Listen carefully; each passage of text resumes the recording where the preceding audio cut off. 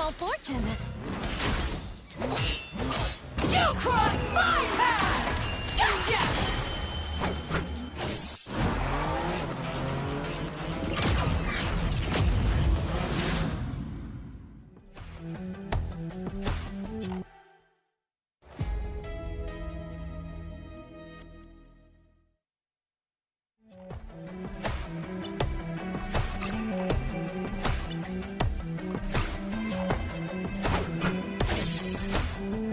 Hellfire!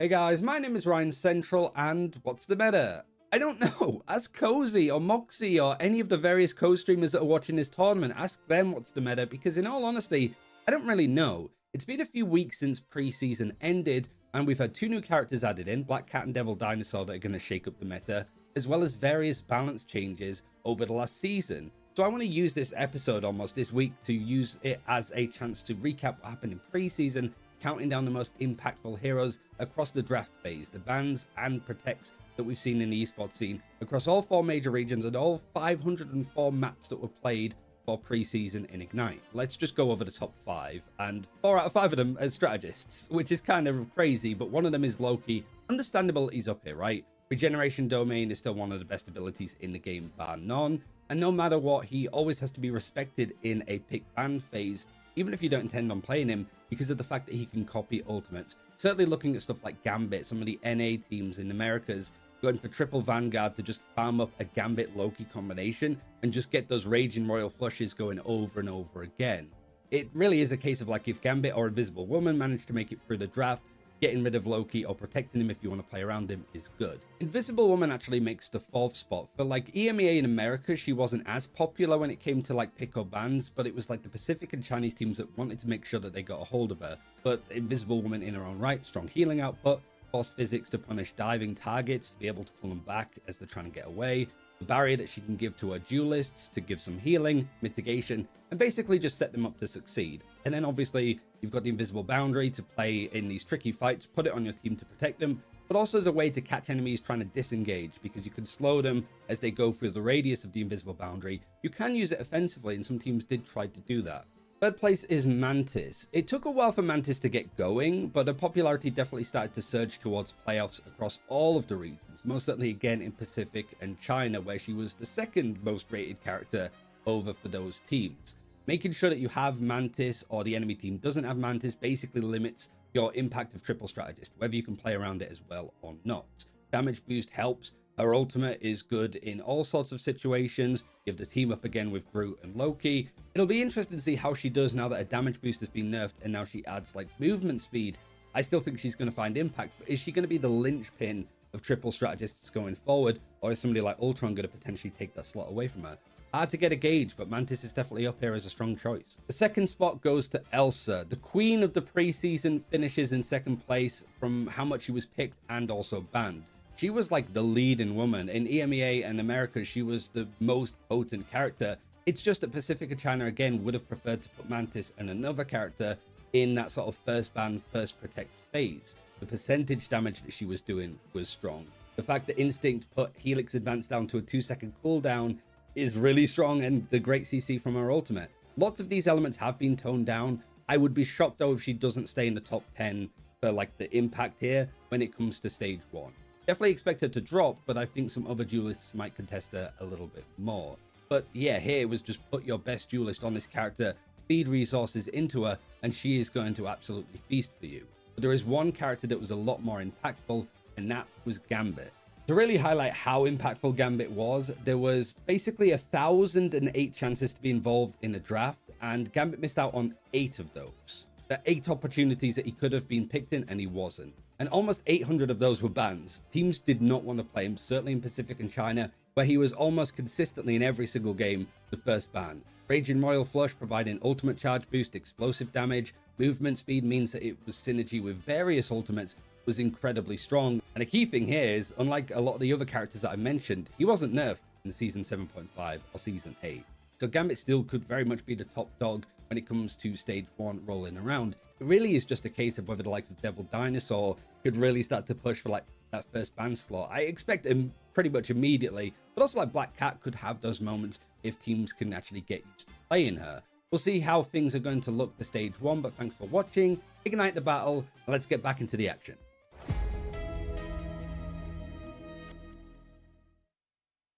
How's it going, everybody? Welcome to Meet the Rivals. Okay, today our first guest is a legend in the scene. We got Donald Vanguard from the Chiefs representing in Pacific OCE. How you doing, Donald?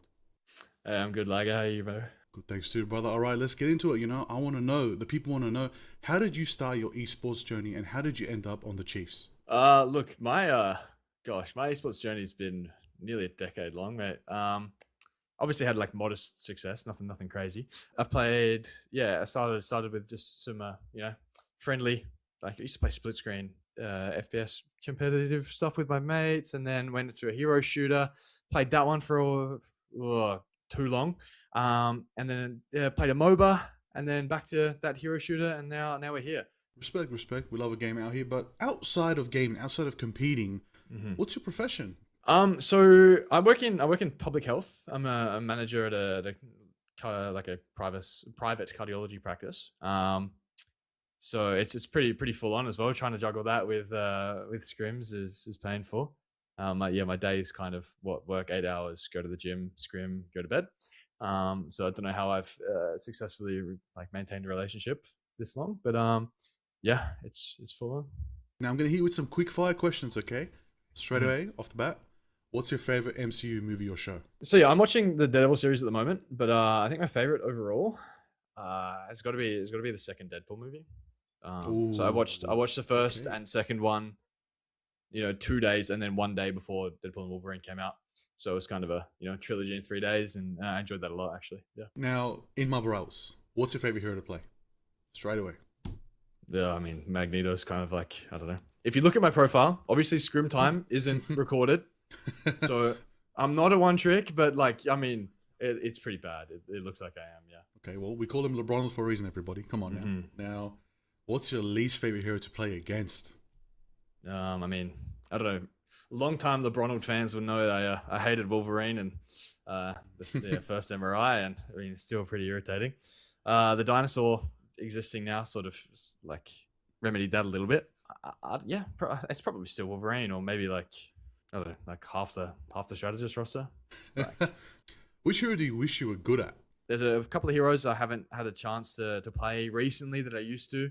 So at the moment, my Hulk and Cap have fallen off a bit, and people be like, "Yo, is that the Hulk guy?" Like that doesn't happen anymore. And it's just because whether it's because the meta changed or I don't know, the game caught up to me. Yeah, I'd probably want to say Cap and Hulk. What Marvel character would you like to see added to Marvel Rivals? Okay, so there's a couple mutants that I'm a big fan of, but Okay. I want them to be vanguards, so it makes it hard to pick somebody. I prefer ranged vanguards, obviously, and ones that can headshot are cool too. So, actually, thinking about that, no, I want Big Bertha from the Great Lakes Avengers. Yeah, I want to play as Big Bertha. Yeah. That's a good pick. That's a deep cut. We like that. What's a new team up you'd like to see between heroes? Yeah, so a team up I want to see, it's maybe not necessarily due to lore or anything, but more so their abilities. So I'd like there to be a Black Widow and a Magneto team up where, Black Widow's the anchor and then Mag gets the ability to headshot. Yeah. What is that? Look, I'm a simple man. I just want to play Mag every game. Come on. Hey, he's going to make Black Widow meta now. This is crazy. What hero would you nerf all the way to bottom tier? To the depths. Worse than Blade. Worse than Black Widow. Blade is you might be surprised, man. The FMCL Blade might come out again. It's okay into Dinosaur, especially with a bit of rock. I've been asking. Yeah, okay. I think Sue Storm has been in the limelight a little too long. She's not as crazy as she has been right now, but she's still pretty consistent. Maybe White Fox actually, a new addition. That's kind of And yeah, I mean, Black Cat is a little OP as well. I mean, it's better for our team when Daredevil is the one crazy DPS that runs everything. But no, Devil Dinosaur is perfect, and probably needs buffs actually. I think so. Yeah. Okay, well, yeah, following it up, what hero would you buff to the top? Straight to the Yep. best in slot. I mean, yeah, obviously Mag, Devil Dino. I love playing with Loki. I think having Loki in the game's a lot of fun. So getting him when he's good, the game's good. In my opinion, when he's banned, the game's good as well. So like, yeah, get him out of there. I don't know. We need to ban. We need to buff something that brings it up to Gambit's level. So it first ban isn't just always Gambit. That's what it needs to be. So it shouldn't be Magneto then, so I can still play him. Maybe it should be something I don't like or I'm bad at. So yeah, like I don't know. Maybe Black Widow. Alright. Make Black Widow overpowered. Yeah, when it was just Black Widow Hawkeye ban, that's easy, right? Everyone was doing that. Like, yeah, bring it back to Oh, that. true. Okay, Yeah. okay. Well, you spoke about him earlier. What is your opinion on Devil Dinosaur? I think he is super duper versatile. Can be played as the like in the Groot Venom sort of archetype, and can also be the like have a similar playstyle to like appealing Emma. He struggles a bit into super duper mobile characters on like wide maps. There's one in specific that I lost a scrim on, and yeah, I was very upset on push maps. Like top 10 out of 10, better than Groot. Like blah blah blah. Like you want to pick him. People are taking one-sided in scrims with us. Granted, we scrim other regions, so I'm not sure what else he's gonna do. Yeah, he's good. He's good, but he's beatable. His hitbox is massive, so just shoot him in the head. Okay, well, somebody else is coming down the line. Cyclops. Do you have any predictions what role he'll be? Oh, Cyclops is he's always been like a I've liked him as a character a lot, right? But You know I your don't know. X-Men. You know your X-Men. I know you do. Yeah, I know. It's I don't know the love triangle between him, Jean, like Wolverine. I absolutely despise that. Like this guy is he deserves the world, and he deserves to be played by somebody like me. But he's like it was Devil Dino's a Vanguard, so Cyclops is probably going to be a duelist. If he's a strategist, I'm going to lose my mind. But yeah, I mean, hopefully he's just like a hit scan sort of. I can't imagine them giving him like crazy movement or anything. I don't know how they'll keep it close to like comic book accurate, but yeah, I mean as long as he shoots straight and does a lot of damage, like that's all I can ask for. Now, you've been scrimming. You've been preparing for Ignite. Now, we want to know, what is your opinion about the current meta? So the current meta is probably the most flexible it's been in a hot minute. A lot of things are good, a lot of things aren't. So it's map dependent comps. So I think that's the biggest. And I mean, yeah, you just switch characters, get a better matchup. Can't just pick one comp and roll stuff because people will pick stuff that's good into it. It's really flexible, and I really don't like that. Our team is definitely a bit of a just play the same stuff, smash our head into a brick wall until it works kind of team. like that. And yeah, it takes us 30 seconds to figure out a comp swap, whereas that's one fight we've lost effectively. But yeah, it's fun. I feel like we will get better, and everybody will get better as the season goes on. But yeah, and it's hard to get the understanding. We had so much time on last tournament's patch that everyone sort of knew what was good, knew what needed to be banned, blah blah blah. So now it's fresh. You'll see new stuff every day. I'm looking forward to it. Yeah, me too. Now, if you could compete in any other region in the world, which would it be? I've competed in Asia in other game as well. Yeah. So I mean, another English speaking region. I think NA is obviously like what is considered the best at the moment, and I'd love to drop my stuff over there. I can imagine, I'd come in as like a weaker tank there, but the tier, like the quality of practice and whatever else, right? There's so much more. Oh yeah, even EU would be great too. Actually, and China would be fun too, because I feel like that's probably I've got a lot of friends that play in China, and we scrim a lot of China, so. Yeah, I think that's my answer, actually. And a lot of them are decent at English. Yeah, I'd like to play in China. Hypothetical scenario, okay? Multiverse. You have to swap teams for an entire stage with another player. Who's it going to be? All right, In the so region. for the, I mean, I want to stay in OS, obviously, I think. Respect. This is where the stories are, right? This is where my friends are, the people I care about.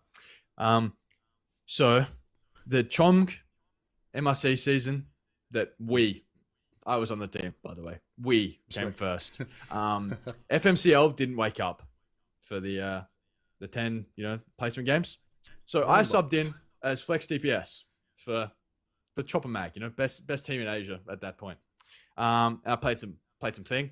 That was the third. It was the DPS. So if anything, I'd like to swap with Pethic, FMCL, get back in the DPS slot where I belong. Yeah. It's the most recent tournament win I've had, so hey, obviously worked out for me. All right. I mean, maybe this might answer the next question. I don't know. Who in Ignite is your biggest rival? Ooh. Who on site? Who is it? Like, Who's on site? You're like, I'm versing them. I'm going all in, full comms, no holding back, not even letting them get one pick.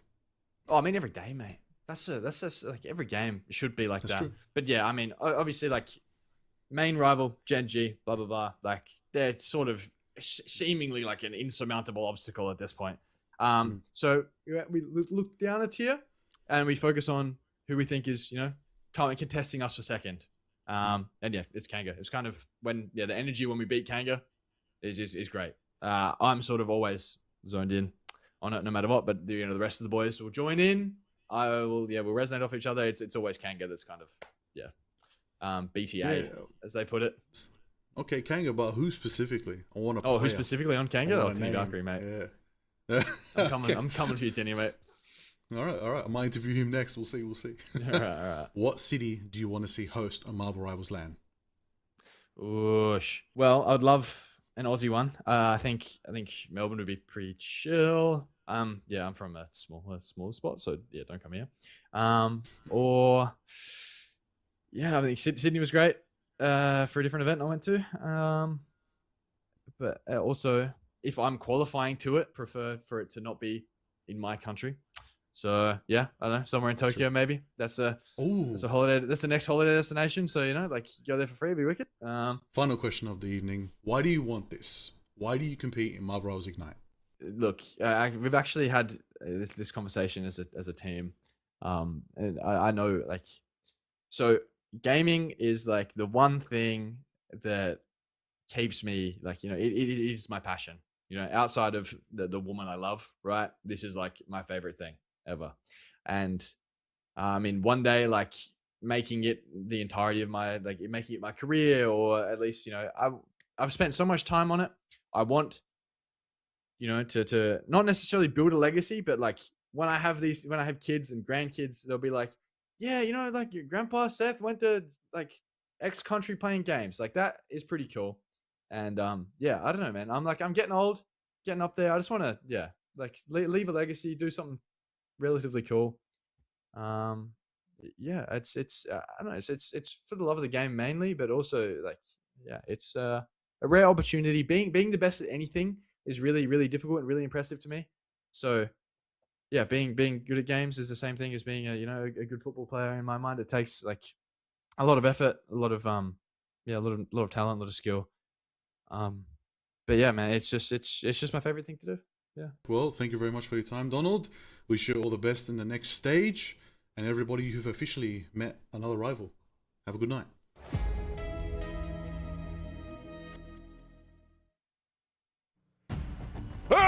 Group stage! We are big group stage enjoyers here when it comes to Asia, and can you believe it continues on forwards today? There's no sign of stopping, and you'll see that schedule later because we have a whole other month of group stage and playoffs soon. My name is Kag, and I'm joined by two of the most analytical people that I could steal away from the desk. We have that one Dan, not the other one, this Dan, and Matsy himself from Down Under. Yeah, the other one's long gone, disintegrated. Reduced to ashes. He's turned into a raccoon or something. Oh, he's long gone. But with plenty of things to go over, though, we have some very interesting games today. I, for one, am excited to see how this all plays out, but something tells me there's a little bit of other things that we got to talk about before we get into the teams, because you, audience, need to strap in as Black Cat arrives in her high-octane wildcard Formula R gear and witness Wolverine fully unleashed in the Alchemex X2099 suit. Whether you're racing through the chaos or tearing through the front lines, these looks are engineered to dominate. The battlefield is your playground. Own it. Available May 28th at 7 p.m. Pacific. And you know what else we got? We got a whole new map. We've got Alchemax headquarters. You gotta step into the heart of corporate ambition and temporal chaos. Once the epicenter of Miguel O'Hara's groundbreaking genetic research, Alchemax HQ now stands as that high-stakes battlefield where the past, present, and future collide, from the sterile high-tech intensity of the main Gene Lab to the serene deceptive beauty of the Babylon Garden. This corporate containment site for the raw pulsing energy of Cyclops' optic blast has been brought to the present by Moon Girl. Whether you're maneuvering through the sleek, nano-ceramic halls or taking in the view from the Infinity Edge pool overlooking the Manhattan skyline, remember, you're not just fighting for territory, you're fighting within the epicenter of a timeline-shattering rescue mission. And this map is available right now, so if you want to play a more Doom match, there you go. Yeah, there you go. And here we go with our Season 8 Twitch drops right now. Brand new Twitch drops are arriving with Ignite Stage 1 here. Make sure you tune in to participating channels and watch your favorite streamers to earn exclusive rewards like these. 30 minutes for Rogue there, Willa Galacta spray. Watch an hour and you get the Willa Galacta nameplate. And watch for 2 hours, it's going to be the Child's Play emote. And if you go the full distance, watch for 4 hours, you get all of them. You get the Willa Galacta Rogue costume there. Make sure you check it out. That one is available until June 12th, 9 a.m. UTC. But you think that's all that's on deck here? You think that's all? Oh no. We got even more for the Stage 1 group stage here. Watch for 30 minutes, you get some chrono tokens. Make sure you level up that battle pass with some of those. And watch for an hour, it's going to be Galacta's Glare. Another mood to use on your in-game profile there. And you can even spice it up with Wolverine's Willa Galacta nameplate. The claws are out if you watch for 2 hours with that one. And you want something to put into the game right now? You can get the Portal Pool Oopsie Spray for watching for 4 hours and have your own piece of Ignite history. Yo, Galacta's gonna see a dentist with that that emo. I'm telling you, like, ooh, sticking out there. But boys, we have a big day ahead of us here for the group stage. This could be the day that determines whether or not some of these teams go all the way to Asia and face off the top 2 OCE teams in playoffs in person, or maybe unfortunately end their stage 1 run here. Now, we have ourselves our first match of the day. It's Zero Tenacity versus Triple AD. This is going to be one of the toughest matchups for us to call and maybe even predict how it's going to go. It's a tough one to start, right? Because, first of all, is this going to be a 2-0? I don't think so. No? Me personally, if the most consistent outcome, I feel like, would be 2-1 Z10. That's just me though. I feel like Zero Tenacity are on a little bit of a slump right now. We saw how they got upset by XOXO, and then they're trying different options in terms of what roster they want to put in, right? They've been flip-flopping around Baser and Creative for the most part. As we take a look at the schedule here, this is what Zero Tenacity need to figure out in the group stage, right? That little time frame is when Z10 need to figure out, hey, how do we want to play our comp? Do we want to put in Baser more? Do we want to put in Creative more? And Zero Tenacity are on a little bit of that slump in terms of like figuring out that learning curve, whereas Triple AD are looking to be a little bit more of that consistent team. They did get a little bit jump scared by giving a map away to N1 Hex, but it's a matter of can Triple AD stay in form and if Zero Tenacity are able to bounce back. I mean, I think that's a very good way of summarizing up the pieces here. And again, the chance to get in the playoffs, I will say, is easier for Asia than it was for OCE, just because 6 teams do get to go compared to OCE where only 2 teams get to go. Now, y'all can't see it on the stream. I can see Matsy nodding his head as our OCE wonder child. You faced against those trials and tribulations yourself. You felt that pain. Yes, we felt it in a big way there through the players and their journeys, and yeah, it's a hard-fought battle, you know, being from the OCE region there, you know, as a player, like it's tough in order to, I guess, be the underdogs in every situation there, and the big task for the Gen G side and the Chiefs now is to prove themselves, to prove that, hey guys, we're here, and you should pay attention to us because we can come out in a big way there. So definitely eager to see some of that showcased into the playoffs because they have everything to prove. They do. And you know what? You look at the schedule here. It says May 29th to June 7th. That is the group stage. We're heading into, well, for most people, except I guess me right now, it's the 31st. So we're 2 days into the group stage. The end of June is going to come before you even know it. And if you're new, of course, to the Ignite system, you've seen this plenty of times before if you're a regular enjoyer. I see you guys in chat. I know who comes around more often. It is going to be a multiversal ban lock system. So one team can ban out, say, the likes of the Mantis, the Ultron, or as Dan has been taking plenty of notes for us, the one-sided Gambit has been getting more and more popular in other regions. Let's not talk about that. No, I think now's the perfect time to talk about that. I don't like it. No? Whenever a team gets the one-sided Gambit, they win 80% of the time. It is insanely dominant.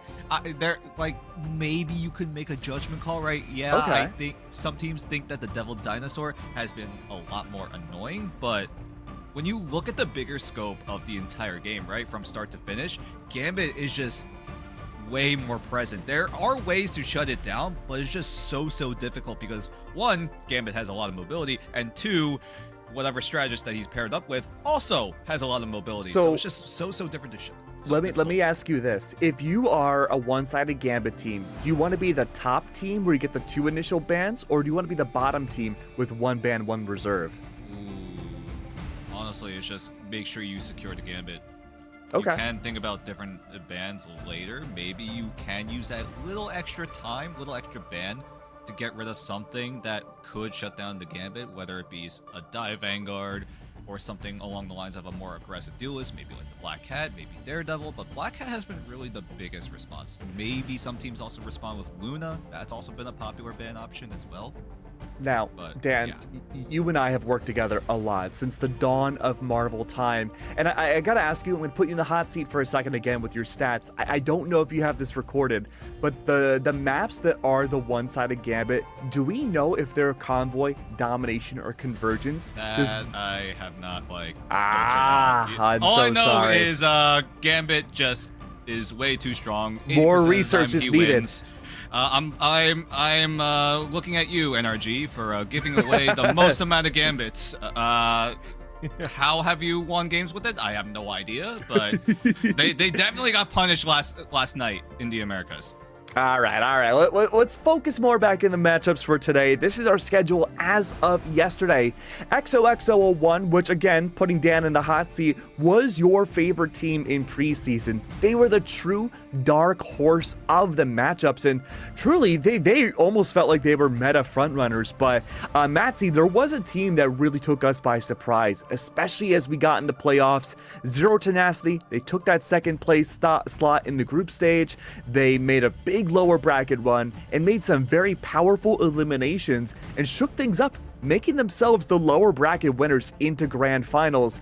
XOXO01 has the lead right now, but with ZT being the first matchup of the day, the question still does stand. Are they going to be a team that's still true to form, even with their day 1 loss?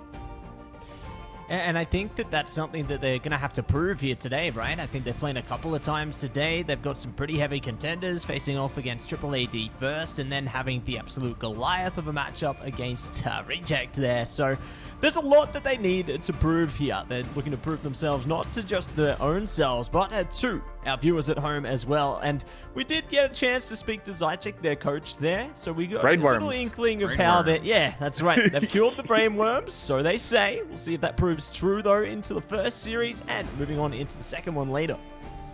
It's a big question, though, because even though we have seen Triple AD win all of their matches so far for this group stage, they also beat Loyalty.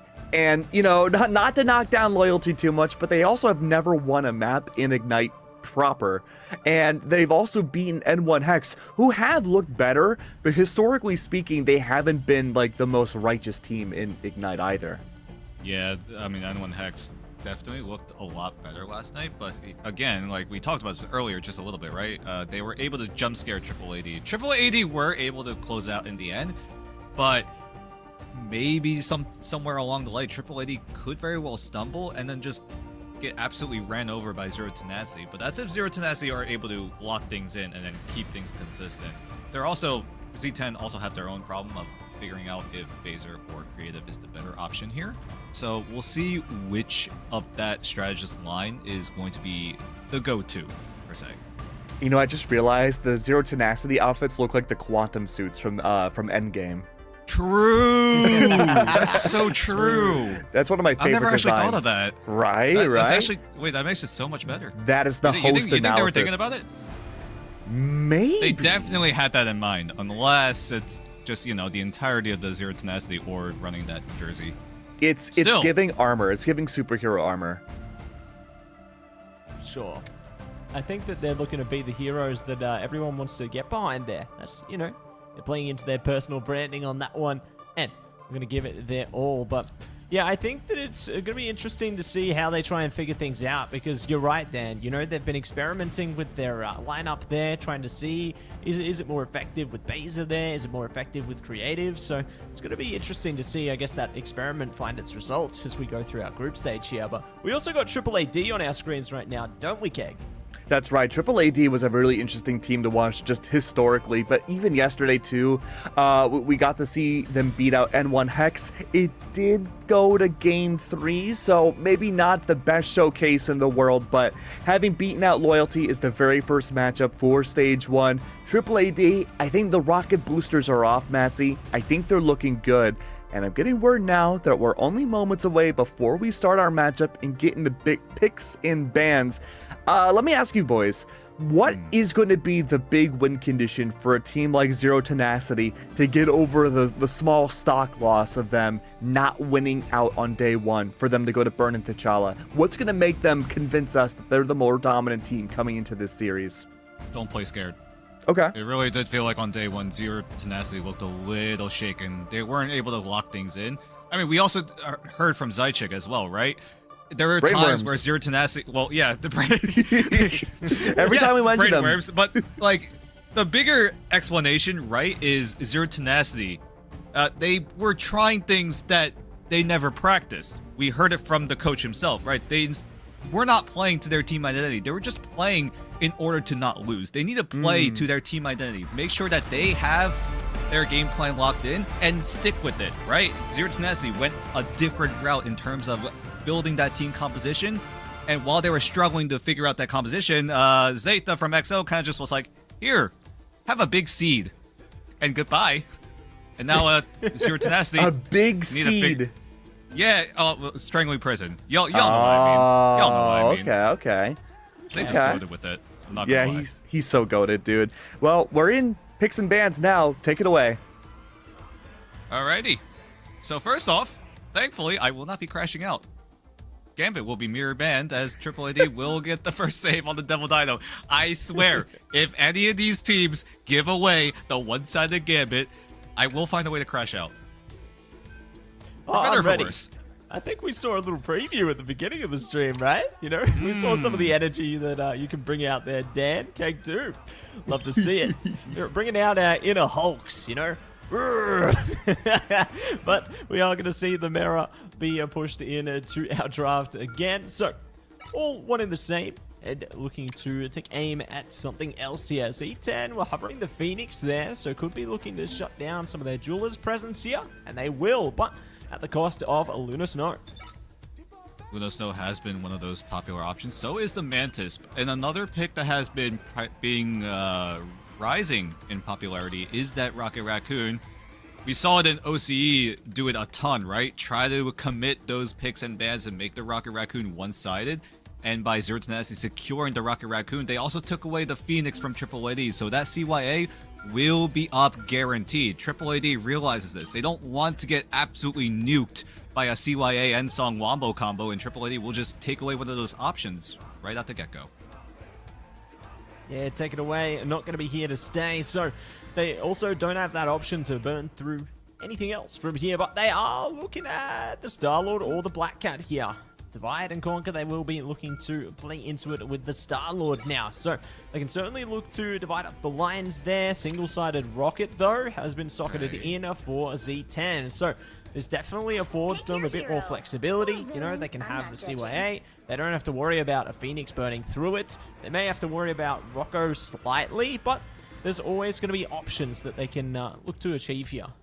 Interesting lock-in coming in from Triple AD. You don't often see a Star-Lord being locked in, especially when you don't have access to Gambit.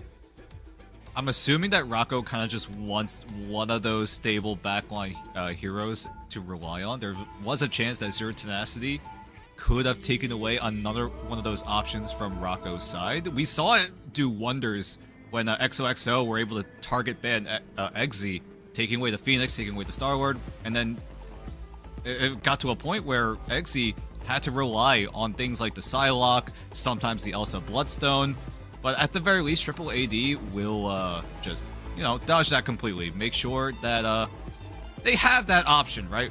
It's looking like Snake going to be on the Star-Lord instead of Rocco. Rocco's going to get to that Black Cat pick, and we'll look to get all of that value. Triple AD are also running a lot of those team-ups. Zero Tenacity looking to do the same. But Triple AD will have a Luna Snow and the White Fox teaming up, as well as No Smite, Mandu, and Rocco. Keep in mind, this is one of the newer team-ups here in Season 8, and Triple AD are looking to capitalize on just that.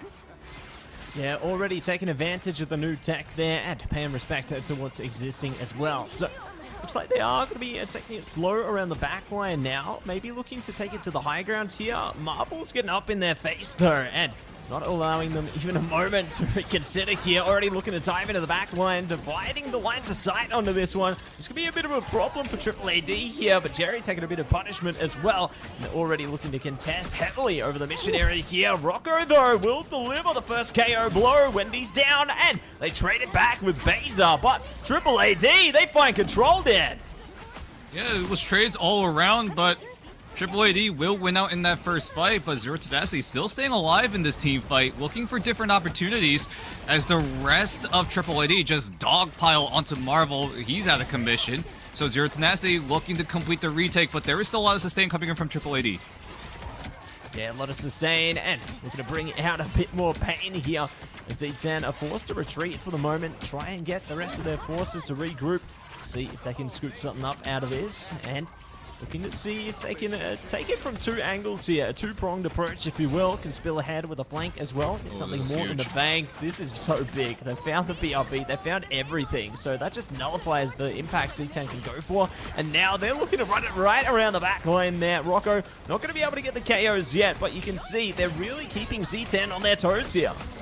Yeah, lots of resources invested. Duba taking out Soko, as Soko probably tried to scream for heals, but would not get it. So all of that sustain, that frontline potential, and Zero Tenacity just taken away. Marvel can't really play front to back. He really wants to get into Triple AD's backline, disrupt that line of sight, as Rocco looks to do the same by trying to take out Eggsy, but thankfully Eggsy's just able to boost himself out. So Zero Tenacity gonna lose a bit of ground here, but Triple AD are looking to go for the back door once again, because that flame orb coming in from Rocco is just providing so much of that information. Triple AD know exactly where Z10 are coming from. And it's just a big win in the informational warfare there, but the CYA combined with the Galactic Legend now trying to inject a lot of damage into the front side of things here, but they sustain through it. Triple AD react accordingly, play around the lines of sight there. At least they get the flip, but now they're forced with another Galactic Legend here. This could have forced C10 to concede, but they're still sustaining through it. They've managed to break down the terrain there. Jerry's managed to break in, is looking to get the flank on as well. Freedom Charge coming through here, so everything is just going down at once onto this one. They will be able to barely keep the Kubio Unleashed online, and to finally shut out of it. Calling cards online as well here. They are looking to give everything they've got, and finally they get the shot they were searching for. Exy ready to try and shut down more of those KOs. Captain Korea getting taken out of the show though. Goodbye to Marvel, goodbye to Jerry, and more around the side of this one as Juba now hunts down Exy, and this is a flip for Triple AD here. Yeah, Z10 did so well in handling the ultimate dump coming in from Triple AD. Jerry had a great angle to try to find so much value with the calling card. No one on Triple AD had their ultimates at the ready, as Marvel had to channel the portal because Zero Tenacity are crossing into Final Fight territory, and they are just dropping like flies. There is no chance for Zero Tenacity to come back here unless someone on Zero Tenacity comes up clutch, but with no ultimates coming up online, Eggsy's forced a portal away, picks a fight onto Snake, so Eggsy might be the clutch factor. Would be exactly the answer. Not going to be able to get in the line of sight there, but you know they're focused on Demandu right now, trying their best to break through. Will succeed now. Traded out by Chuba there. Marble going down. Jerry looking to go to town on the Devil Dinosaur. Will find it and knows there's going to be a Luna around the back as well. Need to try and inject the damage, force them away, and they will get control in the end there. So force them to regroup, re-control here for Z10 and Triple AD. Now need to figure out how they can approach this one. They have a bit of time to charge up, right, Dan? But the plan isn't going to be enacted yet. Z10 need to play aggressive here. They have the combo with the Galactic Legend and the CYA. That's a lot of damage onto Triple AD. If they're able to pull the trigger as soon as possible, as soon as Triple AD get closer and closer to that mission area, there's a chance that Zero Tenacity could wipe him out. But Closet, eyes on him right now to make sure that his Fate of Both Worlds is there to completely shut down Z10's game plan. Oh, time to get legendary. XC rip and tears their way through Snake and more at stake. Body barriers down. They're going to town on the strap line here. Goodbye. Farewell as XC spells trouble for them, but they're not giving up just yet. They've heard you, Dan. They're looking to play up into this one, so they can't give Triple AD any deeper control. How do Z10 want to play this? They could play aggressive, try to force out some of those strategies ultimates on Triple AD's side. But it looks like Z10 are just going to hang back for a little bit, make sure they have control of this high ground, because if Triple AD are able to get control of that, Zero Tenacity will not have much influence in terms of how this fight will turn out. Jerry's disrupting the backline, huge pick onto Rocco as Triple AD just ult dump to make sure they are able to get a retake going, but with Baser going down, this might be likely. Marvel's forced to use the Freedom Charge to keep everyone sustained. And it's going to be a lot committed from Triple AD as well. A 3 ult to the chain. And Zerko bringing the pain with the Devil Dino there. Going to get the Stampede through. No Smite does have the Freedom Charge, but Marvel now going to be going down. So good opening from Chuba there. Still trying to scoop it up. See if they can drop it in. Wendy in trouble. No one able to sustain them through. And no Smite. Still looking to find the high priority picks onto this one. Calling card coming through from Rocco as well. They're doing everything they can to try and flip control onto this. C10 just staggering, trying to crawl their way in. But Rocco is unstoppable right now. Going to absolute town of the whole C10 lineup. Just when you think they get control, Triple AD bring it back. And they've got their own OT timer, but it could be curtains from here unless someone can contest. I don't think Zero Tenacity are able to contest in time. They're just going to concede it here. Triple AD are able to hold on. Zero Tenacity, gotta give props to them, right? Making proactive moves, making sure that they have the first strike in order to shut down what Triple AD could have done in order to stall out some of that game plan, right? Zero Tenacity just pulled the trigger as soon as they saw where Triple AD were, right? With the CYA and the Galactic Legend, you saw how close it got. Quasit actually had his Fate of Both Worlds, but he was just way too low to get it off, and by the time you're at that 1 HP, Quasit really doesn't want to put that risk of potentially getting nuked through that Fate of Both Worlds, but Triple AD, thankfully, will hang on thanks to Rocco getting a really well-timed calling card, and Zero Tenacity just had no response going in. Zero Tenacity, though, are looking to get a little bit more faster in terms of tempo, switching over to the Vanguard Deadpool, try to get that Banhammer on as soon as possible, but the problem is, right, this is the second round of domination. You kind of wanted to use that first round to let Marvel get all those abilities leveled up, so he's going in completely down a lot of tempo, but still, Banhammer could be very influential coming into this first fight. Yeah, I think they can definitely use that to their advantage. Obviously not having as much impact as it used to, but you can still feel it. You know, it's still there. And ready to bring some flair into this one. I like how Triple AD are playing into lines of sight, though. You know, they're not exposing themselves to many lines of danger yet until the mission area is ready for them. And now, going to climb their way in, barge forward. Chuba contesting with Zerko there, trying to take Exi out of the skies as well. They're ready to rise up and to bring the pain here. Snake going to be able to run it all the way around the strap line, and Z10 in so much trouble as everybody's down, and Triple AD can look to break through with control unless Z10 can find a way back in. Only the drones can do so much to sustain Zero Tenacity. They're gonna have to lose out here. Now there is no heals on Zero Tenacity, so they're gonna have to leave and reset. That was actually huge because Exi could have easily won over that first fight with the Galactic Legend uncontested. That gives Triple AD a lot more time to stack up ultimates on their end, and you can see it already. Quasit having access to the Fate of Both Worlds. Mandu very, very close to that Kumiho Unleashed as Rocco does get the jump onto Exi, but only will get a little bit of that pocket change. Yeah, only going to get a little bit of change for now, but maybe they get the jackpot sooner or later. Regardless, Juba will be jumping into it. Banhammer coming down from Marvel as well. And Triple AD are really playing well controlled here. They're not committing any ults. They will find Snake though in the meanwhile, so no Galactic Legend from them into this one. XC could bring out their own if required. CYA, there it is. Combination and looking to bring absolute KO potential into this one, but sustaining through with the dance floor right now. They will actually burn through it. Chuba's down. Triple AD doing my the best God, the they bubble. can, but they will go down eventually. Big work coming through from Z10 onto that one. Triple down and they go to town. The Dino Bubble cut off the heal line of sight. That is something that happens inside the Marvel Rivals. If Quasit is standing outside of the Dino Bubble, anyone that is inside Soko's Dino Bubble will not get access to that immense healing per second. And Zero Tenacity were able to play around it perfectly. Getting those crucial eliminations through the dance floor meant that Triple AD's party immediately got cut short. Zero Tenacity now reclaiming the site with Triple AD at 52%, and with Zero Tenacity having a lot of that influence in terms of keeping Triple AD at bay, this is already one of those options with the Kumio Unleashed.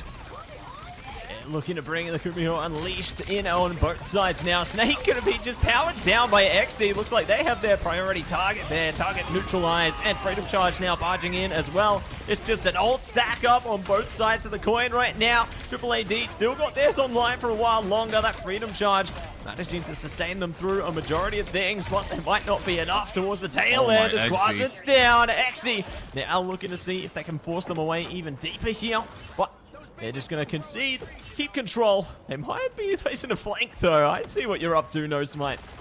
I mean, XC's been clutching quietly time and time again, making sure that Triple AD, if they wanted to look for any sort of ways to extend the fight, XC immediately shuts it down, takes down the entire strategist line of Quasit and Mandu on the side of Triple AD, and Zero Tenacity are looking to get that momentum going. XC has the Galactic Legend again, and this might be perfect because Triple AD have absolutely nothing. Absolutely nothing ready to get legendary with it, though. But Triple AD, they play the lines of sight again and will be able to evacuate out of the impact of the ult there. And we'll be able to reset and go for another fight in a second. Z10 getting close. Oh, no. They've lost Chuba early. This is big for Z10 here. They can look to just try and force the issue. Snake in a bit of trouble again as well. So everything just seemingly crumbling down, and Z10 might just be able to run this one through unless Triple AD can find a way back in, but already being at a disadvantage here. It's going from bad to worse on this one, Dan. I'm feeling very sorry for Triple AD right now. At the very least, Snake is able to channel the portals. Surely it'll come in time. Duva's able to make his way onto the site. Quaz is going to use the Fate of Both Worlds to at the very least get himself onto the site safely. But again, the Dino Bubble from Soko cuts off the healing from Tuba. Everyone on Triple AD are now struggling to rely on a frontliner. Rocco's the one running the Venom, so there, at the very least, there is some frontline potential on Triple AD, but Zero Tenacity with 6-man strong can easily shut this fight down if they need to use the CYA. But if you're on the Zero Tenacity camp, you want to hold on to it, and they will do just that. Ooh, hold firmly onto that one, and we'll be able to rush it through in the end there. So, gonna be a portal, no worries for Z10 as they now tie it up one apiece on our capture points. We move on to the final objective here. It's gonna be a stellar spaceport, and we're to see which team is gonna be flying in with confidence. Right now, the charge is favoring Z10. You know, they have almost 5 ults to their name, which is kind of insane when you think about that first fight potential, Dan. It's just a matter of how many resources Zero Tenacity use here. If they're tracking ultimates properly, they know that Triple AD are either close to their ultimates or they don't have it at all. Zero Tenacity is just a matter of how many ultimates are they willing to invest to, at the very least, win out in this first fight and make sure that you have enough so that when Triple AD go for the retake, they will have ultimates ready by that time as Zero Tenacity look to keep the hold down. So all eyes are on Zero Tenacity in terms of how many ultimates they invest here. And time to focus up. Move on towards the mission area here. See who's going to be able to go first onto this one. Snake already scouting from afar here while the rest of their team runs around the side. So I like that they're playing in the front side of contact. They're just trying to figure out exactly what Z10 is looking to achieve here before they play into it. Oh my god, actually not again. Oh no, not like this. They've already gone first. They've already bursted in, Dan. This is looking very painful for Triple AD right now. And there's a world where Zero Tenacity don't use a single ultimate. Exi kind of just picks apart everyone on Triple AD. Mandu going down early means no sustain on the side of Triple AD. Not enough to out-sustain Zero Tenacity, who have a full bank of ultimates to rely on. Surely Zero Tenacity are going to use a few of them. Marvel uses it to provide extra pressure onto Triple AD's backline. But at the very least, there is some backline disruption, but Exi's just better. Yeah, I think that the switch up from Exi is great because they've been able to switch to those priority targets there. You know, their team was looking a bit disparaged initially, but now they know exactly who they need to shut down to minimize that impact for Triple AD there. They've figured them out, and they're looking to play into their own game here. Ooh, We're gonna have 11 ultimates coming into this next fight. Rocco's close to calling card. He's gone though, so make it down to 10.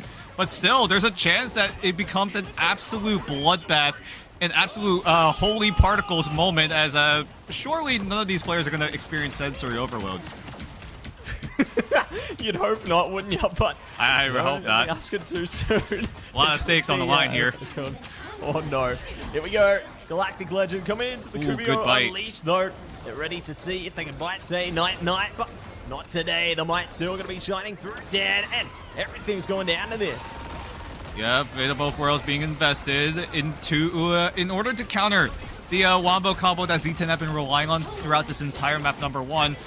Triple AD now investing both their strategist ultimates. Mandu gets immediately bursted, so he's already gone. Rocco deems that now is the perfect time to go crazy with the calling card as he's looking for even more frags. Already finding one, but it's even so far. But slowly but surely, Zero Tenacity come out on top, and we're going to Final Fight territory as well. Yeah, the final stand here. Exi going down to land. Rocco rising up. Snake all the same. Looking to take aim at he stole it. here.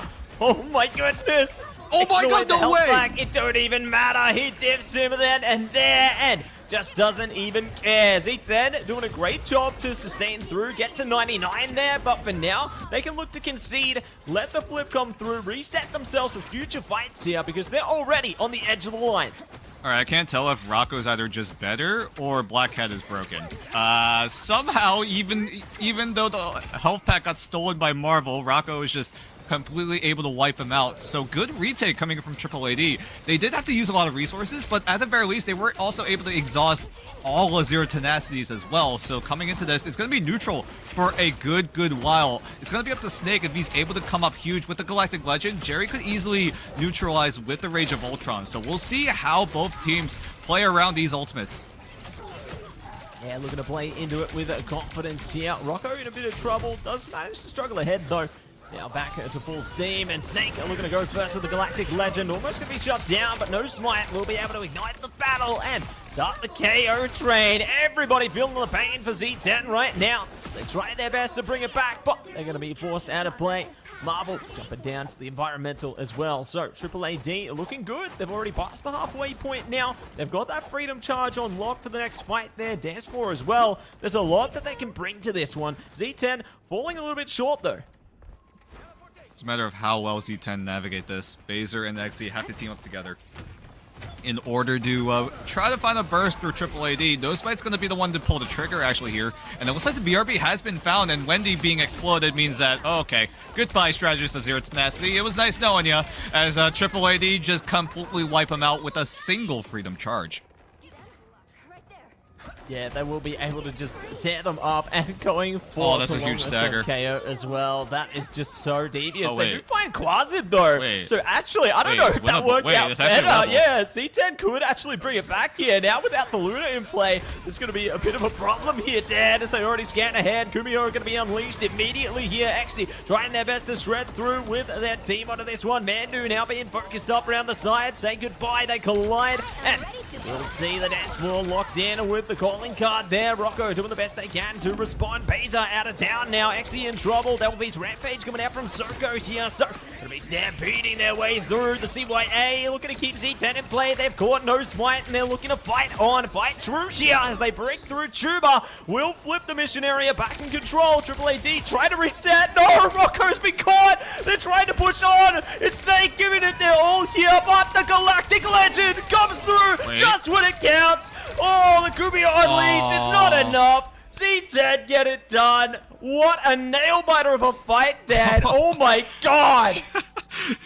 It went back and forth that entire map, right? Zero Tenacity had their moments of brilliance. Triple AD had their moments as well.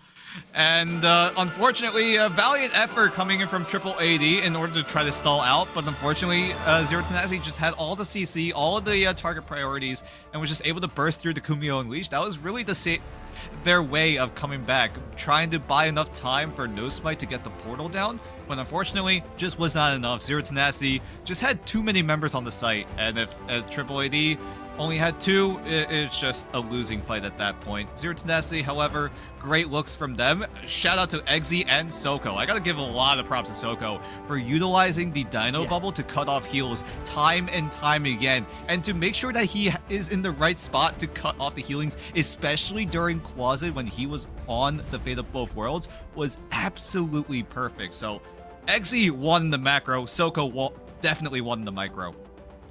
Yeah, and I was so impressed at how they were trying to stagger out Soko, but they used it against them by shutting down Quasit. You just can't let that happen when you're trying to stagger someone out. You can't let them trade. Like, how does that happen? So insane to, allow Z10 to come into it with your opponent being one strategist down there, but they are going to be very happy with the victory on domination. But it goes to show how competitive these two teams are. You know, you thought maybe Triple AD were looking a bit mortal, especially when they faced M1 Hex in yesterday's endeavors there, but no, they're still feeling confident. Yeah, that's good luck for Triple AD, whereas Zero Tenacity, we talked about this in the pre-show, RZ10 slipping a little bit. At the very least, they're able to come out with a win here in map number 1, but is it going to be consistent, right? Zero Tenacity have played Baser in this first map. We'll see if they swap over to creative for maps 2 and beyond. We don't know for sure, because it does seem like Zero Tenacity are still experimenting on who is the right person for the job, at least in this current meta here in Season 8.0. Yeah, I'd be curious to learn, I guess, about the reasons why, right? If we do see them for a winner's interview at some point today, you know, if they win here or if they win later, be definitely excited to figure that one out. But for now, everybody, while we get things set up on the other side of the time stream here into our second map, we are going to be heading to a short break, so don't go anywhere. We'll be back before you know it.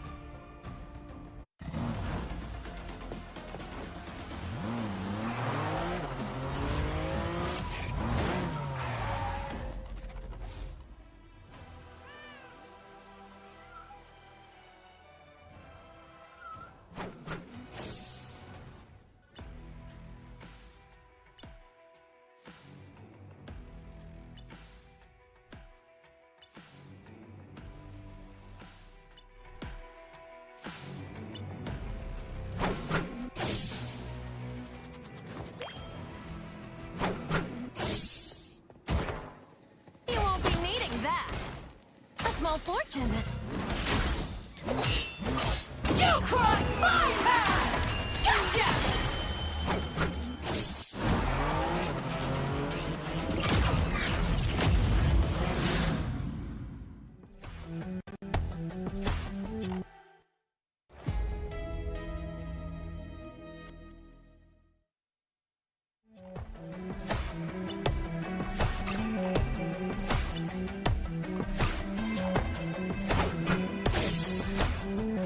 Hellfire!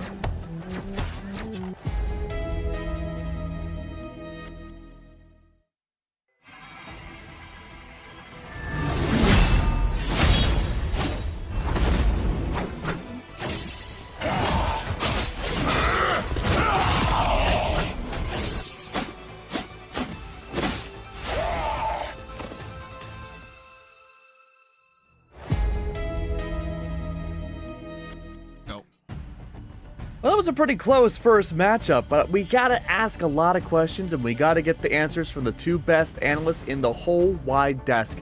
Dan, tell me, was this a case of brainworms for that first point from Zero Tenacity? They did end up winning the map overall, but it did have a slow start. Maybe a little bit, right? Just knock the jitters out of the way. This is the first time they've played Baser in a good while. It's since day 1, right? Zero Tenacity.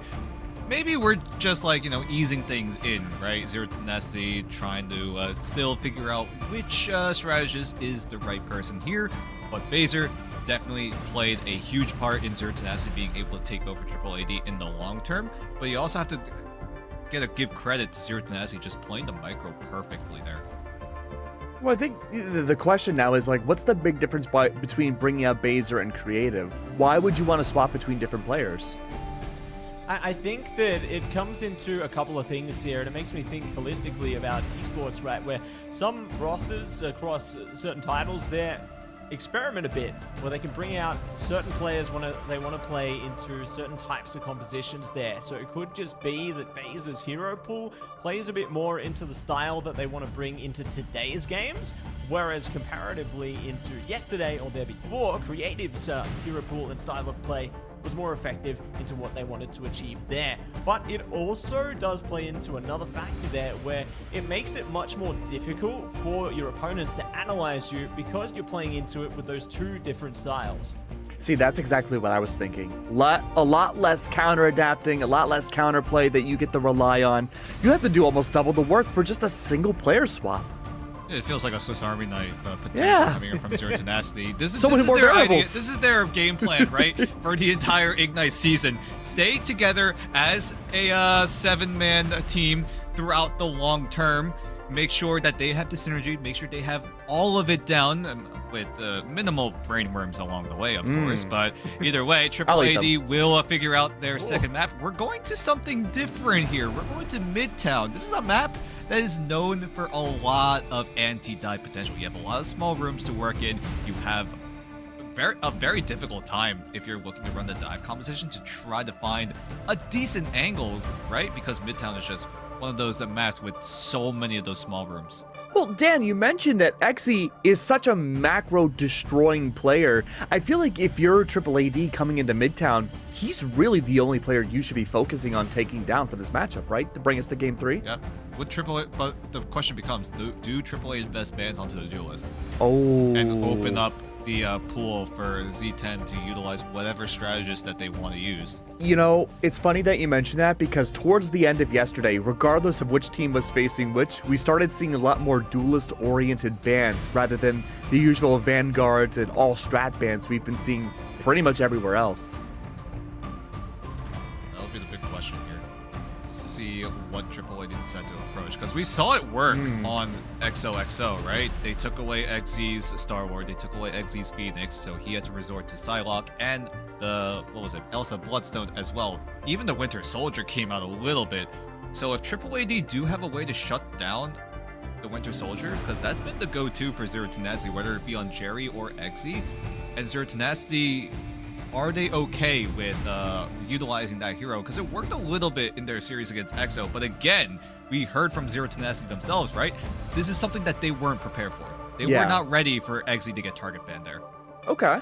So, I mean, again, XZ is going to be like that prime equation, right, Matsy? You want to focus on him. You want to shut him down. You want to see if ZT will be a team that has slow starts again. Can they get the brainworms infesting their brains yet again? You know, I know it's a little early to call this, and I'm going to ask this again at the end of the series too, Matsy, but is the slump for Zero Tenacity over? Is it looking like it's almost over? See, right now, I feel like they're working through it because even thinking back to the beginning of this series, right, it looked like they were kind of slow to the mark there. They were still figuring out their opponents, but then once they managed to figure out the win conditions there, like you talked about counterplay into Xe, but Xe was the counterplay into Snake, just completely shutting down the opposing duelist there. And so now AAAD need to counter the counter and try and shut down Xe once again.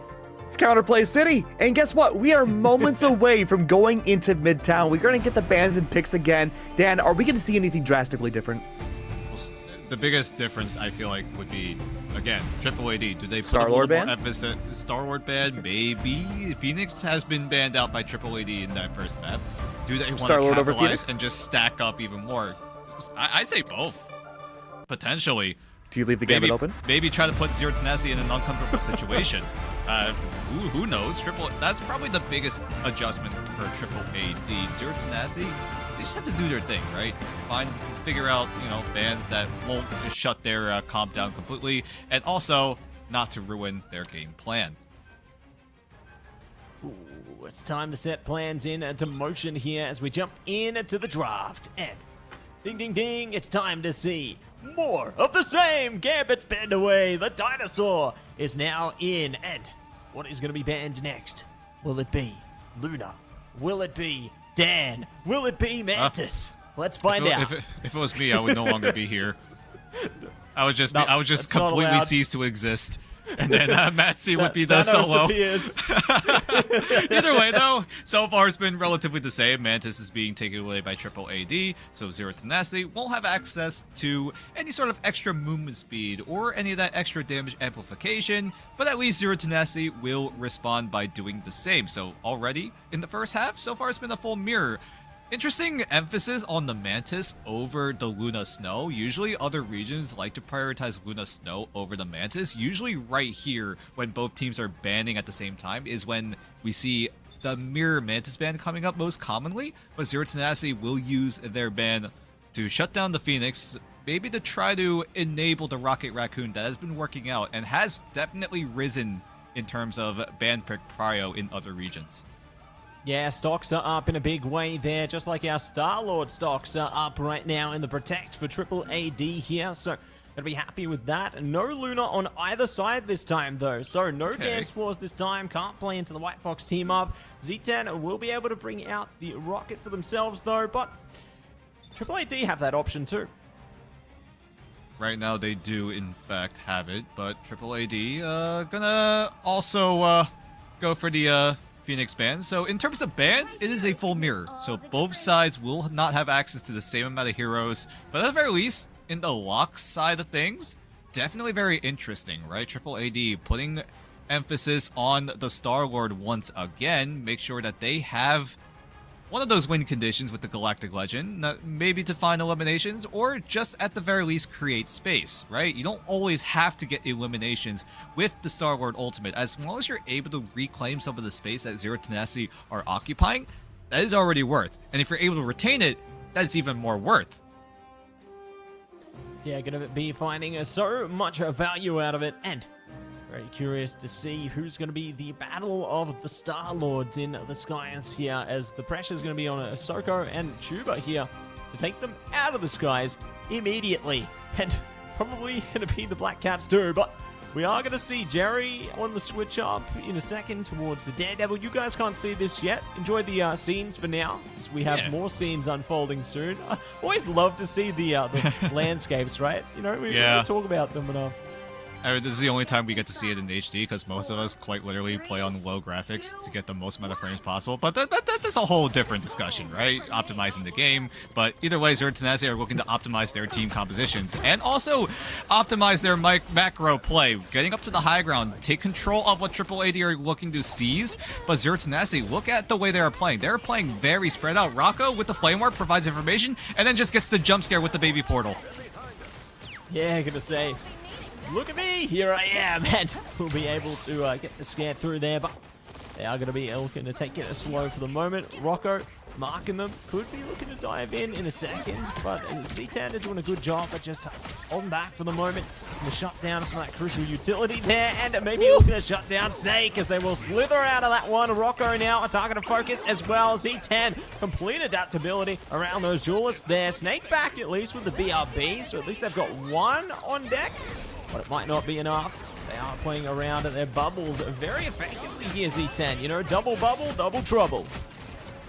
And Z10 make their way around that first corner. So already a huge amount of line of sight opened up in favor of Zero Tenacity. They can just take control of all of this space. The Triple AD are going to have to navigate it. We are still in full neutral. Marvel could easily distract people with the Band Hammer. And he does just that, marking Snake so that if he wants to go for shots, he's going to take a lot of damage. Oh yeah, they're going to be bringing out damage in a big way there, and Jerry going to be the first one to find Quasad, so no more BRBs into this one. Maybe no more Star-Lord in a second there, marked for action. Not looking to ignite just yet though, still clearing space here. Chuba in trouble, and now goes down. So, good target focus coming through from Z10 onto this one, completely deciphering the defense, and managing to push past the first checkpoint. Zero Tenacity are using information very, very well. Using Jerry on the Black Hat with the Flame Orb to put it in lots of different angles that make it near impossible for Triple AD to shut down. So they're kind of experiencing a pseudo Daredevil. And with a limited space, I'm impressed by Zero Tenacity, right? Putting the Jerry on kind of that solo dive duelist, and Triple AD kind of just don't have a way to respond, as Jerry is just identifying every sort of different ways that Triple AD are looking to come back, whether it be the BRB, whether it be the extra iframe, because of Star-Lord and Rocket's team up. And they're doing a great job at circumventing it, but Triple AD are utilizing their win con already. Yeah, looking to jump us straight into it there, and will find success over the Seaway A, and Snake gonna be able to look for more, but no Smite going down, and it's gonna be a Counter-Galactic Legend here. Triple AD doing a good job just to evade, though. They've done this well into both maps so far. Find those evasive maneuvers there and clear out of the path of that Galactic Legend. It does afford Z10 a bit more distance on the mission vehicle, but now it affords the Gatlas going down, the Banhammer's going down on both of these teams here as the calling card comes out from Rocco. The stocks aren't up just yet, though, but XC could be in a bit of hurt in a second. The Triple AD are surrounding all of Zero Tenacity. They're kind of confined into a single space, but Zero Tenacity will have ways to, at the very least, survive the aggression, the roundabout, you could say, for Triple AD, and Zero Tenacity will look to punish just that. Everyone being spread out means that they just have to pick and choose who they target focus, and as long as they're all focusing the same person, they all will go down eventually. Zero Tenacity complete the second checkpoint, and now going into third, it's going to be up to Nospite to create space with the Devil Beast Rampage, but Baser can easily, at the very least, stall it out with the Kumiho Unleash, because if Triple AD are not able to burst down that beefy 900 HP Fox, it's going to be a lot more difficult to create and retain all of that space. Absolutely, you know, they can do a lot to control the atmosphere with that one. You know, it's going to be the battle of the Stampedes if both those ults come out at the same time. See who can stomp with more power. Because when you think that one through, but Snake, gonna catch some of the util there. Gonna be the Devil Beast Rampage going first. Baser matching it with the Kumiho Unleashed now. No Smite in a bit of trouble here. But still, we'll be able to struggle ahead. And Marble bringing out the Banhammer as well. So going to be trying to find a target out of this one. A Snake good with the tracking there, but not tracking or cracking through a KO just yet. They're still trying to flow through it. Exi in big trouble, though. They know where their target acquired is. Quasit brings out the CYA, and now they come to play. We'll find the opening, forcing Z10 to evacuate with an immediate effect here. And it's all going to be Triple AD overwhelming them straight back to spawn. There's a chance Zero Tenacity are okay with this. At the very least, they just minimize the stagger potential, and then they just clap right back with the CYA into Galactic Legend. That has been the biggest win condition for Zero Tenacity over in map number 1, and it's worked out for them so many times as Triple AD. Right now, they don't have any defensive options. Snake is going to use the Galactic Legend, but now Zero Tenacity pulled the trigger. How long does Snake survive? How much value is he able to get? Because right now, it's going to get so difficult. Rocco is just standing there. Yeah, unfortunate for Rocco there. Just gone spectate for a second, but now they're back in the game with the BRB. You see Chuba try to bring out the Banhammer there. I think they got cancelled though, so unlucky for them. But Jerry now get lucky on a dive here. We'll be waiting it out. Snake, hello, goodbye. Still just tiptoeing around it though, playing the lines of sight here. I love this. This is bring around the Rosie. I mean, it's working. Jerry's playing to the map terrain very, very well, navigating all of the different nooks and crannies that Triple AD are looking to try to get the jump on the backline of Zero Tenacity with, but Snake is able to find Exi, so that's a 1v1 win for him, but Exi, thankfully, will be right back. Wendy does get blown up, Phaser is gone, so no heals for Zero Tenacity, as Triple AD will be able to capitalize with a huge calling card from Rocco. Yeah, triple down, going to town on this one, and finding more, forcing a Z10 to evacuate the dance floor. And again, already for another one, but they're pretty close to having some power of their own here. Can match the CYA with the Devil Beast Rampage, perhaps. Aren't close enough to Kumiho Unleashed though, but losing Rocco so early could be the turning point Z10 needs here in order to speed past them. CYA going to be forced out to play sustainability onto this one. No Smite trying to get cut out of the fight as well. But Z10 are looking to bring a lot more pain into there. Speaking of pain though, No Smite fires their laser and puts down Marble, but Marble's back and ready to crack. Here comes the Rampage. Calling card even invested on Jerry, so everyone on Zero Tenacity are just rushing right on in, and Jerry is going absolutely nuclear in the back line of Triple AD. Zero Tenacity just completely run them over. Snake thankfully is able to find exit trades, but they are able to clap back with 2, as Jerry also going down means that Triple AD, props to them for not getting completely run over. So there's a chance that this fight is actually winnable because of how close their spawn room is to the mission vehicle. Yeah, they can certainly look to run this one back and respond accordingly here. See if they are going to get that chance to activate, though, because I can see a combo in the works here. Wendy and Xe ready to go. CYA, Galactic Legend. They burn down Snake. Banhammer coming out. It's the Xe show. They flow ahead of it. Get everyone within their sights there. Triple down and looking to get more. Oh, no. Bourgeoisin is shut out of the gates here. Triple AD can look to contest this one if they spawn quick enough here.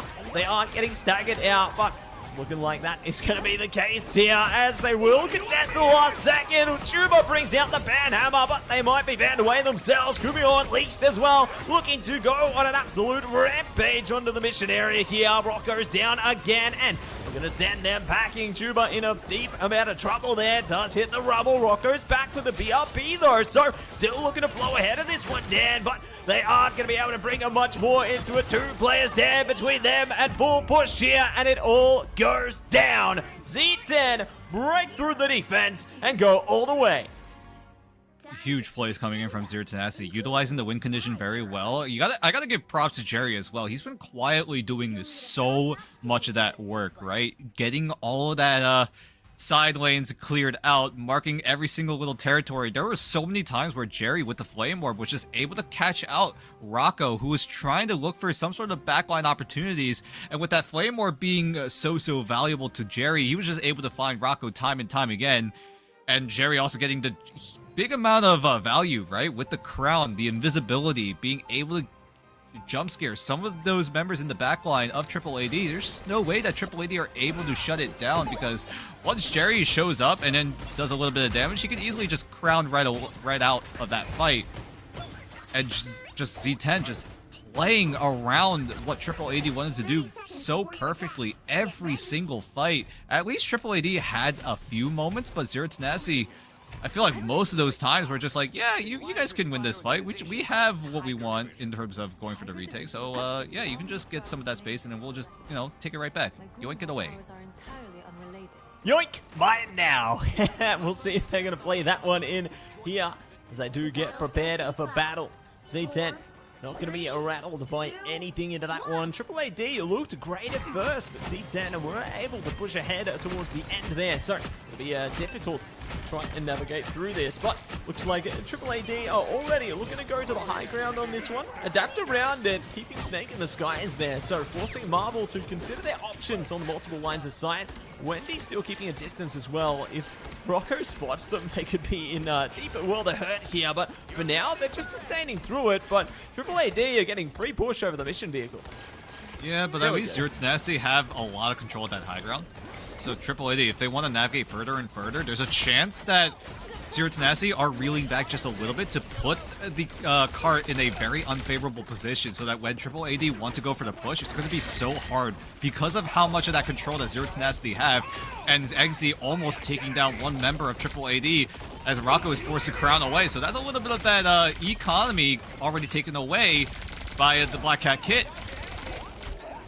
Yeah, going to be a lot taken away from the kit there, and they're ready. See if they can take more up a bit by bit here. Xe big focus over Snake there. You can tell they do not want either Star-Lord to thrive into this matchup. It's just going to be a battle in the skies. Oh my goodness. Rocco trying to rise up as well. Xe shot away for the second. Body barrier now going to be blocked as well. So here we go. Play through it. Galactic Legend, CYA, instant play. Not giving them time to play around the lines of sight here. Z10 go first to burst ahead and will force the reset on the Triple AD here. That was perfect play from Zero Tenacity. They put the cart in an unfavorable position. That's just a small plus for Zero Tenacity's side, but it was just a race between Snake and Eggsy. Who can get their ultimate faster? Eggsy was able to beat him to it, but at the very least, Triple AD don't commit their own win con with the Star Ward and the Rocket CYA. So they're going to be able to use it to create even more space. Zero Tenacity knows in the back of their heads. They know that Triple AD will have that win condition ready right about now.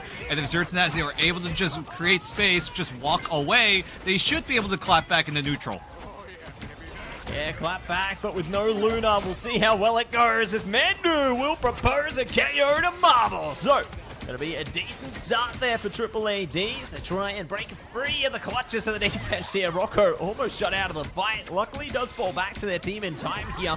Triple AD will do their best to shut down Circo. They will find it. BRB gonna bring him straight back though. Devil Beast Rampage is on the edge of activation too here. Kumino Unleashed at least hits them through it, but they brought out their own. The Rampages here. Rocco's down though. Exy does find the opening. Now gonna be trading the Rampages here. Jerry could bring out the calling card if needed as well. Losing Wendy and Pacer there. There's big problems for Z10 right now. They have no healing. They need to go through sheer willpower, and they will find a little success here. Rocco gonna be ready with a portal though. Here we go. Oh, this is gonna get so close. Thankfully, there's only 60 seconds left, so Triple AD can take a lot of time to figure out what way they want to go in. Do they want to try to target down the BRB? Do they want to try to cut off? Oh, nope. It's gonna be none of the above. All right, well, Yeah, we're gonna see some swaps coming in from Triple AD. We're gonna go back to the drawing board. They're just gonna try to take over the neutral area, but the problem is Zero Tenacity have a few of those ultimates coming up, right? Eggsy with the Galactic Legend, Marvel with the Band Hammer to try to mark down the back line of Triple AD, as Triple AD still waiting for Snake to get online with the Galactic Legend. But there's a chance that Zero Tenacity don't quite pull the trigger just yet. They're going to use Marvel with the Band Hammer to just create even more time for the rest of Zero Tenacity, most notably Wendy, to get his CYA online and shut this fight down before it even starts.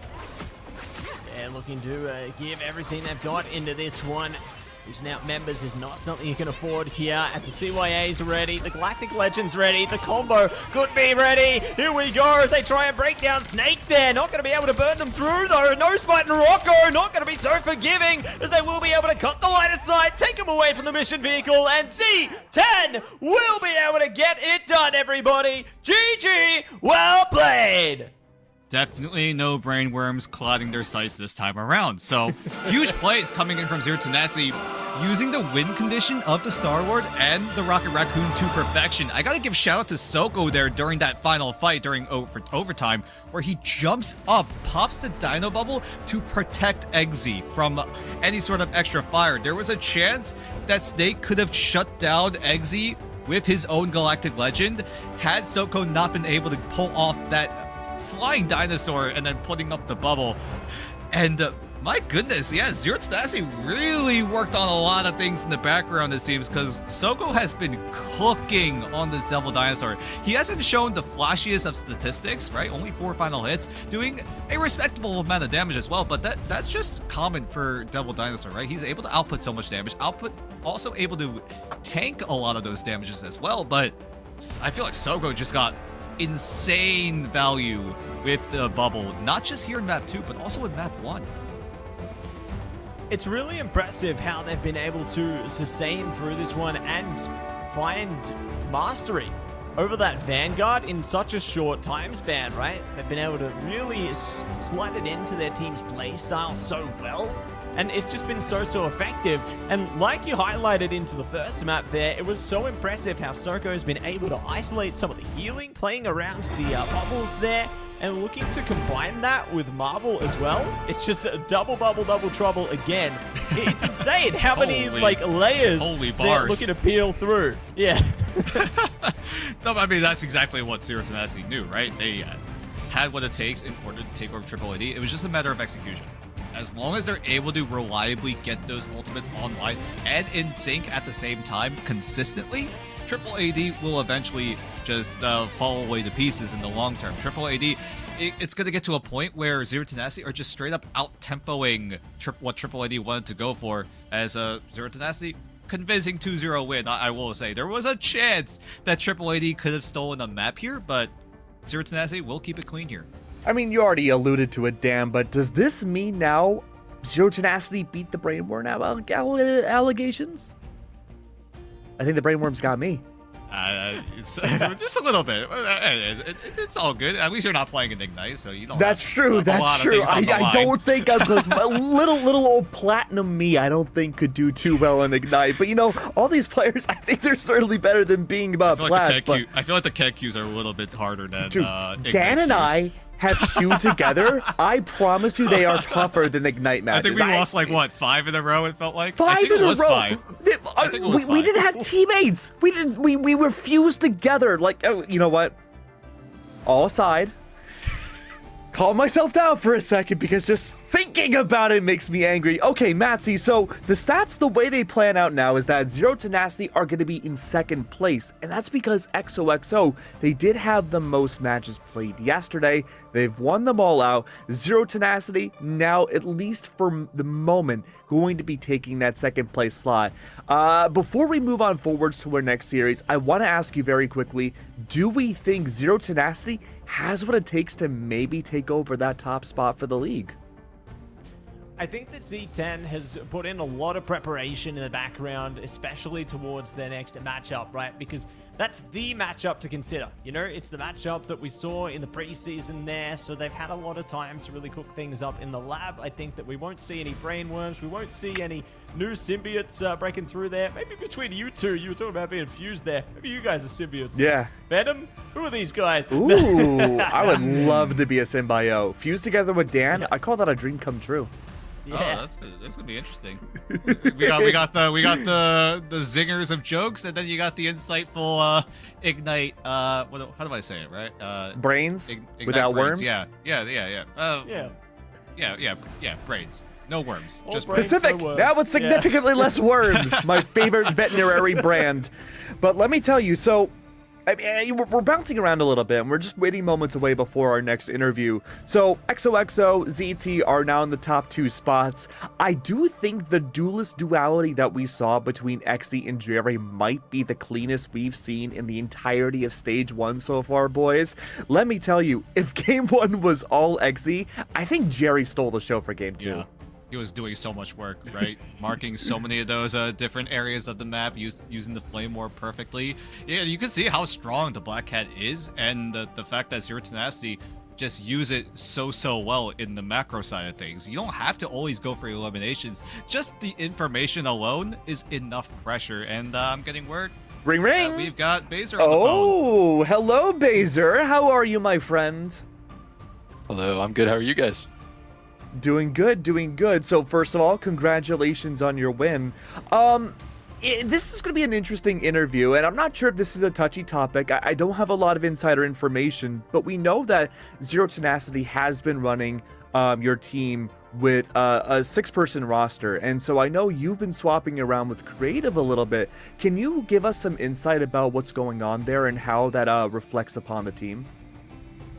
I mean, most of the simplest way to put it is I was kind of asked for this position just because Creative has been busy recently, just with work and everything like that.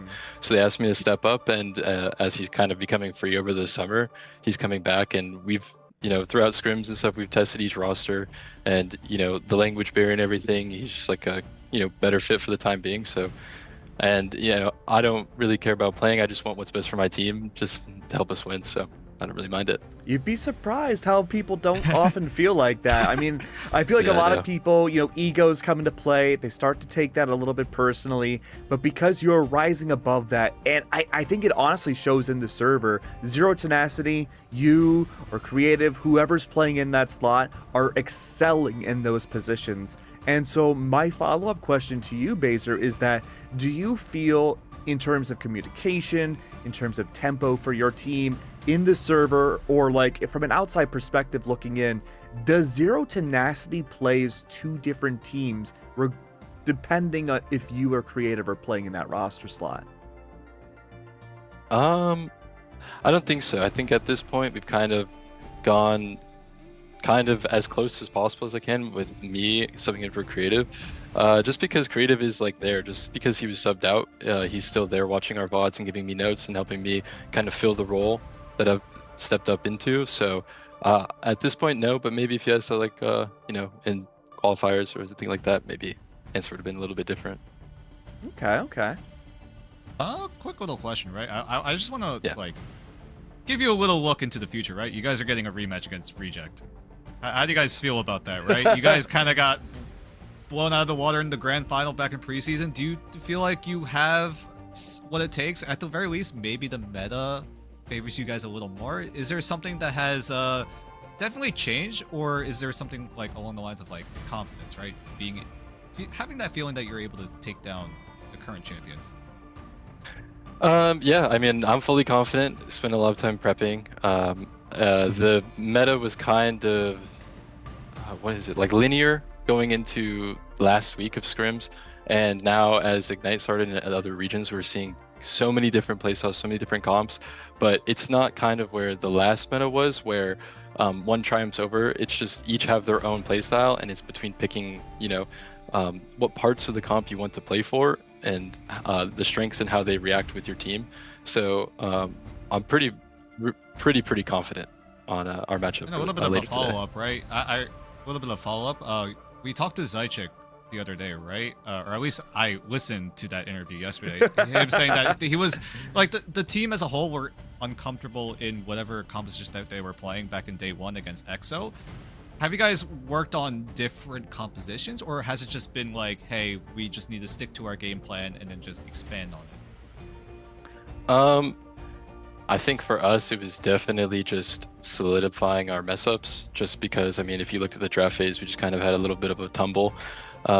We underestimated the strengths of certain things going into it compared to our past results, and how, they transferred from the other players or other teams working on it and the matchups themselves. So,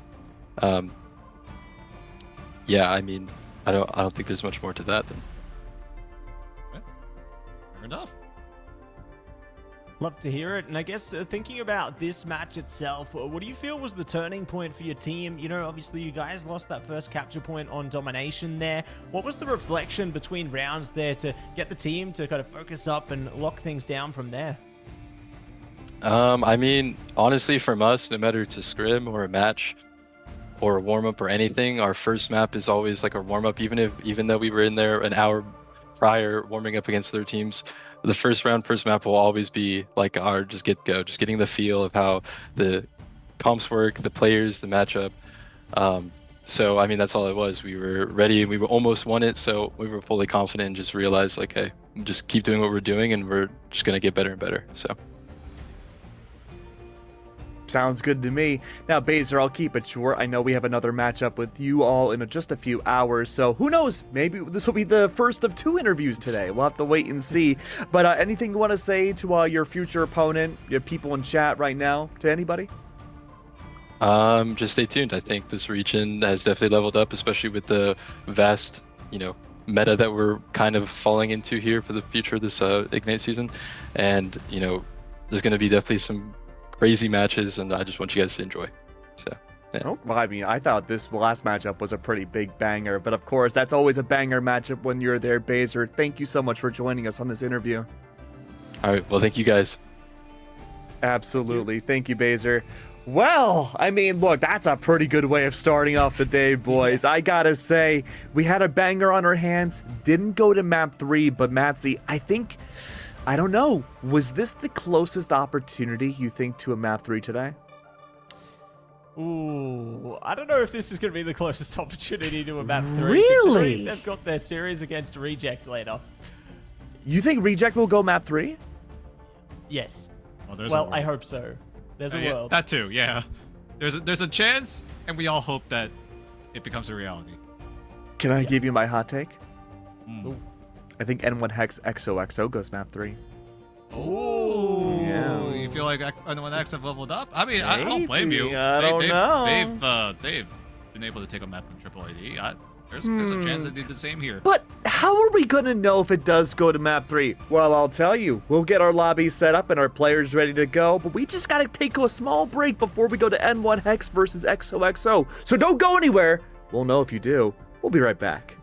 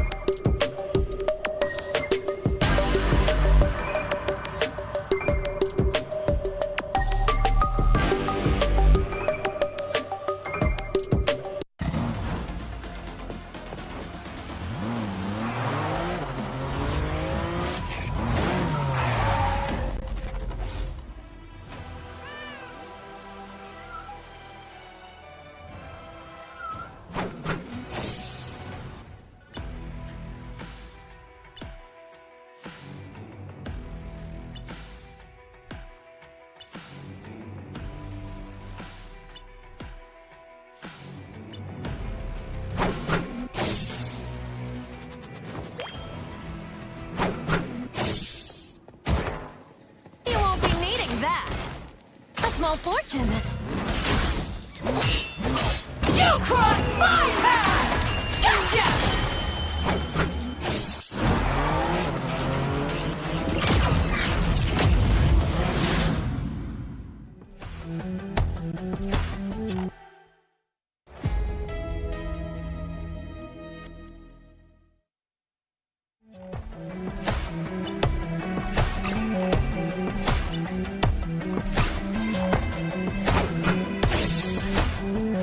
Hellfire!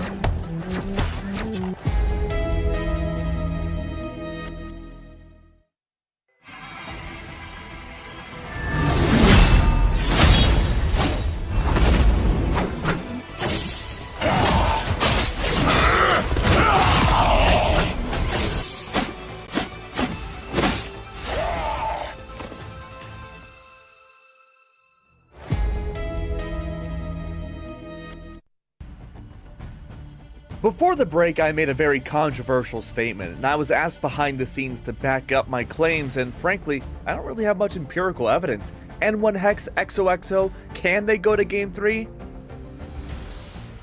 I think they can. I think N1 Hex has been doing a pretty dang good job, but XOXO are the kings at the top of the mountain right now, and they have been seemingly unstoppable thus far. Boys, do we think XOXO can stay at the top? I think so. Not because I'm glazing the heck out of XOXO1. Well, you always do I that. think true, but like looking at the facts, looking at what we just saw in the past 2 days of XOXO1 playing, they've already played 3 matches. They were forced to play 2 best-of-3s yesterday. I never look at facts. Only fiction?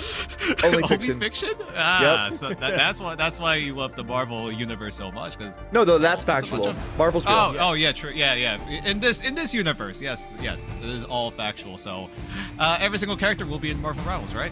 Of Every course. single one. All of, oh yeah, including Cactus. We were talking about this in the green room. There's the Cactus guy, my boy, Paste Pot Pete, Mr. Negative, Liger. All my favorite heroes will be coming into this, but Liger.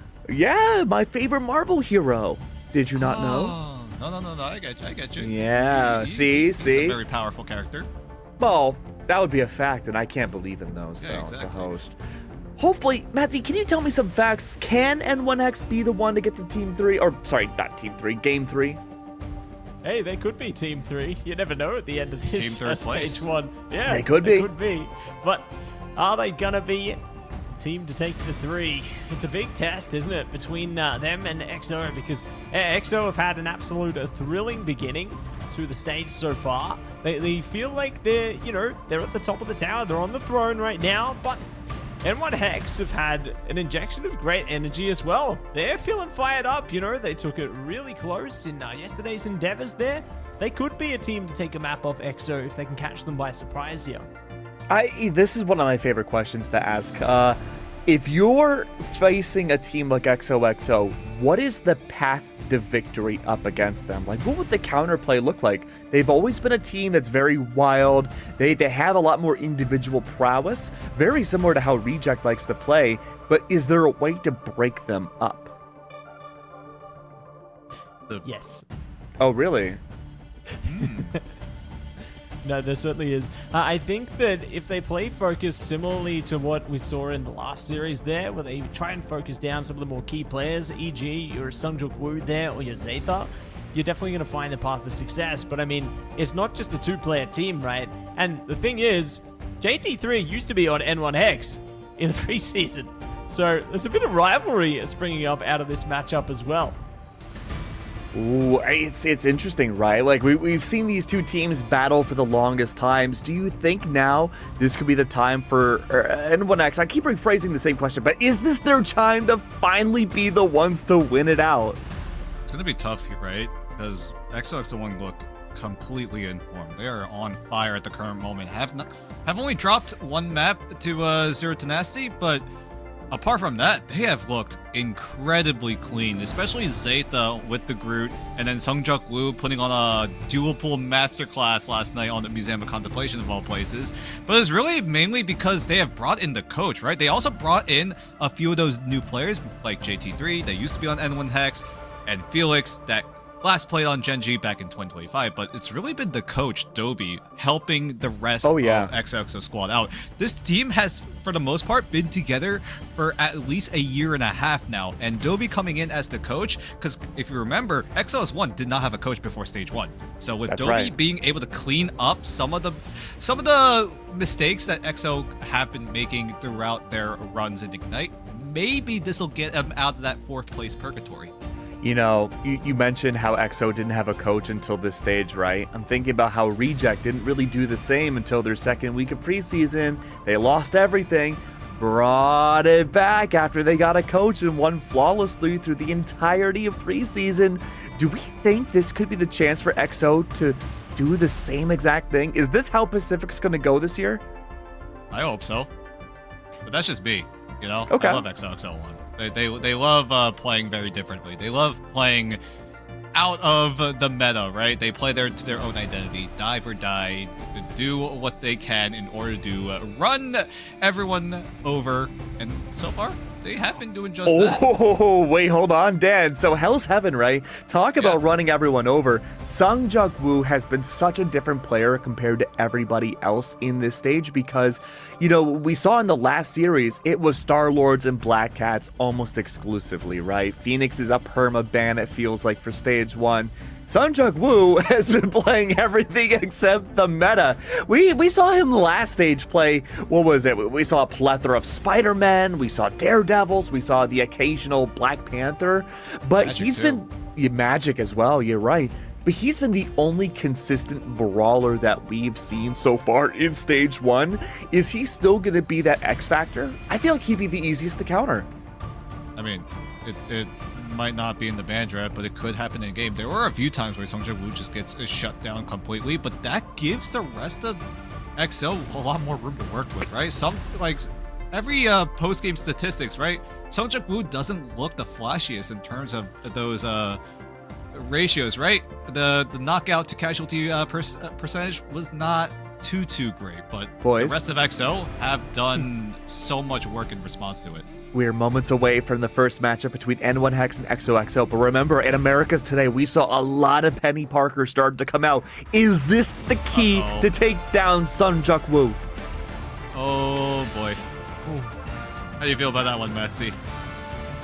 It's a spicy take. I can't lie. It's a real spicy take. You know what? If they can catch him in the webs there, maybe it could be. You know, maybe that could be the counter there. Hey, I mean, Sentinels pulled out the Iron Man Penny Parker. We saw that before. Oh, no. There's no way. Damn. N1 what Hex? What have you brought us, Dan? I don't know. I think N1 Hex are going the, let's take away as many options from Sungjuk Woo as Dan's possible. gonna crash out! Yeah, I'm gonna crash out. I don't like this. XOXO, you're gonna go for the Gambit here, right? Or else, something else? Nope, they're gonna go for the Dino. Okay, N1 Hex still have another chance. Okay, we're not gonna crash out just yet. But if that second save from XO does in fact being the Gambit, bad things will happen. Okay, we're good. Okay. All right.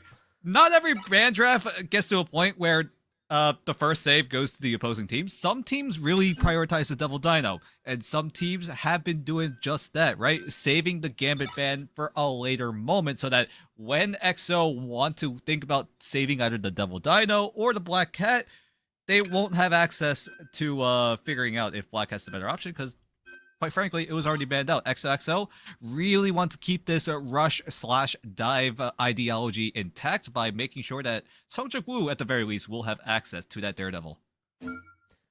Yeah, going to be able to play into the second of the two evils in this sense between the Black Cat and the Daredevil, but we do see the majority of all the same banned out there. You know, Luna's out of play, Mantis, Gambit eventually, Black Cat taken out. Rocket could be the protect here for N1 Hex. It will be. Could be maybe something else taken away from them here. Could be a double-sided Black Cat if XO want to have a bit of fun with it, but I think they might set their sights elsewhere. See about that, because N1 Hex will get security on making sure that they have the Rocket Raccoon. Great response coming in from XO to take away the Phoenix, so that win condition is already out the window. So that when XO want to run the Rocket Raccoon, keep in mind it's also open on their end. So if they run the Rocket Raccoon, they won't have to deal with the Phoenix just completely one-shotting the CYA with a good placed Endsong Inferno. Yeah, good place. Endsong Inferno should be able to just burn its way through, right? They should be able to shut down that ultimate with almost an immediate effect there. So, very keen to see what they can bring forth now, as Felix is going to be hovering the Angela. Okay. Don't see Angela every day, but it has been seeing a little bit of play coming forward into the servers now. And looks like our teams are having a bit of a dance in spawn there. Love to see a bit of a dance off. You know, if there's no Luna, you got to make your own dance party, don't you? How are EXO going to build this composition? Right now, they only have one strategist. If Felix is rolling out on the Angela, EXO effectively only have one strategist. There's no shot that EXO roll out like this. N1 Hex definitely look to be more in line with what we saw, especially in that past series, putting the win condition right on NRX and Exile to sync up their ultimates in tandem with each other. Okay, Felix does switch over to the White Fox, so we will run a more traditional form of composition, but EXO, they are very, very aggressive in terms of what composition they want to run, right? JT3 on the Double Dino can play front to back, can also just dive right in, rush everyone of N1 Hex down, as Zeta and Songjuk Woo are going to be the main focus points in terms of making the dive work. Yeah, looking to make it work in a big way here. We'll see. Can push it in flames. NRX takes to the skies there. Louis can rise up as well. Mission area now going to be locked in. EXO had a slither of progression. Forced it back though. Songjuk Woo in a bit of trouble. So hold back for the time being. But N1 Hex, they're taking a bit of punishment as well. EXO, the pelt, the damage towards them. NRX almost going to be shut out here, but everyone's doing a good job to sustain through the neutral thus far. Winsco almost the first to fall, but everybody is refusing to really give up any ground. Alone Skills, though, does open up the charge. Yep, EXO easily take control off a single pick, and now we go into the phase 1.5 step, right? EXO just try to find the staggers, try to find a way to extend this lead. Great charms coming in from Felix as well to try to catch anyone caught lacking, as the rest of N1 Hex, they're just gonna reset. They're not gonna make any hero changes at the very least. So right now, EXO, great first win, because if N1 Hex took control of this, they could have easily extended their lead with a well-placed CYA into the Galactic Legend. Because EXO doing a good job so far, and Alone Fills with access to the Endsong Inferno could easily shut that win con down.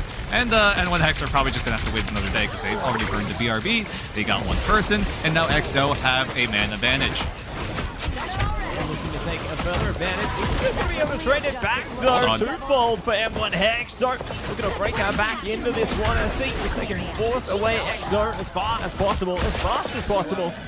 We'll be able to reel things down slowly but certainly there. So those staggers are going to be staggers towards EXO. The Kumio Unleashed, though, does allow them to sustain a bit longer, play towards that further progression there. But they're looking to just drown out their ult. They're playing it slow and steady here. The CYA is going to be good. They're trying to belt through it. They will find success there. Endsong Inferno eventually going to be falling down as well. But EXO, by all accounts, are just managing to find the lead here. Yeah, it's just win condition after win condition. I thought Alone Fills was going to crash down in tandem with the CYA, but he waited until the CYA was burned out. Not sure if that was the intention coming in from XO1. Maybe they weren't confident to go for those guaranteed one-shot potentials.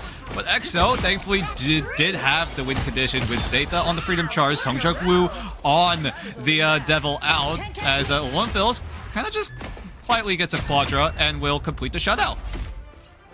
Yeah, wow. Just, there you go. You know, having a little stroll or walk on the beach there, just casually get a quad KO. Why not? They're going to be enjoying the show for sure on that one, and that is going to be the Eldritch Monument locked in real quick. And moving on, moving in to the next objective now, and I don't know, do N1 Hex change things up? They've got X-Lyle on the Loki there, so maybe you can dial in with that one, but it's a tough situation they're placed in because they did have some moments where things looked pretty good for them, but they just weren't able to turn things around.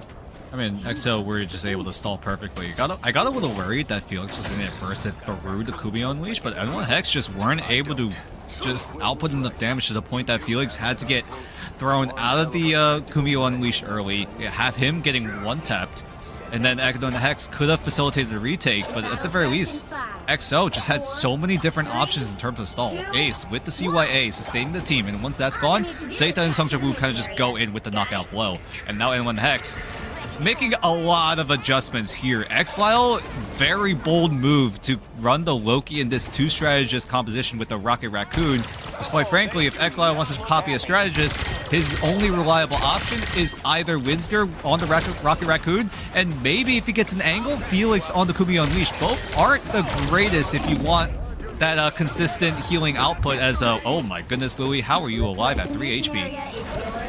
I think that they're in another life, and maybe the Silver Surfer. I think they are just absolutely navigating these maps to success there. Doing insane work. That's all I can say, but they're going to be able to sustain through for now, and we're going to bring up more. The battle of the Alto could be coming to a head in a second, though, because N1 Hex can go first if they want to burst to action. Zeta pretty close to going down as well. Will be brought back up, but it's time to bring out the Stampede here. That will be Rampage from the Spooky, and ready to shut down Zeta. Good with the BRB, though, so they're still going to be back in the fight. Sungjae Woo not so lucky, though, so N1 Hex will break through, get that early control in their favor, and they're not done yet. They're trying to force them back here. See if they can manage it. Lots of rushdown potential coming in from N1 Hex. Both sides are going to use their CYAs, but Alonefils holds on to his Ensong Inferno. Thankfully is able to find some members of N1 Hex, both NRX with the final judgment, is able to laser down Zeta, finally put him to rest. No BRB will save him this time around, as Alonefils just wants to try to pepper down some of their damage. Oh my goodness, you are in a world of hurt, Blaziken, because you have a giant fox whacking away at your body as Louis pops the Galactic Legend. Felix is able to help out and sustain the rest of XO, but with Exile going down with the God of Mischief available, N1 Hex are just going to crumble. Crumble and stumble their way in, and XO will be able to lock in the flip when it counted there. So, gonna be happy with that one. Playing the tight angle as well, trying to scout ahead, strangle it a bit more charge, while N1 Hex tries their best to push their way forward, but the map is transforming around them as well. So they're gonna be right at the edge of the cage for free here. Be happy with that, but it's damage pelted through by Alonefils there for free. That's huge. CYA coming out from X and Lionel, though, but Louis going to be able to shut down JT3 all the meanwhile, so that's going to be great for N1 Hex here. XO need to play a bit more cautiously, try and sustain through with the Devil in their hands. Maybe they can push through. Regeneration Domain, though, allows them to bring some pain here. Great shotgun shots coming in from NRX, shutting down the Devil out. Surprised that XO didn't synergize it together, right? Sungjae Woo with the Devil out could have easily used the overshield from Zeta to, at the very least, guarantee a lot of pressure, a lot of that map space. But N1 Hex are definitely putting up a decent fight here. Rampage coming in from D-Spooky is going to provide that space. Good fight onto Felix. Forces out the TP coming out of the white box. And now N1 Hex just rush him down. Rush him down and brush it in. They will be looking to do a more. Ace going to be able to bring it out with the CYA, though, in combination with the Ensong there. Not going to be able to break in a KO. Windscar does respond back in kind with the CYF. Their own D-Spooky, though, are going to be the first to fall there. So good to stall it out on that one. Traded onto Alonefils. Back into the fight, though. Good with the BRB. NRX, though, injecting so much damage. And now more. The final judgment is on the floor here. Burning down Zeta and looking to seek out control for N1 Hex. So the sustain's still coming through. They're tapping onto the mission area. Sungjae Woo really fighting for that extra slither of percentage. And you know what? In the long scheme of things, it's worth it. It's very, very worth it. Sungjae Woo doing a good job squeaking out a little bit more percentage points. There's a world XO could have settled at 80%, but will get themselves up to 89. So when it comes to XO completing retakes and going for Final Fight territory, N1 Hex are going to have even less room in order to try to trigger OT, or at the very least get a portal down. But XO need to overcome this problem of how can they break through N1 Hex. They have the Loki copy. They could easily synergize it with Louis on the Galactic Legend. So can XO sustain this, as already the green's going to be burned out by Sungjae Woo? Oh, and Sungjae Woo going to be burned out with Ace there as well. So Sungjae Woo's back online at the minimum. Alonefils not so lucky though, so it'll be a bit troublesome for XO onto this one. Might be forced into a portal here. Ace has already switched onto that Vanguard. Strange coming in. ready to try and spin it to fruition. Gumiho unleashed to try and sustain through as well. CYA coming out with a God of Mischief there. Blaziken in a bit of trouble as well. But Exo, we're going to fight this one out. I love how Zathan's just tiptoeing on the mission area saying, peekaboo, Yeah. I see you. Yeah, will at the very least guarantee overtime. JT3 will retain himself onto the site. Sungjar-Fu now lets the devil out, rips apart the backline. No chance for Winsger to save him with the CYA. Not even a damage boost could help him out there. XO just rush him down with the Freedom Charge in tandem with the Stampede as all of XO just run right over N1 Hex. And surely they will be able to facilitate a retake. But with how N1 Hex are getting staggered out and stalling, that will give enough room for N1 Hex to get a second chance here with this portal play. And this is going to be at a crucial time. As it all comes out now, NRX trying to lead the charge there. Luckily forced back though. They don't want to have the Punisher at the front. X-Lyle though will be dialed down. So going to be a good beginning from Ace onto this one. NRX in a bit of trouble. If they can just get Final Judgment, it would be exactly what they need. Agamotto stops them in their tracks though. They're not going to be able to charge up in time, but they will get the rocket through, but it's knocking it out. EXO lock it down for the first capture point in Hell's Heaven.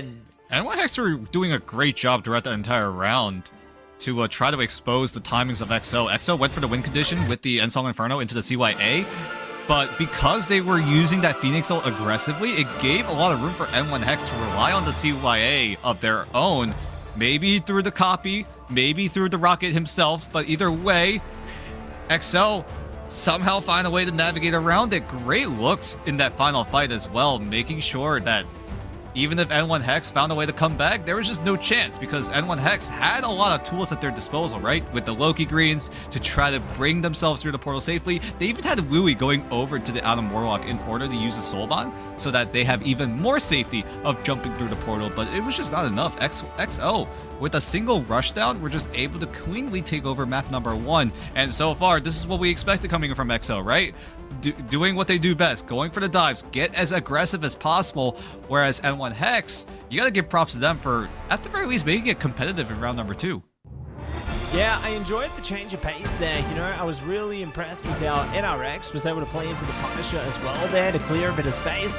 You'd see that pseudo role fulfilled by a Star-Lord, but, you know, not looking to play in that direction this time. It'll be a bit unfortunate for them, but they at least make good usage of the Final Judgment and more in kind. EXO not going to be left behind though. You know, they managed to push into it with a lot of pressure. I think that the biggest part of their success was just their sustainability though, right? Because even if M1 Hex managed to find the better end of fights, EXO just managed to be so sneaky, you know? They were just like sneaking around the mission area, tiptoeing through, playing peekaboo like we saw before. It was just so impressive how they always had the long game at heart there, playing for extra progress and just looking to, always do the best they can. And it wasn't just utilizing cover, right? It was also the fact that XO just knew what ultimates they wanted to use in tandem with using the map to their advantage, weaving in and out of those corners, using the cover to their advantage to shield themselves from as much damage as possible, while also applying all that pressure onto N1 Hex. Now the ball is in N1 Hex's court in order to figure out what map they want to go for. We'll see what N1 Hex decide to go for. Is it going to be something that we've been seeing before? Or are we going to see something a little bit more spicier, like what we saw with the Midtown pick coming in that first best of 3? So we'll figure that out after this break. So we'll be right back.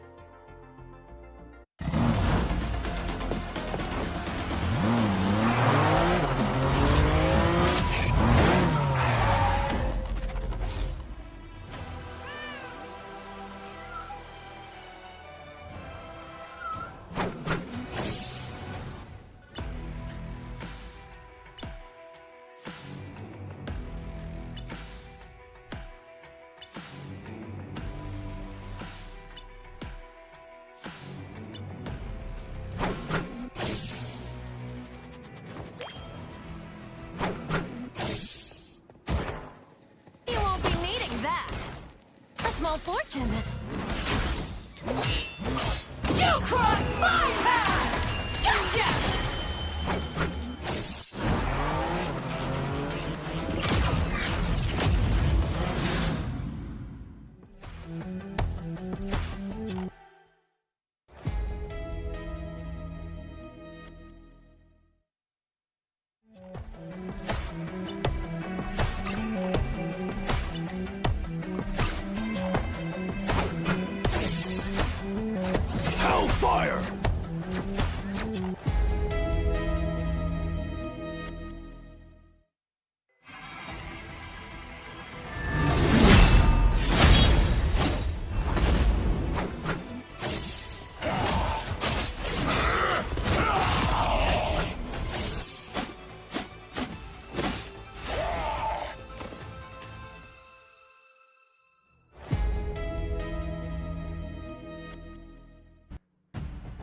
Well, I can't say it was the best showcase early on for N1 Hex, but they did show signs of life. It's just that even if you ban out the Black Hack, Sunjuk Woo is looking good on any of the brawlers. That Daredevil, even though his stocks have gone just down a tiny bit into stage 1, he's still looking pretty dang good on pretty much anything that you could rock with him. But I want to bring up one point that Dan had right before we went to the break.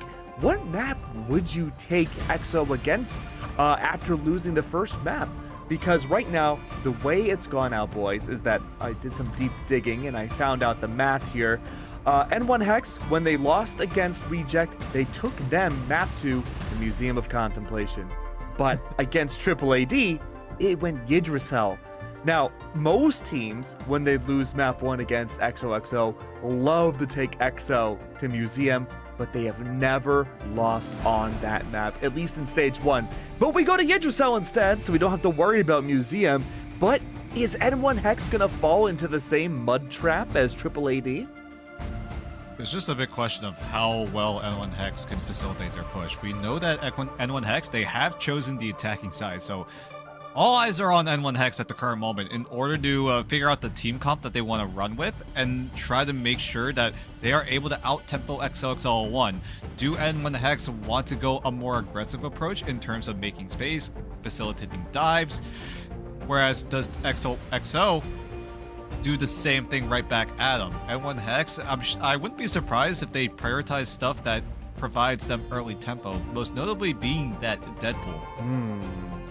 The plot thickens. We did see some counterplay come out in the second point of Hell's Heaven. We saw the double hit scan come out from N1 Hex, and I thought that was a good step in the right direction. Yeah. I liked it as well. I liked the fact that they were trying to play into the Punisher there. We saw the Punisher find a lot of success into some of the games yesterday as well. You know, I think that those final judgments are, like I was talking about before, a really great way to clear space there and just try and wipe out your enemies. But the problem is, if they're able to bring out those evasive maneuvers there, use the landscapes to their advantage to avoid the line of sight, it's basically just going to turn into an ultimate to stall time there. So you really have to try and find the best case situations to make the most of the kits that you have afforded to you. Well, we're moments away until we get into our next matchup. It's going to be Yggdrasil, and big question before we get into that, I'm going to start with you, Dan. Do we think the one-sided Phoenix is going to skate by again? Can XOXO use that as their big advantage? That could be one of those adjustments that N1 Hex go for. Maybe it's focus on the Phoenix more than things like Sunjuk Woo's a hero pool, right? Sunjuk Woo has been cooking on the Black Cat. He's done very well in the Daredevil. At this point, you just kind of let him be, right? You just let him do his thing.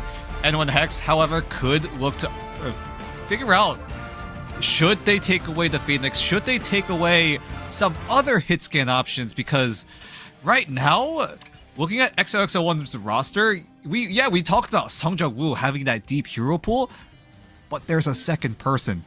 Alone Fills is just as flexible. So it's a big question mark in terms of what N1 Hex want to prioritize in this ban draft. And so far, that Black Cat will relatively stay consistent.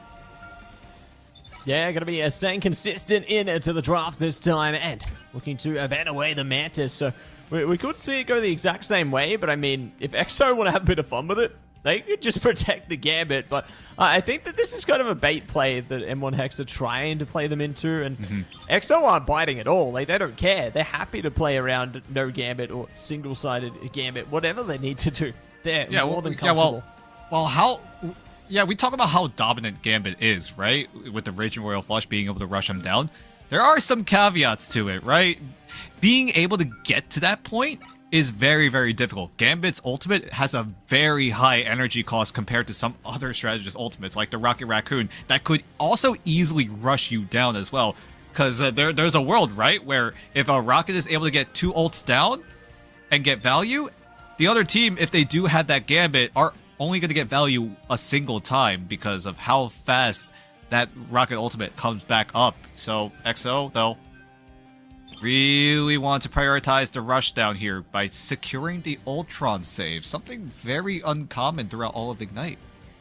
And I guess it makes a lot of sense coming into a map like Yggdrasil Path, right? Because you have a lot of open space in the air there. They can look to bring down a lot of pain with the Rage of Ultron there. And yeah, really just dish out a lot to serve through, but I think that it's going to be pretty tough for them. They have to play their angles to a T, because otherwise the Devil Dinosaur is just going to whip them out of the sky, and that will be that. So yeah, curious how EXO are going to be able to adapt around this. I think that they should be pretty comfortable though, even regardless of having the Devil Dinosaur to face off.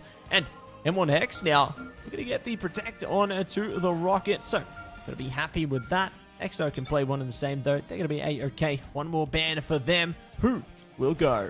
Ooh, Black Cat maybe. Yeah, they're going to target There it Louis is. on the Black Cat. Louis has been quietly doing a lot of work as well, right, on N1 Hex, especially during Eldritch Monument, being able to find some of those necessary picks back in map number 1.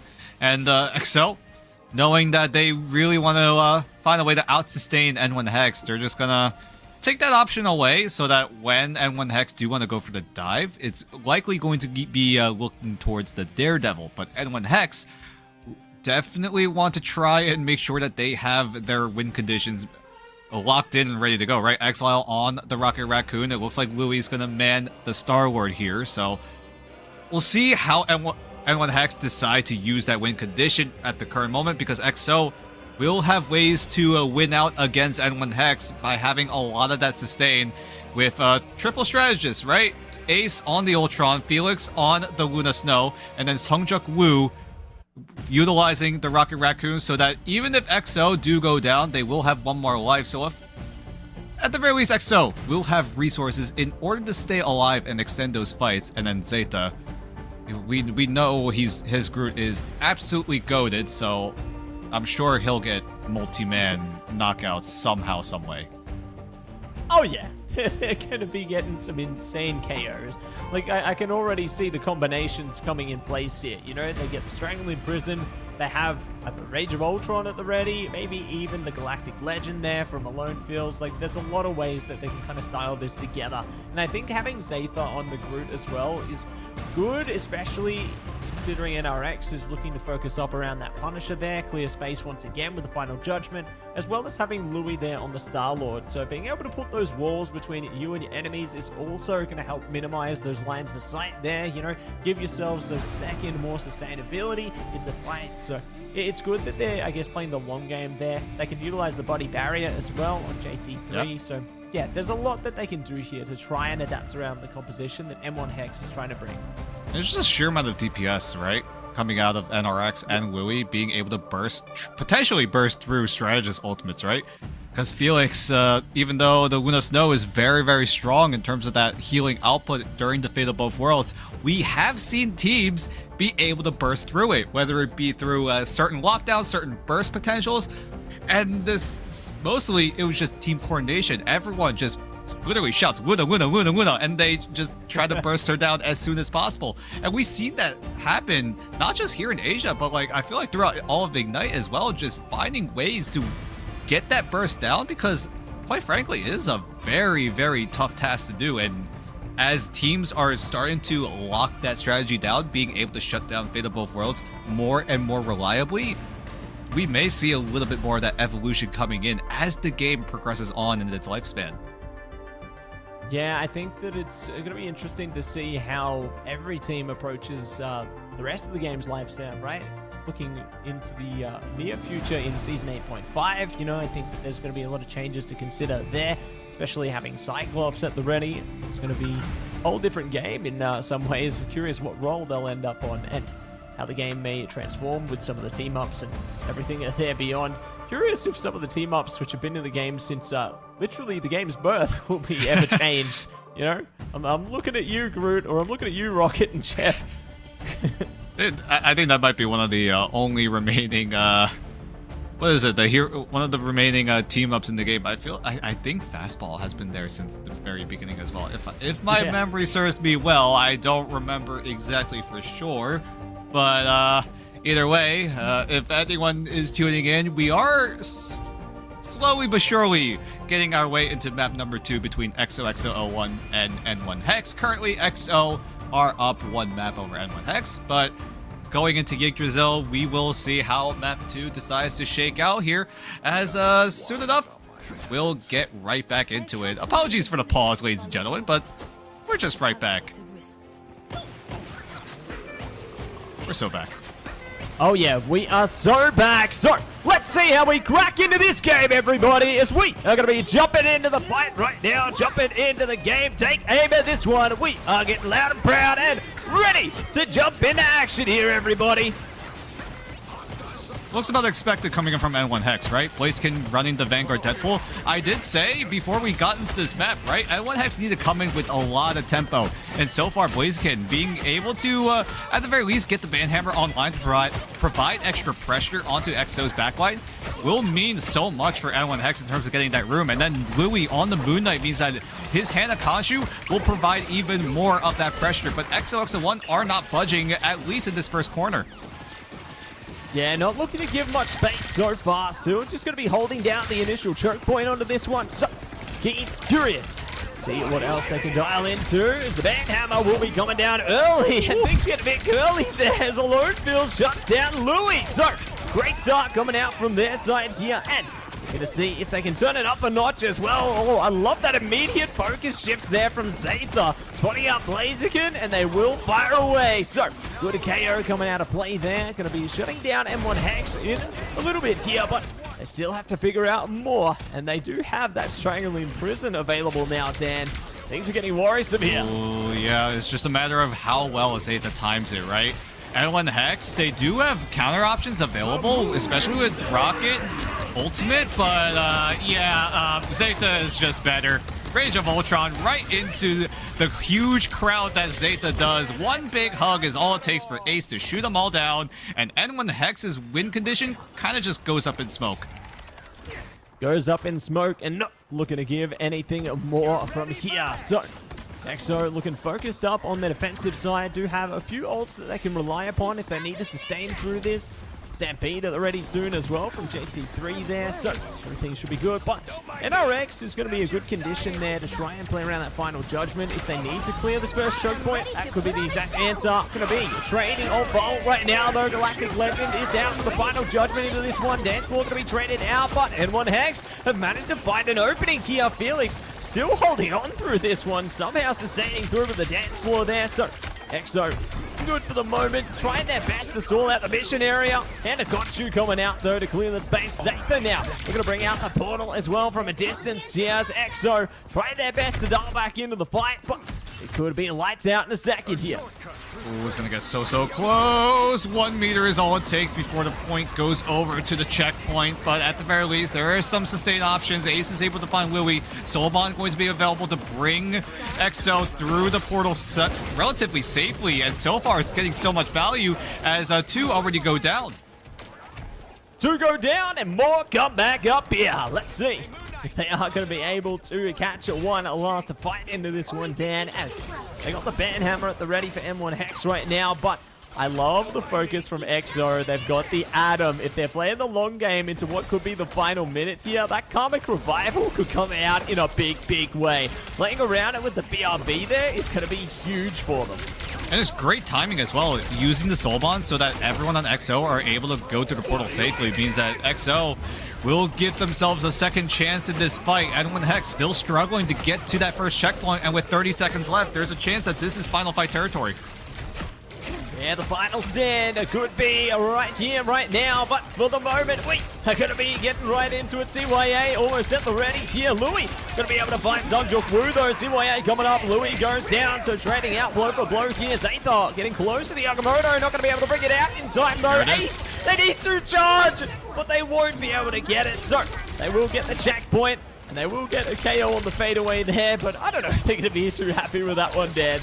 Yeah, XO at the very least are able to somewhat regroup. Okay, never mind. Louis is just there to just hit the ricochets down and just extend the stagger for XO, as XO, it feels like they're just getting out-tempoed here. N1 Hex are providing so much of that pressure, so much of that ultimate uptime with Blaziken on the Banhammer, Louis on the Hana Khonshu, is just giving so much space for N1 Hex. XO did have a great fight going in through the portal, but that was about it. Oh my god, what a freeze.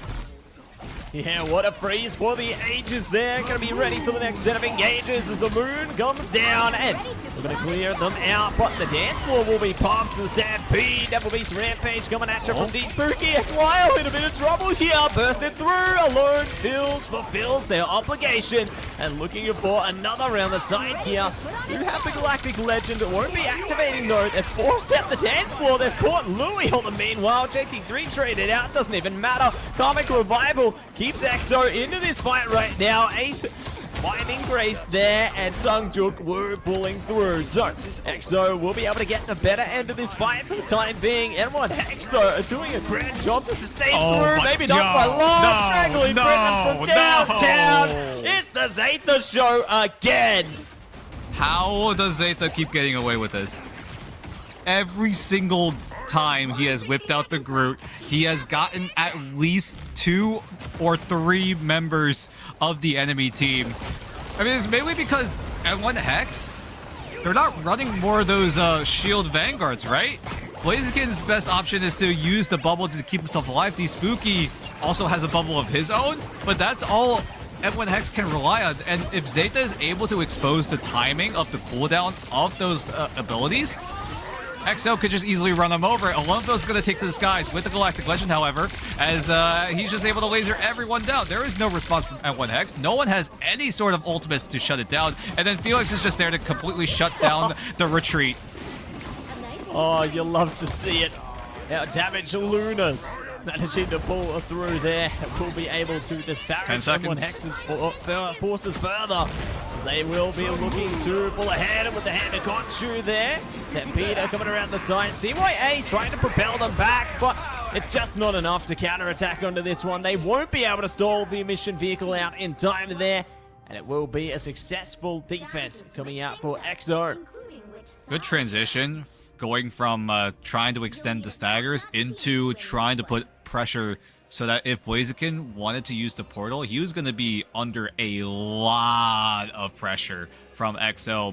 Either it be the Luna Freeze, whether it be any sort of damage coming onto the Doctor Strange. N1 Hex had to navigate around it. And just from that pressure alone, Blaziken had to spend a few more extra seconds to reposition his portal so that he is able to, at the very least, get it channeled. But unfortunately, just that second of reposition was all it took for EXO to not even have to worry about a portal coming in and will avoid overtime. So now, N1 Hex, they at least have a little bit of a buffer to work with. We're able to get to the first checkpoint and a little bit past it. But EXO, they should have no problem in securing it. It's just a matter of N1 Hex. How did they decide to play the defense? They will use the BRB once again, but with a triple strategist lineup, they should have enough sustain to, at the very least, keep EXO at bay. But again, win condition is all it matters. N1 Hex do have the combo with the Rocket Raccoon and the Star-Lord ultimates teaming up together, but EXO, they're going in guns blazing, literally.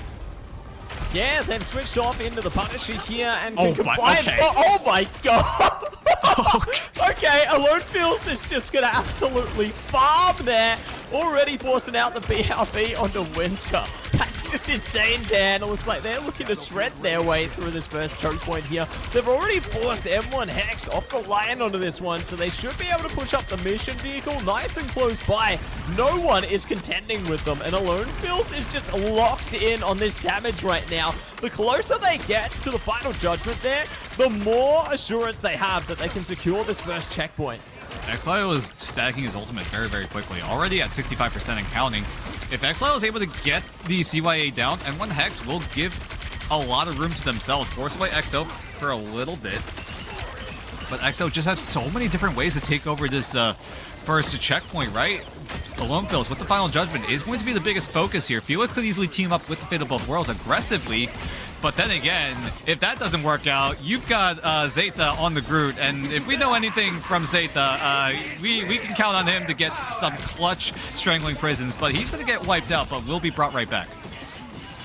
Brought right back and ready to attack here. Felix does have the dance for in a second if they need something to sustain through the Galactic Legends here, but they're just going to be playing lines of sight onto this one. They caught Ace, and that's all they're really going to get. Dance Floor coming out now, though. Could be a problem. Quinsko good with the freeze there, escaping the wrath of JT3, but all the same, they will shut down Blaziken and get that first checkpoint. So, One Hex going to be in a bit of struggle now, losing members left and right. They're getting staggered dead. This could be worst case scenario. It's bad to worse. They're bursting ahead of this one. EXO have all the ults they need. They're just looking to force M1 Hex out of the fight. This is looking so doomed. Thankfully, Windsor is able to find the exit trade onto Felix, but Felix doesn't have the Fate of Both Worlds. Thankfully, he's able to be brought right back. So EXO will still be a 6-man strong, but look at all the ultimates on EXO. A single ultim easily ends this fight. I feel like Windsor might not even be able to out-sustain because everyone on EXO are looking to try to shut it down, but thankfully they're able to weather Zeta's Strangling Prison. Yeah, looking to shut it down and see if they can go to town on this one. Every ult they possibly need allows them to speed past, clear the space, and that is gonna be map series done and dusted for XOXO. GG, well played! And that's the problem with the 2 win conditions online for EXO. M1 Hex were able to survive the first win condition, but then there is the second ones. Final Judgment into the CYA. No one had any response. No one had any sort of way to counter it because they had to use the Fate of Both Worlds on their end to survive that very strangling prison. So once that expires, Alone Phils just pops ult. Songjok-woo teams up with it. Ace even there to provide some of that extra firepower, and it was all it took. A single well-timed ult dump was enough for EXO to get themselves over the line, and N1 Hex just did not have anything to respond. Yeah, they had no other assurances, no other responses there. You know, they tried to adapt around it, but it just wasn't enough. So, EXO performing valiantly there, showing their prowess once again into another series that will be able to further solidify their placement at the top of the pecking order there. So, M1 Hex, fortunate this time around, but doesn't mean it's going to be the end of the road for them. You know, there's always going to be other opportunities into this group stage. It does also beg the question, right? How long does it take until Zeta gets targeted? How long? There's just too many things that you have to focus on in the XOXO camp, right? And when Hex are just getting dizzy in terms of, hey, who do we ban? Because quite frankly, you can't ban out Songjok-woo. His hero pool is insane. Alone Phils also has a very deep hero pool, so he is very, very hard to ban out. The best thing you could do to shut down Alone Phils is taking away those hit scan options, like the Phoenix, like the Star-Lord, but it's just too much stuff, because if you focus on Songjok-woo or on Alone Phils, Zeta gets whatever he wants, Felix can play whatever, Ace can also do whatever, so if the ban draft doesn't matter, EXO just have way too many tools at their disposal. Yeah, so what's the solution? How do you defeat XOXO when they seem to be the most versatile team in Asia? At this point, you just beg for more bans. Okay, we'll have to talk to John Marvel for that. I mean, you know, the big question is, right, like, XOXO, statistically speaking, is at the top of Stage 1. Reject, they won Stage 2. They won preseason. They are looking pretty good, too. We're gonna have to wait until June 6th for them to face off against each other. But don't worry about that, though. Your interview is just about ready. Ring, ring. Who do we have on the line? Oh, hello, Songjok-woo. It's good to see you again. Hello, guys. Hello, yeah. Look, at this point, you're the honorary 4th person on the desk, man. We've interviewed you so many times.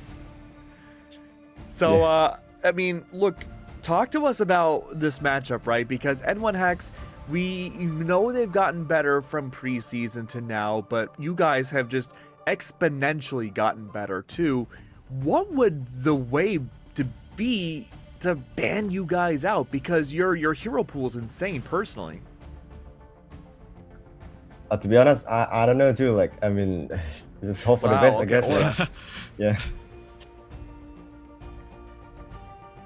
It's just tough. It's hard to generate questions, right? Figuring out. We've interviewed you so many times. Yeah, I feel like we've just like exhausted like our entire list as we get deeper and deeper, right? Well, right here, right? How has the communication been lately, right? It's been a little bit of that language barrier. I know you guys are commenting in English for the most part. How has things been worked on so far as we navigate throughout stage 1? Yes, the communication was like JT he's good at English, so he's kind of like understand us like a lot. But Felix, like sometimes we just gotta like repeat like our calls like a lot because like he's like can't really understand that much. But yeah, like most of but overall it's like okay, yeah. Love to hear the improvement for you guys over time. And I guess heading in another direction here, if you guys end up, finishing at the top of the group stage at the end of this one, and let alone if you win out the whole of the pack playoffs there, do you think we could see a change up in your background? Do you think we could see a framed XO jersey on your wall? Ooh. Yeah, I don't think so because like you got no money for that. Hey, that's where the winnings Sign come in. this team, Orgs. Sign this team. Yeah, I mean, at this point, I think the name XOXO is so cool. Like, it would stink to lose that if you got signed. But at the cost of getting money, like, I think that is a pretty good cost. But I guess for my last question, right? Like, so far, XOXO has completely exploded when it comes to your placements inside of Stage 1. You guys look incredible. The only other team that we've seen be at your caliber, at least for the first few days, has been Reject. And you guys won't be facing against each other for about a week. Are you taking the most time to figure out how to defeat Reject more than any other team in this region? Yeah, we are absolutely. Like, of course, they are like the most like strongest team in this region. Yeah, and we scream more a lot, like to like find a way like to beat them. Yeah. Okay. Well, Sunjuk Woo, man, I'm not going to keep you much longer. We're going to have to clearly go more and generate more questions behind the scenes because we're going to be interviewing you a whole lot more often, man. Yeah, I hope so. Absolutely. Thank you so much, Sunjuk Woo. Thank you very Thank you so much, guys. Oh boy. Oh, we need chat to start helping us with questions, man. Like, I don't know what else to say. Like, dude, how many times are we gonna interview him? I mean, don't get me wrong. I love interviewing Sung Jung-woo. Absolutely not like a ding on him or anything. But it's like, man, how many times are we gonna interview the same team that keeps winning over and over again? But bygones are bygones. We're gonna move on forwards to our next series and. I guess I owe everyone a personal apology because I thought this would be the series that would go to Game 3. N1 Hex, I think there's a lot more steam in them than there was in the past, but still, XOXO is just a superhuman right now. But we do have our next series in a little bit. It's going to be the New Kids on the Block versus a team that hopefully can get their first map win in Ignite proper, maybe tonight. We'll find out in just a little bit with Burgers versus Loyalty. Don't go anywhere. We'll be right back.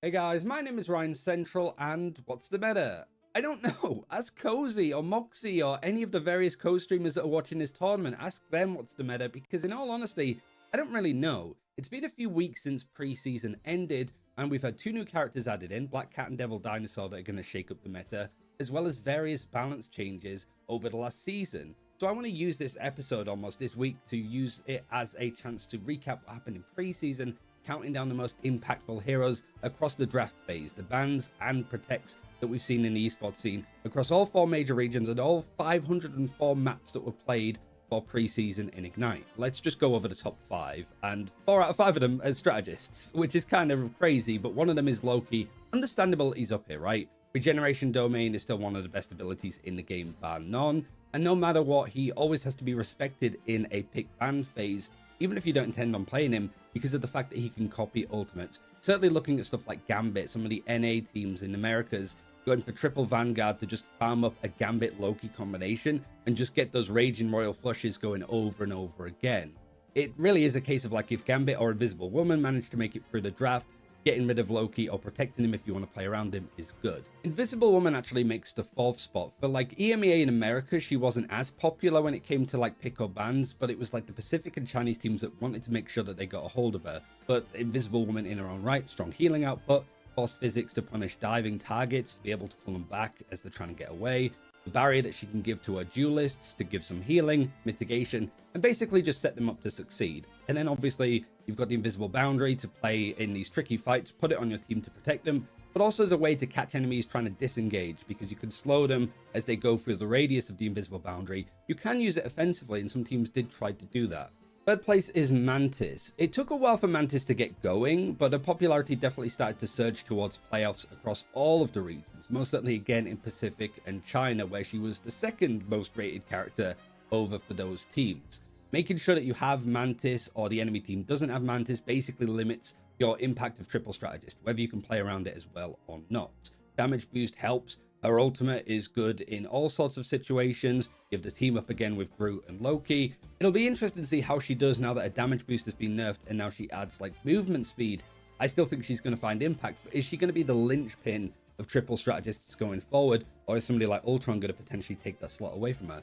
Hard to get a gauge, but Mantis is definitely up here as a strong choice. The 2nd spot goes to Elsa. The queen of the preseason finishes in 2nd place from how much she was picked and also banned. She was like the leading woman. In EMEA and America, she was the most potent character. It's just that Pacifica China, again, would have preferred to put Mantis and another character in that sort of first ban, first protect phase. The percentage damage that she was doing was strong. The fact that Instinct put Helix Advance down to a 2-second cooldown is really strong, and the great CC from her ultimate. Lots of these elements have been toned down. I would be shocked though if she doesn't stay in the top 10 for like the impact here when it comes to stage 1. Definitely expect her to drop, but I think some other duelists might contest her a little bit more. But yeah, here it was just put your best duelist on this character, feed resources into her, and she is going to absolutely feast for you. But there is one character that was a lot more impactful, and that was Gambit. To really highlight how impactful Gambit was, there was basically 1,008 chances to be involved in a draft, and Gambit missed out on 8 of those. There are 8 opportunities that he could have been picked in, and he wasn't. And almost 800 of those were bans. Teams did not want to play him, certainly in Pacific and China, where he was almost consistently in every single game the first ban. Raging Royal Flush providing ultimate charge boost, explosive damage, movement speed means that it was synergy with various ultimates, was incredibly strong. And a key thing here is, unlike a lot of the other characters that I mentioned, he wasn't nerfed in Season 7.5 or Season 8. So Gambit still could very much be the top dog when it comes to stage 1 rolling around. It really is just a case of whether the likes of Devil Dinosaur could really start to push for like that first ban slot. I expect him pretty much immediately, but also like Black Cat could have those moments if teams can actually get used to playing her. We'll see how things are going to look for stage 1, but thanks for watching. Ignite the battle, and let's get back into the action.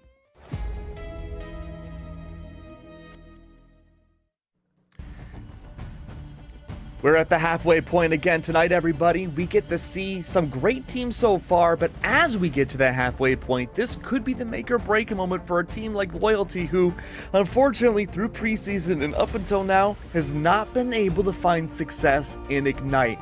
They have not won a series, they haven't gotten a map win just yet, and for Burgers, they're the new kids on the block. They were the ones that won MRC Season 7, and they have looked pretty dang good in the process thus far, but boys, I gotta ask you, is this Loyalty's night? Very well, could be. This probably will be one of their best chances. We got a general idea of where Burgers are at in terms of how they scale up against Ignite level talent. We saw them beat Rival, right? They also struggled a little bit in their past match, but now the question becomes, are Burgers enough to take over Loyalty, or is Loyalty able to maybe find a way to squeak out a map here? It's hard to say. I still say this is probably one of their best options, apart from maybe N1 Hex, but okay. Right now, definitely for Loyalty? Yeah, for Loyalty. Okay. The big question right now is Loyalty, do they have what it takes to take over Burgers here? I mean, I think Gum Hyung has been a gleaming light in this matchup Oh, here. yeah. Him and Joey, they have been looking fantastic in these matchups, but Matsy, it's one of those hard situations to describe because even though Loyalty had a major rework coming into stage 1, they're still finding the same results, even though they look better in the server.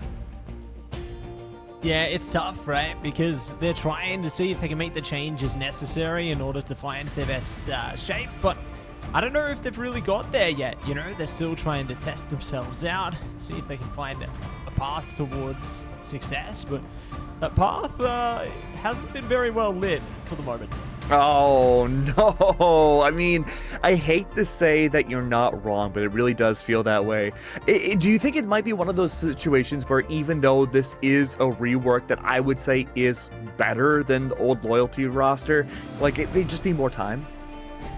Yes, I do think that they need a bit more time to cook up here, a bit more time to kind of figure out their rhythm onto this one. Obviously, they're just giving it the best they can here, but, you know, there's always going to be a path to redemption. As Dan was talking about, this is one of the better options for them to fight against. You know, the Burgers are the new kids on the block there. There is a reason that they were one of the top teams out of the MRC circuit, though. I think these they were guys the are top absolutely team. insane. You know, I think we've seen a lot of their presence over some of their former rosters there. You know, the boy, Scrappy, Ved being former Xavier Hope members. They're just really well synergized, and adding Moons into the mix there.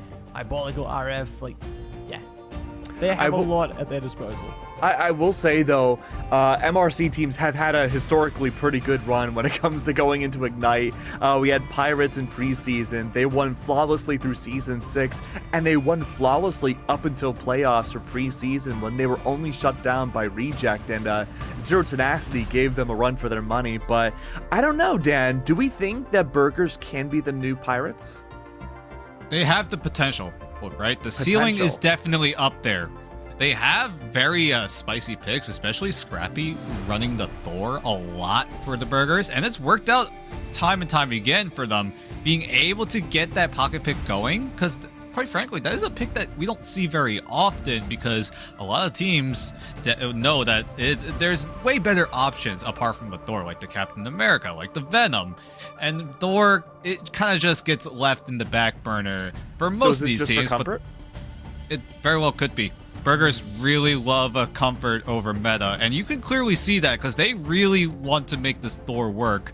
And if it's worked out throughout all of MRC, there's a chance that maybe they can pull off a winner here or two, maybe in the Ignite stage. But we'll see if Burgers are able to become that playoff caliber level team that the Pirates essentially were, because Pirates were for sure a super team in their own right. Well, keep in mind, too, that the ban system for MRC and Ignite is a completely different ball game here. You go from universal bans to having reserves and multiversal bans here. But as we go to Celestial Husk as our opening domination matchup, this is one where we have seen Thor a little bit more than not at all compared to other domination maps, but it's still a relatively uncommon choice.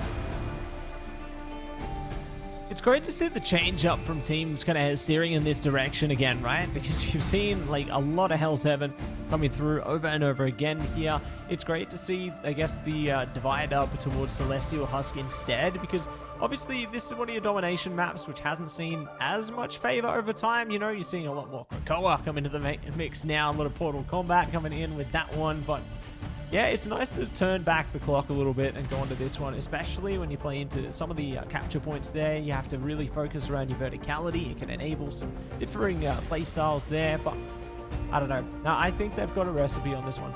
All right, boys, what do we think it'll be? Moments away from going into match 1. Do we think it's a 2-0, or are we going to map 3? Dan, let's start with you. I hope it goes to map 3. Hope, I feel like Loyalty... Will it? That's the tough part, right? It's a matter of how well Loyalty have been working in the background. Hopefully something has clicked from the first time we saw them play back in day 1. Who knows what Loyalty have been doing in the background, because if they're able to lock things in, there are ways that they could easily shut down the Burgers. Maybe at least here in map number 1, but I feel like Burgers, as long as they stick to their game plan, might just very well overwhelm Loyalty. So Let's see if they can make I it want happen, Dan. I want it to be 2-1 burgers, but I feared that maybe 2-0 burgers. I'm with you 100% of the way there. I think it's going to be 2-0 burgers. I think the team is locked in. They bring a unique style. It's kind of reminiscent of how EXO were in the past, right?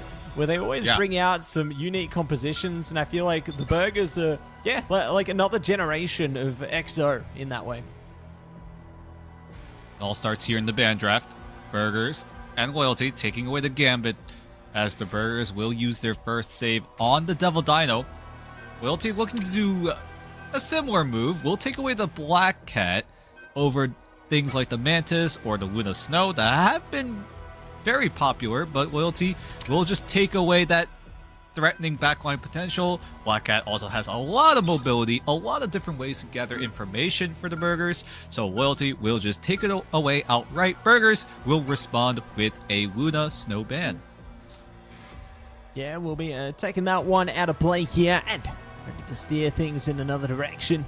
We've got no cat on one side there, but could be something else entirely in a second. Double bans, it could be our Mantis, or maybe something else. There you go, Mantis not going to be advancing into this one. So next protect is Loyalty. Will they save the Rocket?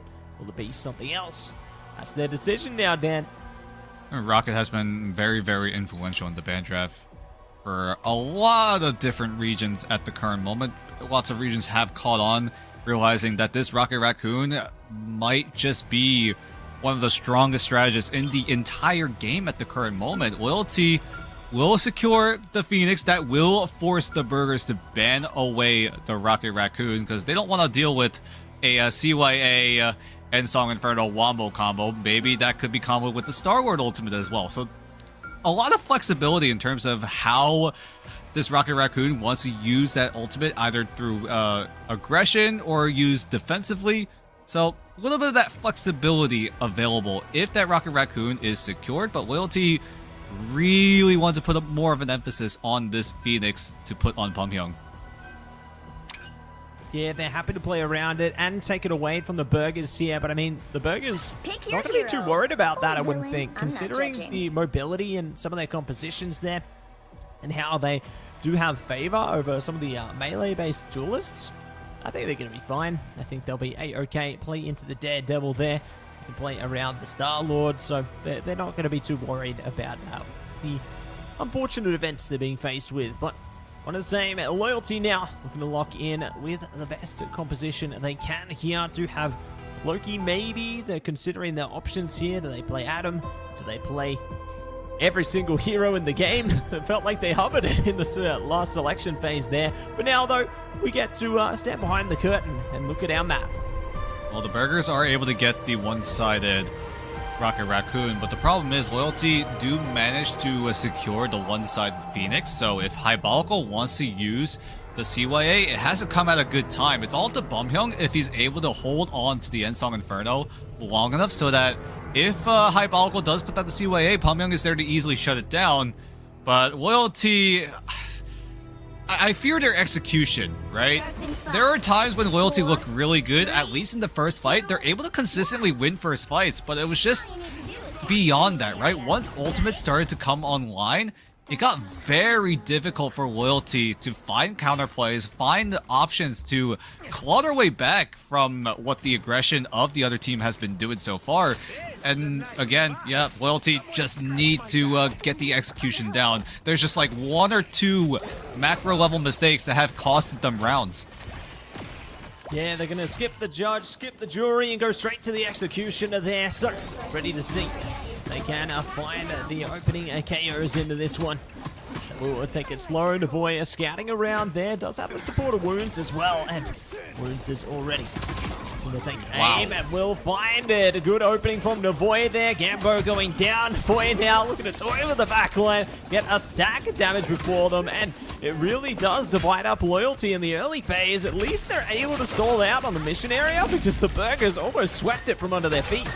Yeah, good hold coming in from Loyalty as well. They have to stack up together as a team, play the traditional front to back because they want to get value on Necro with the Loki regen domain.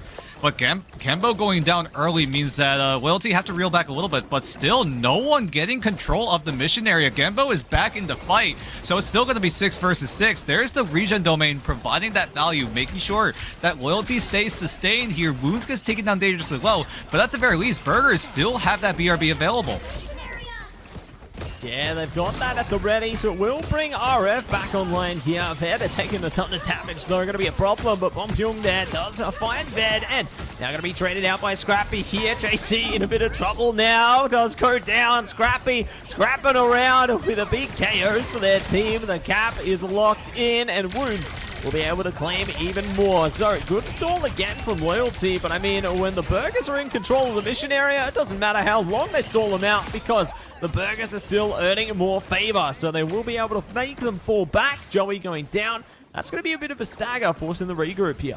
Well, it's going to be another ult dump level fight coming in from both sides. Loyalty are going to have 6 ultimates at the ready coming into this. Burgers will have 5, but Navoy going in aggressively with Scrappy means that Loyalty are going to have to invest a bit of resources here.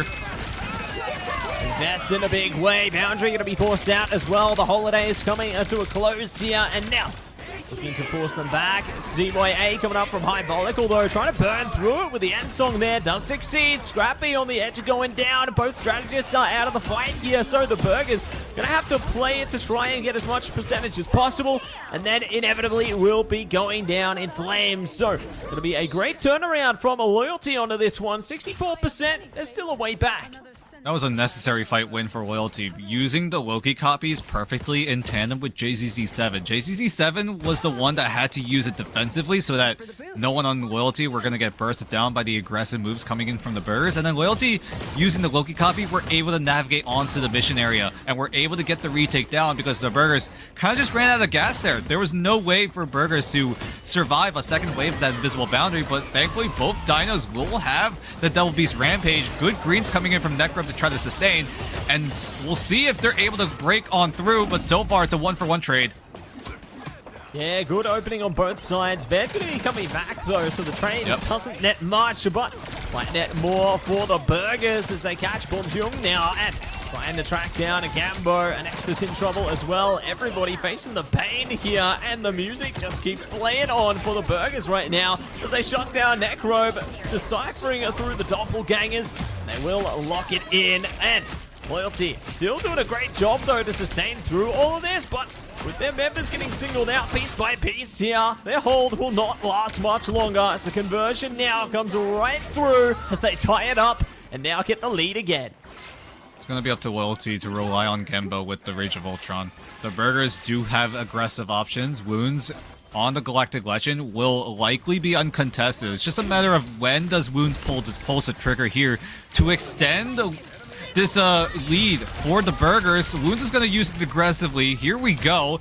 Maybe try to draw out Bompyung on the Ensong Inferno, but everyone bunkering inside the regenerative domain means that everyone on Loyalty will be able to weather the storm. So already a small win for Loyalty in this retake potential. Yeah, it could be a small win or a big win in a second as they're trying to back up them right now, forcing the Burgers back onto the mission area. Dance floor coming out as well, and they will catch Ved through it there. So a grand start from Loyalty. Still need to try and spill ahead of this one. Will this force a change? Who knows? Hyperbolical bringing out the CYA as well. Going to be able to sustain through. Scrappy going down. Psionic Seduction. They're bringing out everything they can on big this stun. one. Joey catching them in place there. RF still in it. Still trying to win it. And they will sustain through, but not for long. RF finally falls with Wounds there. And the Burgers now maybe going to have to play for an extended fight. Hyperbolical almost KO'd out. Yep, they're just going to extend the stagger for a little bit. Loyalty will complete the retake. Huge props to them, really, to survive the Galactic Legend coming in from Wounds. As the Burgers now, they're going to have to rely on Scrappy with the Freedom Charge to provide that path for the Burgers to entry their way into the mission area. Backcap happening for the Burgers right now. Do Loyalty know that this is happening? Okay, they are able to realize, they're able to backpedal just in time to deal with Scrappy, but again, with Scrappy being able to get access to the mission area means that the Burgers will have that Freedom Charge, Navoy getting taken away, but will be brought right back, so already a huge cooldown invested. And more to follow here. Stampede's going to be traded as well. The Devil getting let out from Navoy. Ready to try and deploy and push around it now. Playing around the line of sight here. Trying to hunt down the crucial targets. And they will find it. Goodbye, JCT7. And Scrappy going down as well. Boom Hyung seemingly left unchecked onto this one. The Burgers doing the best they can to fight through. But no, Boom Hyung will pull ahead of it. And that is going to be the capture point locked in for Loyalty on the Celestial Vault.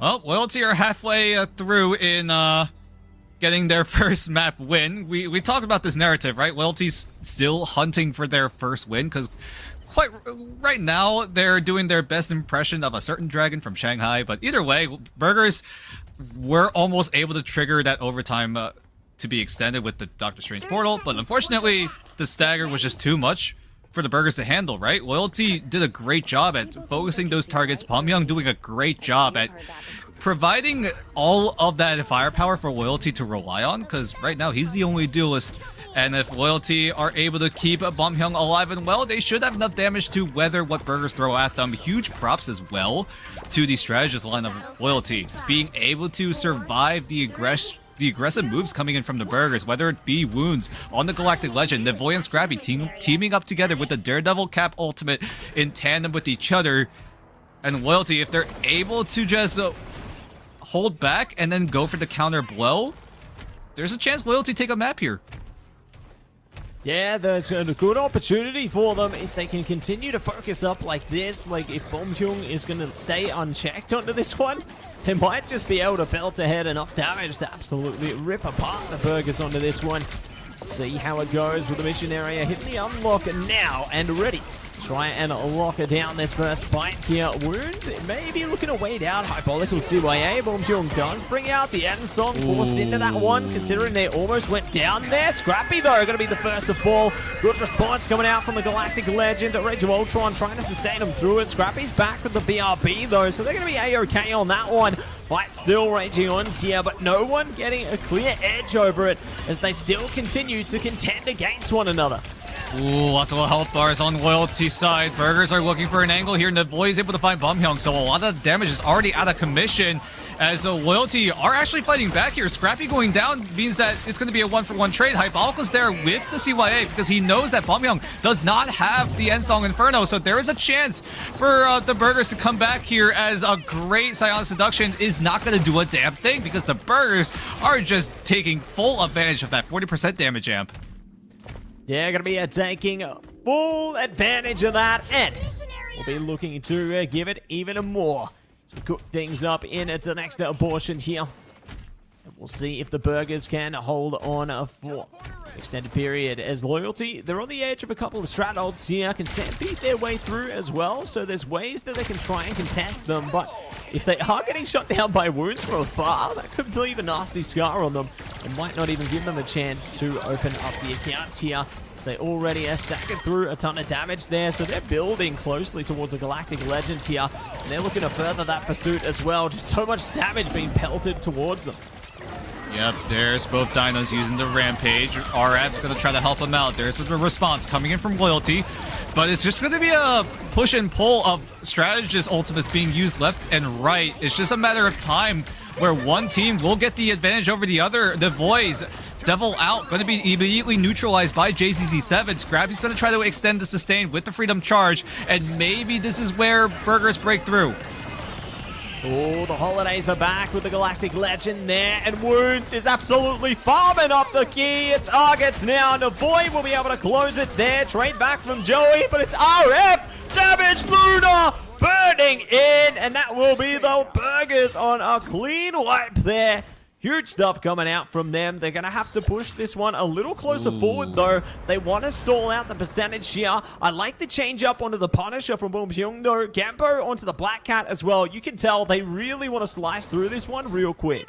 Final Fight territory inbound. Loyalty need to make a move on Burgers. They have Hypolical close to the CYA. This is the only ultimate available on both sides. Loyalty are nowhere near any of those key ultimates in order to sustain Hypolicals. And with Bamyang going away from the Phoenix means that Hypolical will get this CYA free and the Burgers should be able to cruise their way to a fight win eventually. But somehow, some way, Loyalty are just gonna fight back. They don't even let Hybalco use the CYA. So, a little bit shock of a win here. Loyalty kind of just got lucky there.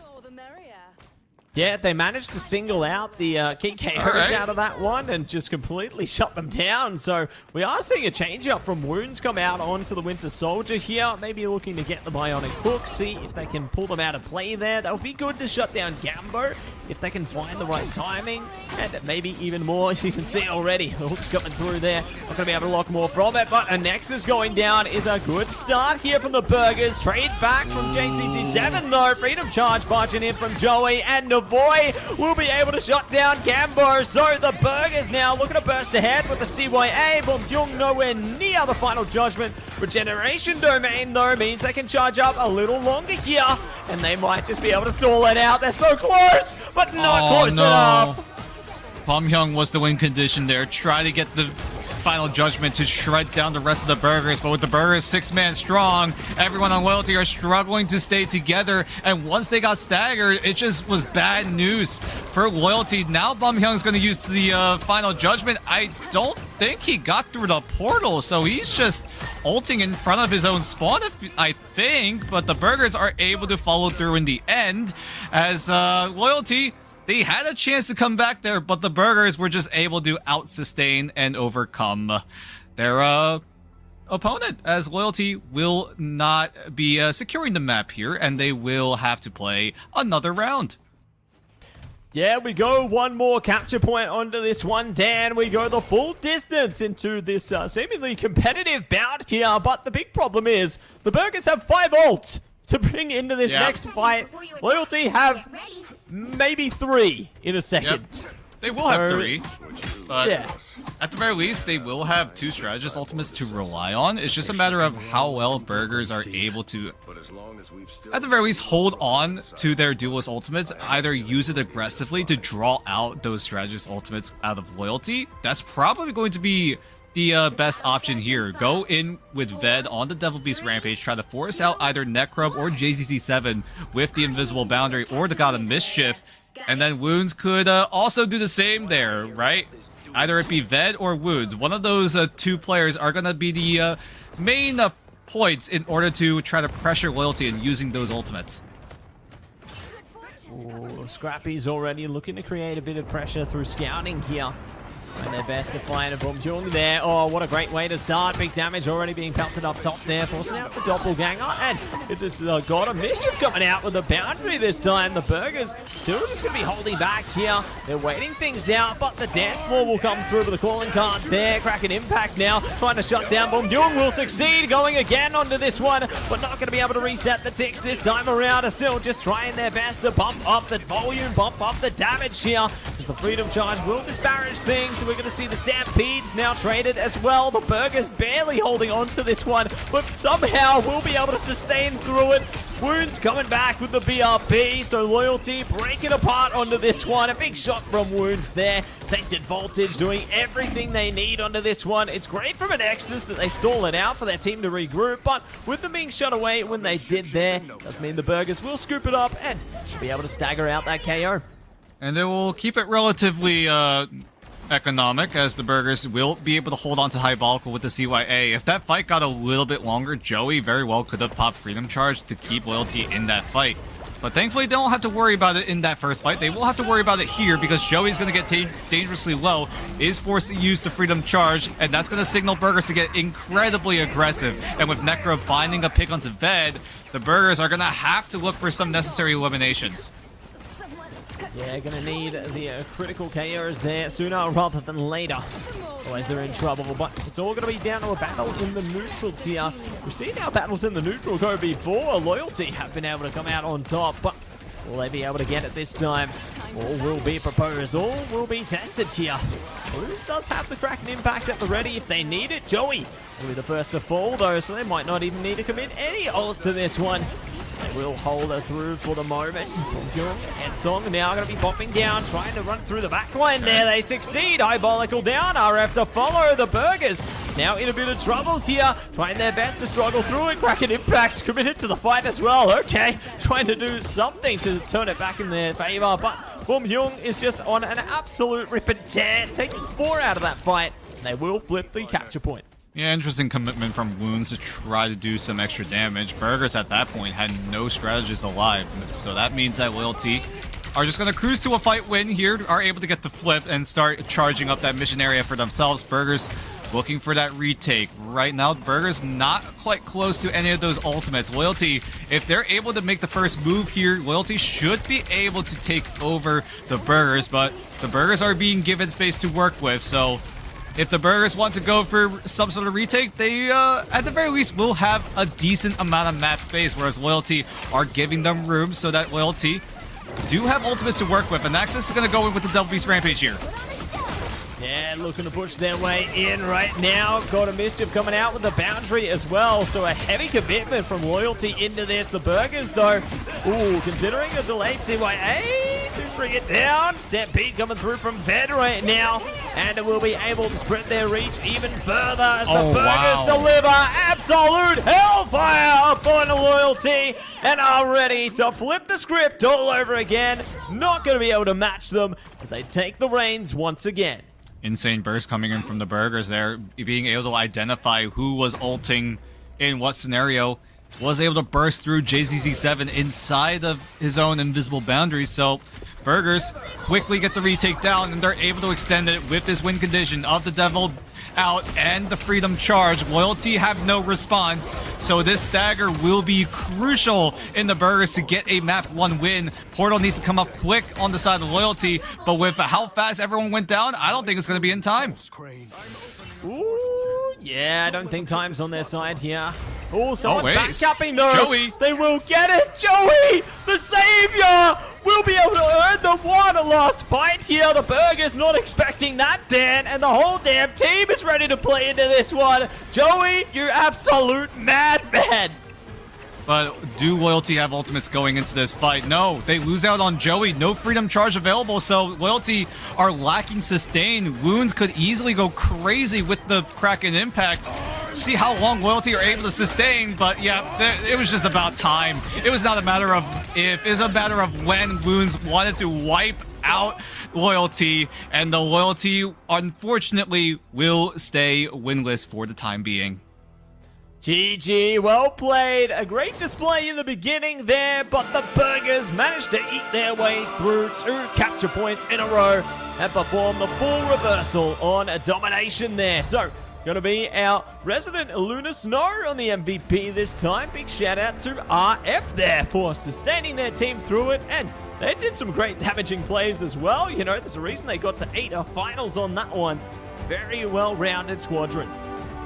While Joey was the hero in that final fight in the second round, unfortunately, him going down was just their demise. Burgers easily identify that Joey had to go down because they had an inkling, if they were tracking ultimates, that Joey would have the Freedom Charge ready to go. And if they're able to eliminate it, because Joey went down at like around 92%, meant that the Burgers just had to rely on Wounds to land the Kraken Impact, get those eliminations quickly, and use that to take over map number 1. Gotta give props to Loyalty, though. They did put up very, very good fights there, but again, it was just where the execution was a bit lacking.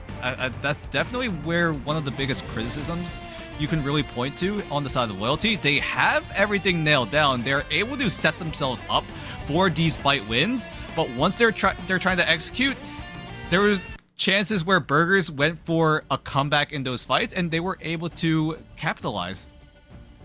Yeah, they managed to really take advantage of some of the openings that were afforded to them, right? You know, they managed to slip through the cracks there, just like Joey did, in towards that last fight to make it happen. You know, I think that's going to be a moment I'll remember for a long time. So, incredible stuff, looking to just perform the sneak attack onto them, if you will. But speaking of sneak attack, we're going to sneak out for a moment while we set up our second map here, everybody.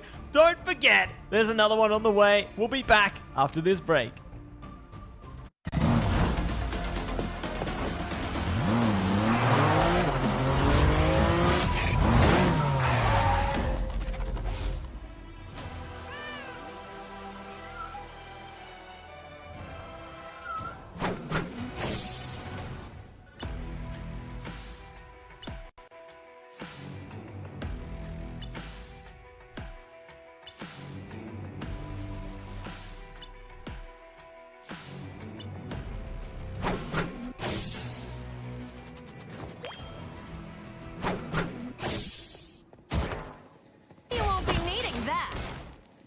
small fortune.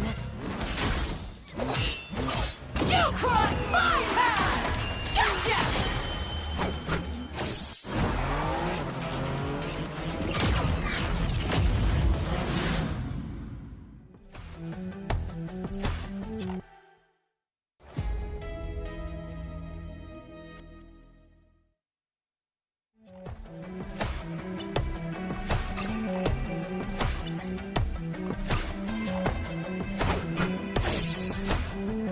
Hellfire!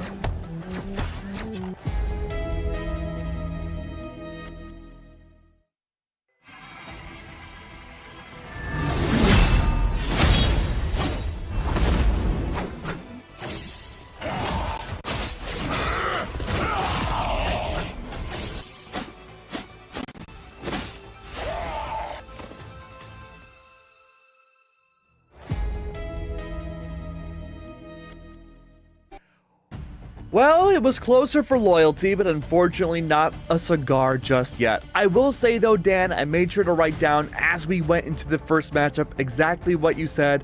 Loyalty, the expectation is that they always win those first fights. They get the first point capture when it comes to domination.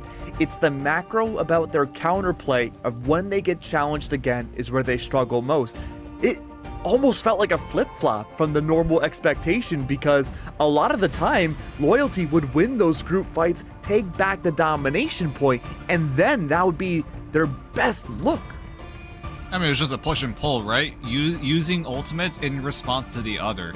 But Burgers just felt like they always had that upper hand as the fight got longer and longer. Burgers had ways to come back there. There were moments where loyalty were able to punish what the Burgers were doing, especially in one of those rounds where the Burgers could have easily cemented their round win with a single rocket ultimate. But I don't know what the call was on the Burgers side. Maybe to try to save that CYA for the next round. But I feel like at that given moment, the Burgers definitely should have pulled the trigger first. But loyalty were able to punish it. We're able to follow through on that. But that was really the only time loyalty found ways to capitalize any sort of openings that they had. Boys, we are speedrunning this series. We are wasting no time. We're just about ready to get into map number 2 already, and Matsy in the green room was so excited to see that Araco would be the next map to come on up. Genuinely speaking, when is the last time we saw Araco in Asia? Because I'm thinking XOXO, Sungjuk Woo, literally opening week of preseason. Yeah, that was one of the... That was one of the best moments I've ever seen in all of Ignite. Seeing XO roll out on the Magic and the Black Panther on attack side was definitely a pleasant surprise. But I mean, how often do you see a Black Panther? Because we see the other animal, right? The Black Cat being the more common option. Ooh, yeah, but now we're getting into the draft, everybody. It's time to advance our way through as we do see Gambit taken away. And who's next on the chopping block? It's going to be nobody. It's going to be the Protect, though, for the Burgers. Straight into the Dinosaur here. And looking to see what is next on the horizon. So far, it's been relatively common. Maybe right here, it's either Black Cat, Mantis, or the Wind of Snow. It's been one of those 3 options. In terms of that second ban right here, Loyalty are taking a lot of time to figure things out right then and there. We'll see what Loyalty decide to pull the trigger on. It's going to be the Black Cat, so we'll definitely alleviate a lot of that backline pressure, a lot of that information being taken away from the Burger side. Because right now, if they want to reliably scout for any sort of opportunity, they're just going to have to use the Daredevil. Yeah, that's the only one they're going to be able to rely upon there. Obviously, they can still play into something like the Cap if they want to go for some scouting opportunities. You know, we saw that come out from Scrappy into the previous portion of the Endeavor here. But see what is going to be next on the band side for the Burgers here. Mantis looking to be focused this time around. Definitely don't want to have access to the Mantis there because it does create a lot of opportunities for your team. You know, you could open the door to perhaps playing into something like the Elsa if some of the other duelists are shut out there. So there's a lot of opportunity around that Mantis, and it's going to be entirely denied alongside Luna now. The Burgers know where their focus lies. Yeah, Damage Amp is way too valuable in this world of Marvel Rivals Ignite, being able to take advantage of damage amplification means that you also get a little bit of an edge in terms of how fast you're able to get your ultimate. So that's already a lot of that tempo, and with Mantis giving movement speed as well, means that rush down potential, especially when both sides have access to the Devil Dino, is just so lethal, right? Rush being so good. If you're able to facilitate it at the right time, Soul Resurgence into the Devil Beast Rampage is absolutely terrifying to deal with when you're on the receiving end. Whereas the Burgers, though, will be able to get the Rocket Raccoon one-sided. Another option that has been rising in popularity, not just here in Asia, but also all in Ignite. Yeah, it's been overall having the stocks rise up in a big way there, but now you do see Phoenix focused there for Bombyung again for loyalty here. Going to be locked away from the Burgers, but I mean, it didn't stop them in the last matchup, Nope. and it probably won't stop them again. Scrappy, interesting hovers coming through there. Certainly not locking these in. I think maybe they heard us talking about Black Panther there, Navoy. There's no shot. There's no shot. Can you imagine, though? Yo, if I get another game of Black Panther rolling out on a Racco, I will go feral. No jokes aside, I will go feral. I won't lie. But like you talked about it, right? Even though Loyalty are able to get the Phoenix one-sided, it really just didn't affect them too much, right? Burgers were doing a great job at putting pressure onto Bombyung, making sure that if he does have access to the End Song Inferno, he has to use it defensively, get the health reset, and not use it to shut down Hibolical. And the Burgers have been doing that so well in map number 1. It's just a matter of can they do it again here in map number 2, whereas Loyalty, are they able to keep Bombyung alive? Because he has been doing a great job at tearing up the battle here as, oh my god, the boy's actually rolling it on the Black Panther. They're Oh my rolling God. out on it. They're playing around it with Scrappy here. Alright, we're going to Twitter again. Come on, Point. screenshot this, advertise the Marvel Rivals Ignite Asia Pacific. Because Navoy has shown that this is the second time we have seen Black Panther being rolled out in Ignite. And it's here in a big way. Tainted Voltage coming out from Wounds, though. They have big focus over Bombyung there. Almost shutting it down. My goodness. We'll be looking to divert the focus to the front line side of things now. And Exodus will be forced off the line there. Play into a different lane this time. See if they can bring some pain in another direction here. But the Burgers, they're doing a great job at just getting further momentum over the mission vehicle right now. And Loyalty aren't really able to hold them. Oh, no! Evacuation! Oh, no. They traded blow for blow! Oh, Nexus is just built different! With the very least, BRB's there to bring him right back, but Navoy doing a great job at putting pressure into the backline, but thankfully he's able to get shut down thanks to Gambo, as the Burgers, they don't really need to go for those eliminations, right? All they need to do is create space and make sure that if Loyalty want to contest, they're going to be put under a lot of pressure. As the Burgers move on forward, JCC7 is going to use the invisible boundary to try to keep Loyalty in this fight. They're going to be using their utility well here, trying their best to sustain through it all, but it's going to be our mobile characters here looking to fight it around the back line here. Scrappy in a bit of trouble. Does try and crawl back. Will have the BRB. Wounds now bringing it up with the Kraken impact as well. Opening up the show. Cooldown at the ready and finding more and more. They're going again and again. Playing around the portal here. Oh, there's the reset. They're doing it again. Oh, it's so big. They can't stop, won't stop there as they drop down their enemies like flies. Great look for the Burgers, able to get maximum value out of Wounds with the Kraken impact. Burgers closing in on this first checkpoint. Loyalty do have ways to sustain here. There's Bombyung on the End Song Inferno to immediately shut down Hibolical CYA, but Scrappy does have the Freedom Charge to sustain through Necro that is using that Kumiho Unleash, and with that ultimate gone, Loyalty have no other options. No other options, doing the best to try and stampede their way through. JCC7 though, bringing out the portal to try and push them back into the fight here. They need to get onto the mission vehicle soon as possible. They are being pushed away from the fight though. Devoy has the devil out. Gambo can have their shot down just as quick though. So Big Focus forcing out the regeneration domain there. Necrobe, almost going down, does eventually fall there. A casualty on lock, and the Burgers are just overwhelming them right now. Joey tried their best to hold down the line, but it's not fine. It's not okay. The Burgers have gotten away with the first checkpoint. All right. Good fight for Burgers. Able to stave the aggression coming in from Loyalty. They even invested the portal to try to stall out even more. Decent hold overall for Loyalty, being able to survive the aggression coming in from Burgers. Although Loyalty had to concede a decent amount of space, they were doing a great job at staying alive, making sure that they're putting in the pressure, right? Staying at an even 6 versus 6 meant that the Burgers had to navigate a lot more of those eliminations in order to try to run over Loyalty. And now coming into this fight, Wounds again is threatening with the Kraken Impact, and with close quarters combat, you have a great chance, but a great Carbon Crush will delay it for a little bit. Oh, they just keep going! Quad KO for Wounds right now. They're onto a penta. Oh my god! Gambo, last one standing. Wounds locks in the Hexa KO. The Burgers are putting on a show tonight, everybody. Oh yeah!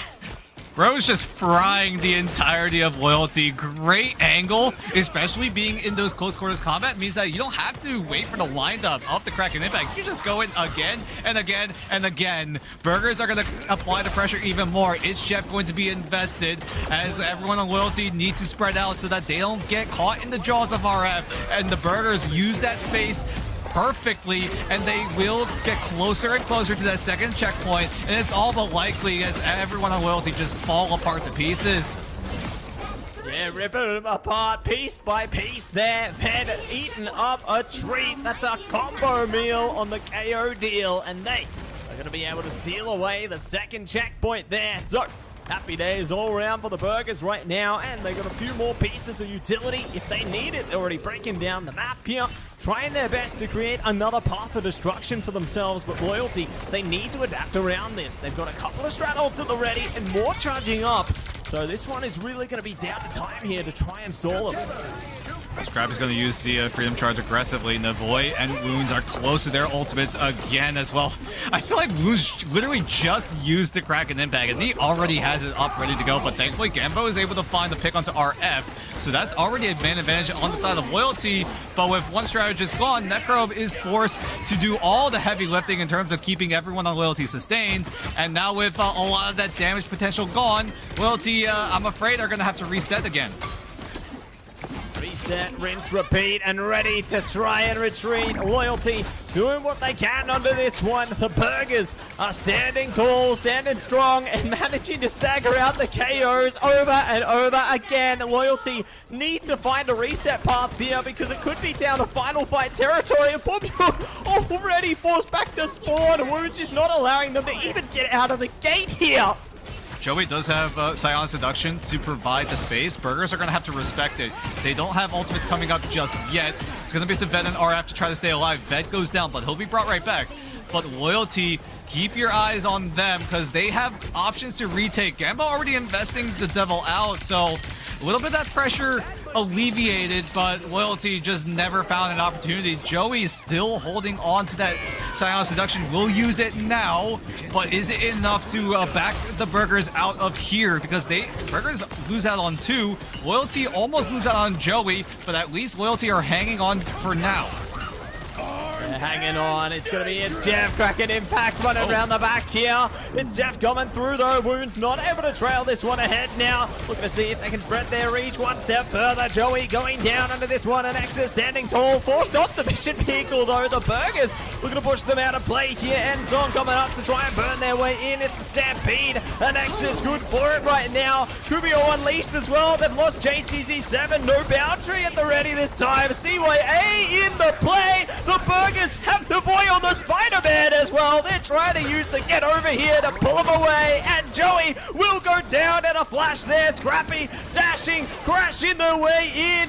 Gambo wanted the same. RF goes down though. Loyalty might find a way forward out of this one as this fight just keeps playing on. Body barrier coming out from an Nexus as well. They're doing everything to play for life here. The spectacular spin for Naboy though. Tries to deploy them away, but our Nexus seemingly un-KO'able here, Dan. Oh my goodness. Loyalty are able to survive. Burgers are able to use the second cast of the Freedom Charge to keep Burgers in this fight. Fed with the Stampede, however, means that there is a world that the Burgers just absolutely run right on over. Loyalty make adjustments. Loyalty are able to stall, but this is where the positives end. Burgers are able to complete the full push. Loyalty put up one hell of a fight, and at the very least, we're able to burn down the entirety of the Burgers' clock. Time to switch things up. Oh my Whichever goodness. side you're on. What a game of sustainability there. I got to give props to Loyalty out of that one. You know, they did huge work. I just can't believe how long an Nexus survived through that whole onslaught there. Like, they were just chilling. they made a whole hotel on that mission vehicle. They were there for a long time. I got so scared because JCC7, you talked about it during that fight, went down at around 95% ult charge. That invisible boundary could have easily given Loyalty some room to stabilize, but with him going down and having to use it as soon as he respawned meant that Loyalty, one, could not go for aggressive moves because they didn't have to sustain, quite frankly. Burgers really had the upper hand there. Scrappy coming up huge with this a very late Freedom Charge to keep Burgers alive meant that Loyalty, as soon as that invis boundary went down, they had no more fuel, no more gas to work with, no more healing to out-sustain the Burgers, and Loyalty, at the very least, were able to take out all of the timer of the Burgers. It's still a full push, so if Loyalty are able to match, we're still playing on. We're going to go to extra innings guaranteed, but that's way far away. Loyalty need to, at the very least, get a full push going. And they're trying to find the way forward to that by playing into, it was the Moon Knight, now in the Psylocke here. I like this idea because the, oh no, they're back on Moon Knight. Okay, back on Moon Knight. So they can look to play into the hand of Khonshu to clear a bit of space here, utilize Gambo as well to really just try and push this one forward. But I like how Scrappy is playing into Thor here. It's a real different change of pace, and the Burgers are really solidifying their identity as the Thor team. And Scrappy's done just that, able to enable a pick onto Gembo. Burgers, however, are just right in front of spawn, so Loyalty, if they need to reset, can do it relatively quickly. But it's going to be up to Pumyoung if he's able to get the hand of Khonshu down to provide the pressure onto the Burgers so that Loyalty are able to create a little bit of space for themselves as Loyalty's still navigating towards those ultimates. Burgers are still poking and prodding, Bed going down, but thankfully he'll be brought right back, so Loyalty need to take down the Dino once more, but at least they're able to set their sights on wounds. Yeah, we'll be able to set their sights on one of the critical duelists there. The boy going down as well, so this is an opening afforded to Loyalty right now. Look to see if they can push the mission vehicle around the corner, but Bed, there's a statue on the mission vehicle. We'll trade up the KO up high as well, so Scrappy looking to force them away. Love to see it. Let's see if they can continue on from here.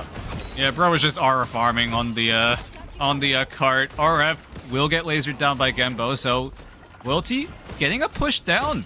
Very impressed as Burgers do have ways to try to shut it down with the CYA, but Loyalty, how long can they keep this push going? Gembo needs to navigate a little bit more until he gets access to the Ensong Inferno, so if Burgers are able to make the aggressive move right now, Loyalty might not have a response, but with Hand of Khonshu available, Loyalty have so many different ways to break through the Burgers' defense. There's so many ways back into this one. Let's see if they can do it. Ensong coming up right now. Loyalty, no advantage, not yet. The Burgers might be able to force them with regret, but no, Pumyoung gets traded out. Wounds back on deck, going again. Not today, won't be able to reset. Maybe in a second here. There we go, KO coming through. Sight set on Gambo, and they will get it in the end there. So not going to be able to play into the ult, but it doesn't matter. They trickle in the KOs and stop Loyalty in their tracks.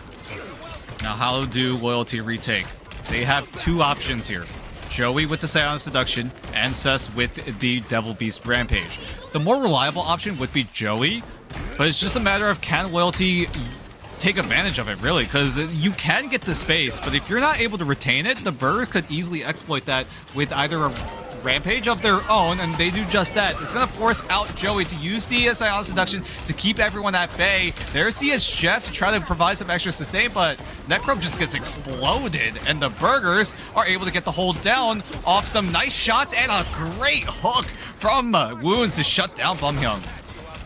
Yeah, great way to shut it down there. And Hexus now going to be next on the chopping block as well. So the Burgers looking great at the moment. Loyalty, maybe one last opportunity here. They have the Temple Beast Rampage. Everything else seems so far away. Navoy, what are you thinking, you absolute menace?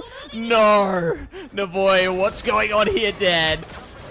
He's gonna try to pull someone or just use the AoE to just do as much damage as possible in close quarters, and the Burgers are doing exactly that. Thankfully, they're able to explode RF through the Kumio Unleash, and now this is where Bumhyung could easily get enabled, but with that 21 HP, it's gonna be enough for the time being. Burgers are gonna have to resort to the portal play. We're going into Final Fight territory. Overtime comes up, but Ved will have time to use the portal. Gambo, crucial pick onto Hypalical. Yeah, crucial pick, and now it's going to be a thunderous pick from Scrappy there. They burn through the boundary. JCC7 goes straight to heaven there, and Loyalty are feeling like straight hell right now as the Burgers will push through a quad KO for Scrappy, and it's GG. Well played. Oh my days, Dad. Burgers come up huge there. Insane burst. Even though Hypalical went down, he was able to get the CYA down. So all of that damage amp was all it took. And JDC7 had to resort to using the invisible boundary, but everyone on the Burgers were able to identify, hey, if we shut down this invis boundary, if we're able to shut down the invisible woman in particular, we just win. And the Burgers do just that, frying away Loyalty as the Burgers come out with a 2-0 victory. And my goodness, Wounds with a Winter Soldier masterclass as well. My goodness, just an absolute masterpiece there. You know, I respect Bumhyung for trying to match it in the end. They managed to get a little bit of motion from it, but weren't quite able to match up in time as Wounds just farms KOs there. But I mean, it wasn't just the Wounds show. Scrappy pulled ahead as well, playing into the Thor and opening the door to some electrifying plays. I mean, we're seeing the power of Winter Soldier right here, right now, right? Phoenix is a very great option, right? Give some mobility, give some of that self-sustain. But the thing is, the Winter Soldier, Bucky can do very similar things. Every time he pops an ability, he gets a little bit of that overshield as well. Although Winter Soldier's kit got nerfed in terms of that utility CC potential, they actually buffed up the damage output coming in from the Bucky. So if all that damage is able to be utilized to its full potential, you saw how fast Wounds was able to get his Kraken impact time and time again, and it got to a point where Loyalty just could not match that tempo. We're back on the Vibes desk once again. We just had a hype matchup, boys. You know, we were hoping earlier, I was reading chat a little bit, and everyone was hoping and begging for some sort of big mix-up when it came to the heroes that we would have in our matchups, because we've been seeing a lot of the same ones all throughout this region. And let me tell you, Wounds on Winter Soldier, Scrappy on Thor. We weren't too sure what the reasoning would be besides maybe just comfortability, but the MRC kids are looking pretty damn good coming into this, man. Matsy, lay it on me. Even though it's been elusive for Loyalty so far, they have looked better in their recent matchups, but they still weren't able to cut it. Yeah, I feel like you're seeing them, you know, as we showcase them more and more, it feels like between these series, they're leveling up a little bit, right? They're managing to adapt around what they've been faced with. It feels like they're going through hell every single day, you know? It's like they're going through their training arc right now, and eventually they will be able to reach the peak of the summit there, but I think that they still just need a bit more time to cook up.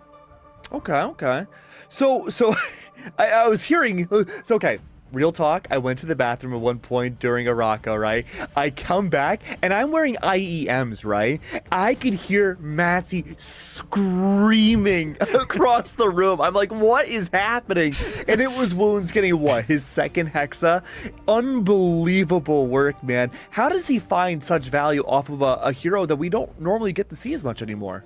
Yeah, it's really been the next best option compared to like the Phoenix, compared to the Star-Lord. Teams have been either relying on the Elsa Bloodstone or the Winter Soldier. We have seen teams resort to it, but here it has really been the best option, it felt like, right? Rurako has a lot of those close quarters, and you just get maximum uptime with Kraken Impact if you know that everyone is bunkering down in those small rooms. And I gotta give it to Burgers, right? Being able to play around that win condition every single time, and that loyalty, again, tempo got the better of them. Yeah. Burgers were just easily able to outpace, and with a lot of these players with a lot of unproven potential, the hopes are high for them. Ring, ring. Ring, ring. I think our interview is ready. Now, correct me if I'm wrong, I think this might be one of our first interviews with Burgers ever. I'm very excited to see how this all plays out. With that being said, though, you know, new kids on the block, the MRC teams, we got Ibiad on the board. How are you, Ibiad? Hi, I'm doing well. So, first of all, congratulations. Your team, the new kids on the block right now, MRC system, very different from when it comes to Ignite. I think the big question for a lot of us is that we've been seeing Burgers play very unorthodox, but going into a new system where there's a lot more pressure, a whole new band structure, how do you think Burgers have been adjusting to the new format? I think so far this week, the Burgers have been adjusting really great, securing our second win this week, and I'm super excited to see what they can do coming into week 2 of Ignite. And a quick question, a little bit, right? It's a little geared towards the band draft. Have you guys been working on the Winter Soldier a lot more? Because it has really been a big question mark, right? Which one is the best, like, hit scan slash high damage output duelist, right? Is it the Star-Lord? Is it the Phoenix? Or is it the Winter Soldier that has been rising up in other regions? So has that been something that you've been keeping an eye on? Or has it just been like, hey, I think we can use the Winter Soldier way better than things like the Star-Lord? Yeah, it's very situational, but our team is very flexible. So we're able to play a lot of different heroes. Love to see it, and that flexibility being put on full showcase here today. And I guess moving in another direction here, how has the experience been for you managing a team like the Burgers there and just seeing their journey showcased? Yeah, I love each and every person on the team, and I'm super proud to be part of the team. Yeah. That's incredible, and the Burgers have certainly made a showcase for themselves in Stage 1 by playing unorthodox heroes. We saw Wounds, of course, on the Winter Soldier, like Dan mentioned. Scrappy was playing Thor quite a bit as well. Are we going to expect to see Burgers continue to play heroes that we normally don't get to see from other teams going forwards? I think you'll have to tune in and find out. No. All right. Well, I see how it is. Well, Ibiad, we don't want to keep you much longer, so the platform is yours. I'm sure you have plenty of fans, plenty of people watching right now, friends, enemies, family. Sometimes it's all the same. What do you have to say to all of them? Thank you so much for your continued support for the Burgers, and yeah, I can't wait to see you guys again soon. What do you think, real quick, what do you think is the best burger combination? Like the food, the burger?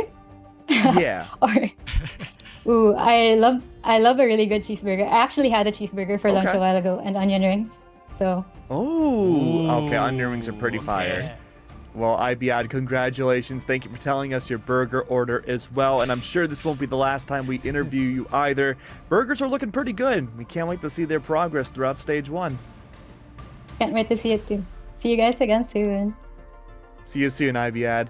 Well, all right, onion rings, something in the equation that we didn't really consider before. You know what's funny? We have unorthodox hero picks. Would you consider onion rings unorthodox? Oh, I think they're fine. They're Okay. great. I love onion rings, but it's just like the fries just make sense. It's like Yeah. best in slot. You know what I mean? I didn't have onion rings until I was like in my 20s, man. That That's was crazy. I know. I didn't wake up. I wasn't brought into this world. I didn't become sentient until we were all forced at home and I was forced Born to eat again. onion rings. I literally a karmic revival in my mouth. But speaking of the devil, though, we keep on going forwards. We still got 2 more series to go. You're not gonna want to miss it, but we got to get it set up. Don't go anywhere. We'll be right back. There's anything we can do to make your flight more enjoyable, please don't hesitate to ask. Please sit back, relax, and enjoy the flight.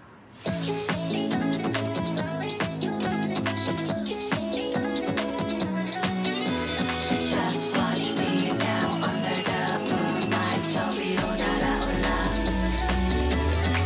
Rushing on my window frame, on a boat to my flame, blinding shining lights. Oh, oh, I feel skipping way out of control. Lock in, oh yeah. We won't stop it.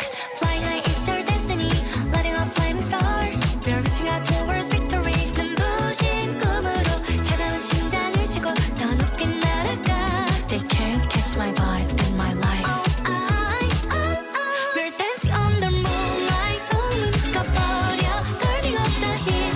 Get it, oh. We're switching up the lip gloss, mixing up the crystals. All they want to know how we do it. Now it's the switch to flight mode. Yeah, 차올라 내 눈빛 봐. 불부터 나 ready now. 떨림이 번져가 이 밤 위로 올라타. 거침없이 난 dive. 겁없이 뛰어가 flight mode. Be breath-free, shining, flying higher. Feel the spark of flight mode. 우리 하늘 위로 더 rise up. 사라져 fade away moonlight. Gonna burn the night out. Every time my heart's flight, we go higher, eyes wide, right through the starlights. 차가운 공기속을 realize 지금이야 take flight. We're dancing on the moonlight. 손은 꺼버려. Turning up the heat. Get it, oh. We're switching up the lip gloss, mixing up the crystals. All they want to know how we do it. Now it's time we switch to flight mode. Wake up, wake up, wake up, wake up. Feel it, feel it, feel it, feel it. This time switching to flight mode. Fly, burn up, burn up, burn up, burn up. 올라가. This time switching to flight mode. 올라가 계속 높이 fly away. 어둠 깨트려 이 무대는 우리의 게임. 자꾸만 넘어져도 울지마 괜찮아 일어나. 그 끝을 몰아서 run even 위로 flight mode. We're dancing under moonlight. 손은 꺼버려. Turning up the heat. Get it, oh. We're switching up the lip gloss, mixing up the crystals. All they want to know how we do it. Now it's time we switch to flight mode. This time switching to flight mode. Burn up, burn up, burn up, burn up. This time switching to flight mode.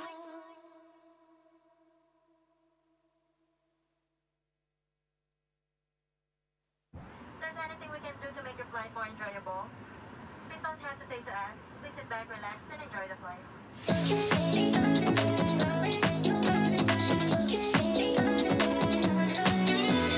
Just watch me now under the moonlight.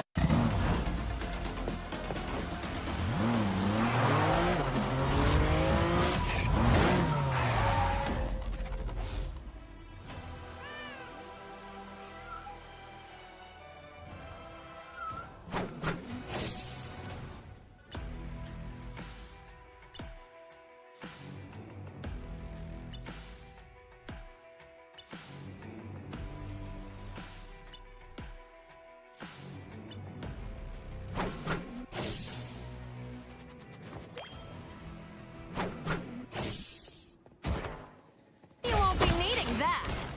A small fortune. You crossed my path! Gotcha!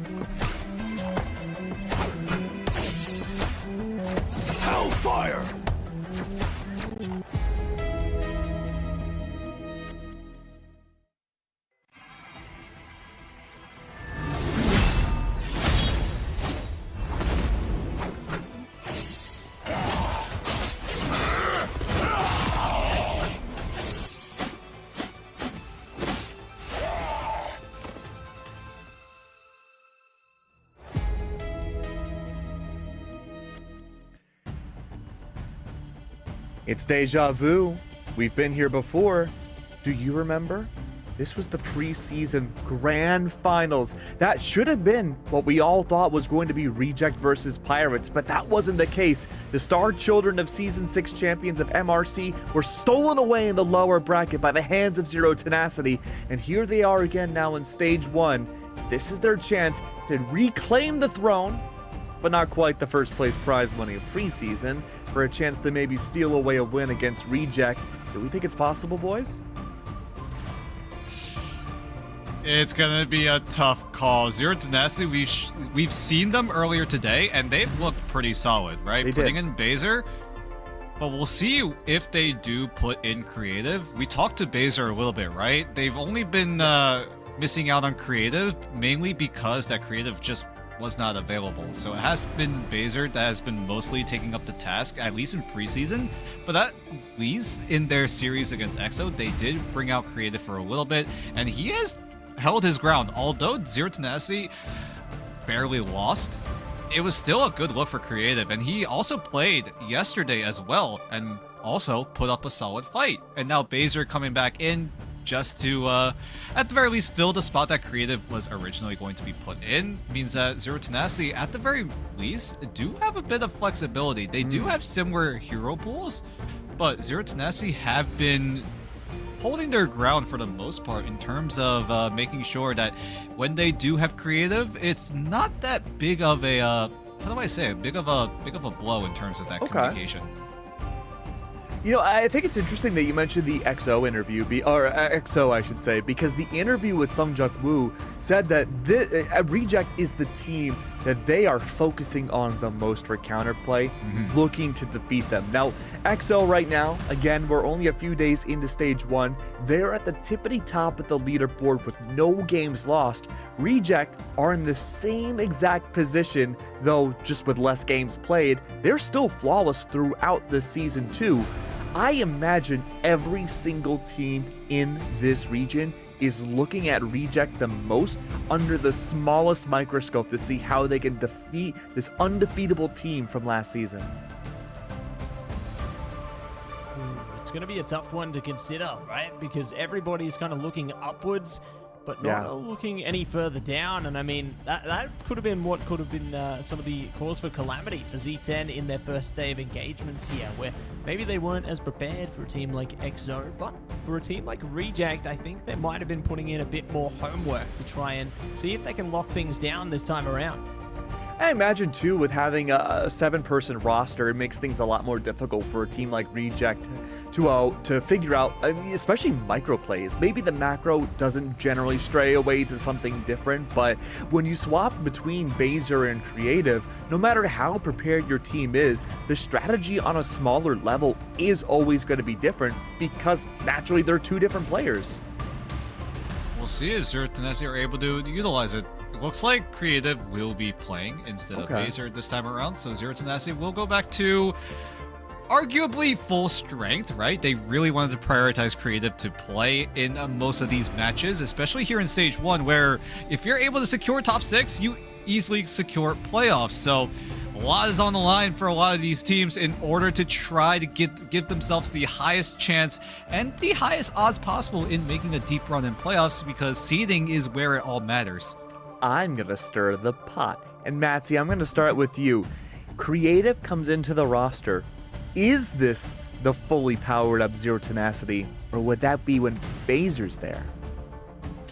Well, see, I think it's a bit of a tough one because if Oh, you look at it diplomatic. holistically... No. If you look at it holistically here, Baser's the player who's had the warm-up, but Creative is just coming fresh home into the server, no warm-up, and they've been thrown straight into the deep end. Okay. But do you think that might be an advantage too, where you're fresh, you're not like in the weeds too much? Yes and no. I think that, when you're warm, you're ready, you're strong, you can give your best play, but also, yes, you won't be, I guess, as worn out from series before there, you can really have fresh legs onto the pitch there, so, yeah, it's tough. I don't know, I'm stuck in between. Yeah, it really depends on the player, because sometimes you'll hear stories about people waking up and they just walk straight into a major and win out MVP style. So we're moments away until we get to the bans and picks for Burn and T'Challa.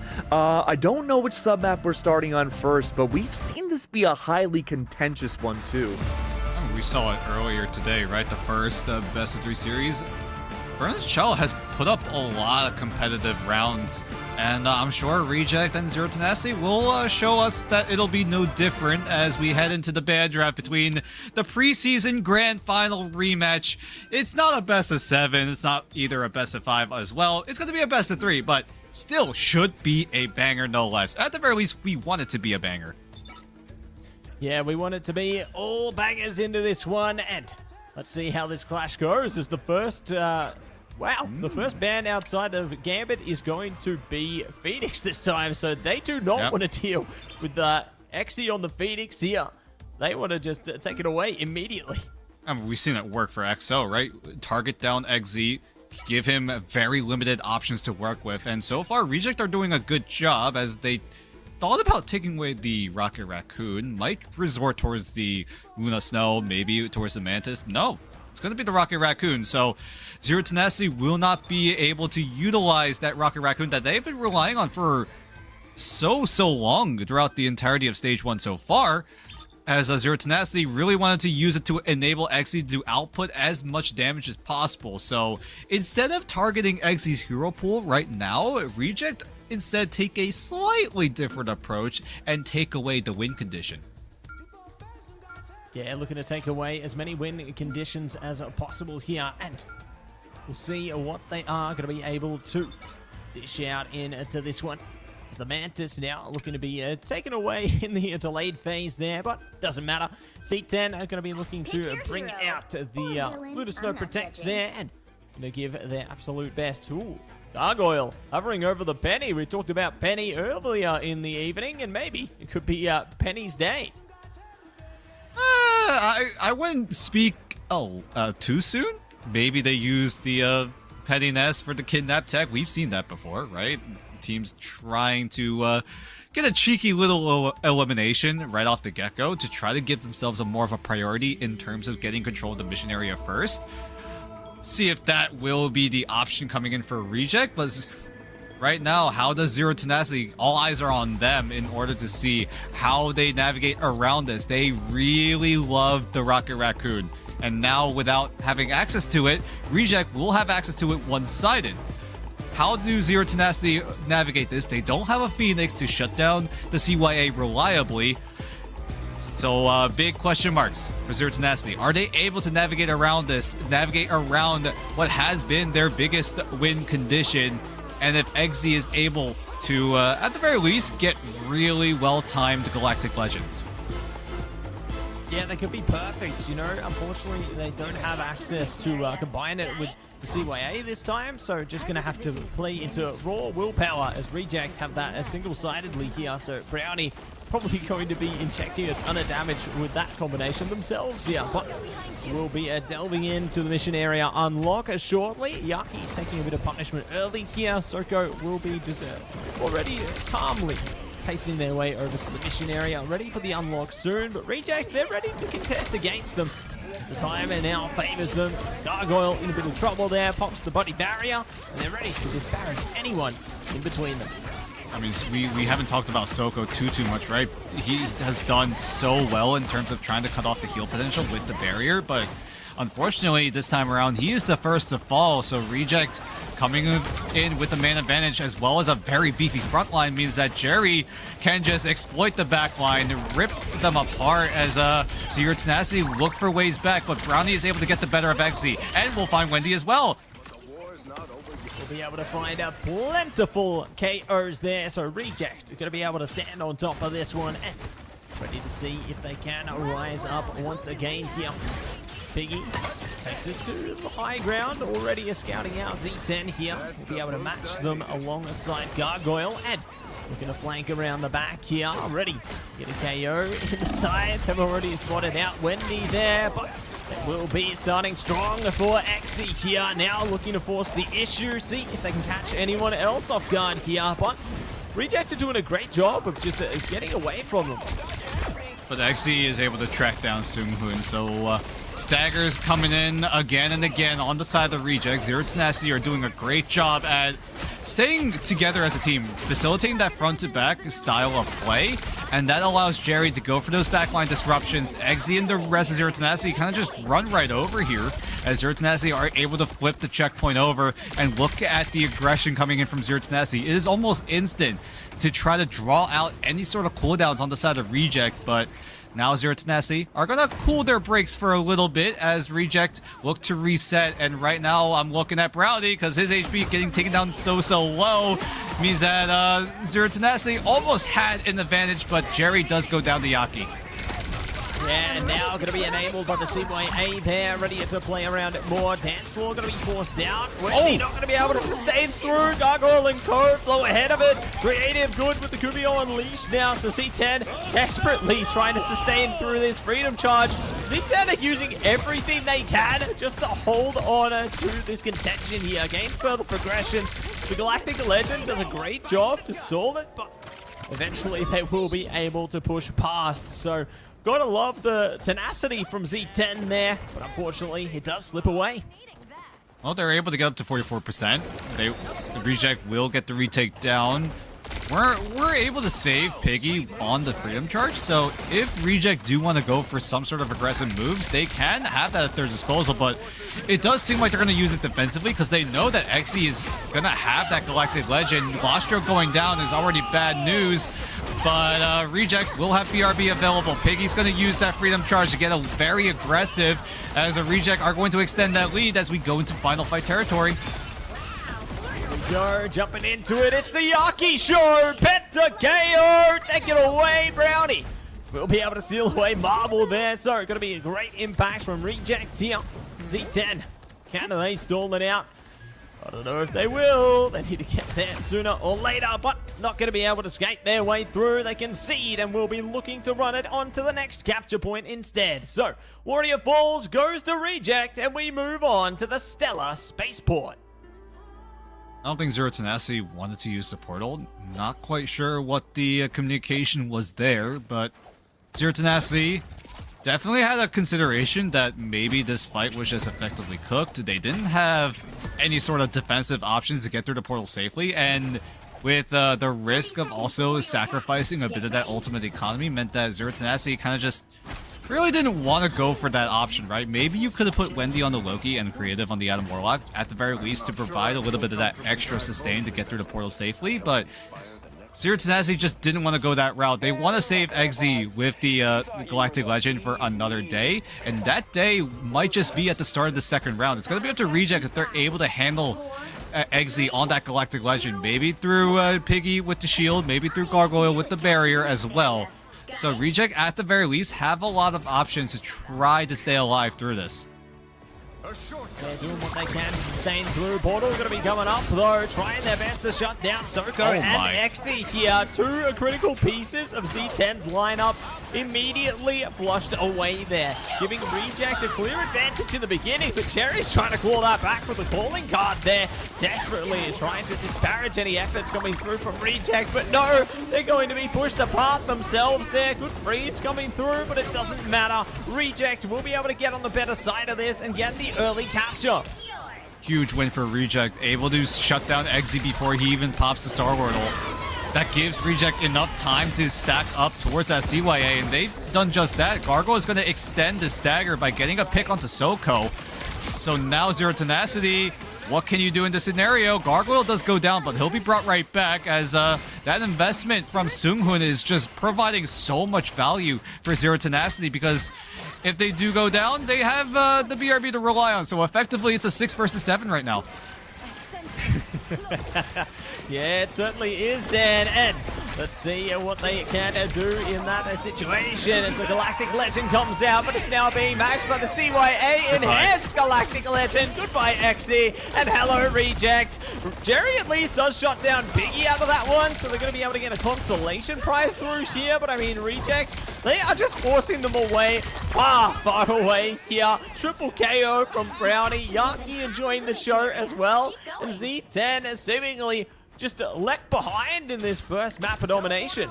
And you can see the impact of that first fight as well, right? Reject really wanted to rely on the CYA into the Galactic Legend Wombo combo that has been so valuable for a lot of teams. Zero Tenacity had a chance to get that first fight, maybe to seize a little bit of that control, but with Reject being able to get those early picks, thanks to Piggy on the Doctor Strange portal, meant that Zero Tenacity just never found any sort of room to work with. But now coming into this fight, Zero Tenacity have a lot of those safety measures, but it's a matter of how aggressive Reject get here. The aggression is building up. Lastro going to be pushed out of Kumio Unleashed form there, and now to see if they can spice things up again as they take it slow, take Jerry. it easy. Piggy in trouble. Jerry wanting the same. Goes goodbye. Dance floor coming out here. Z10 desperately trying their best to rise up as Reject to get on the edge of 99. It's going to be the Devil Beast Rampage in and through the calling card here. Wendy going down. Freedom Charge coming in as Z10 fighting desperately to hold on here, but the Freedom Charge is matched now by Piggy. They do catch Brownie at a minimum here, but Brownie's brought straight back by the BRB there. Creative goes down. Reject are just forcing the issue onto this one. No matter what Z10 do, Reject are pulling through. And there is no chance for Zero Tenacity to stay alive. If things do get hairy on the side of Reject's end, they still have Galactic Legend and CYA. They will do just that. Force Zero Tenacity to cower in fear, and Reject just run right over Zero Tenacity. Great looks coming from Reject, knowing that they had to go for aggressive moves, knowing that when they need to go for those picks, they are able to execute perfectly and give them time to build up those win conditions on their end, so that when Zero Tenacity tried to find a better opportunity to go for the counter blow, Reject are the ones that are 2 steps ahead. Yeah, they just have it completely on lock there, completely analyzed, and I mean, now you see the full power of a single-sided Rocket Raccoon as well. You know, Reject were just able to energize themselves over and over again here, really just overwhelming the forces of Zero Tenacity into that one, and they certainly are going to be looking to make changes heading towards the next draft, because you can see the effects, big plays being put on full display here. And this is the power of the Rocket Raccoon on one side. You can see it right there, right? This pick has been so influential. We saw it first over in the Oceania side back in Stage 1. We saw a lot of the emphasis, and as time went on in Stage 1, other regions have been picking it up, right? Realizing how strong this Rocket Raccoon is, especially with those buffs coming in from Season 8. Having a faster ult charge means that ultimate will be up so much faster, and you can use it to enable these rush potentials, enable these kinds of different playstyles, and as well as utilizing it to just completely burst down strategy ults. Yeah, there's so much that you can use to your advantage there, and they're going to be thinking a way to find even more advantages as we set things up for our second map, everybody. While we get that one cooked up, though, we're going to head to a short little break. Don't go anywhere. We'll be back on the other side of the time stream.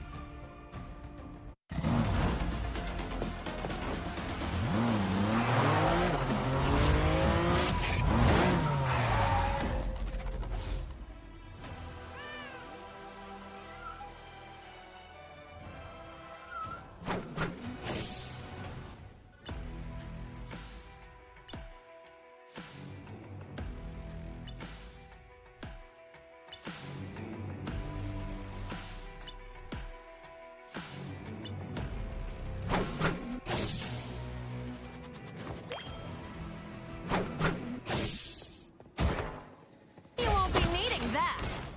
A small fortune. You crossed my path! Gotcha!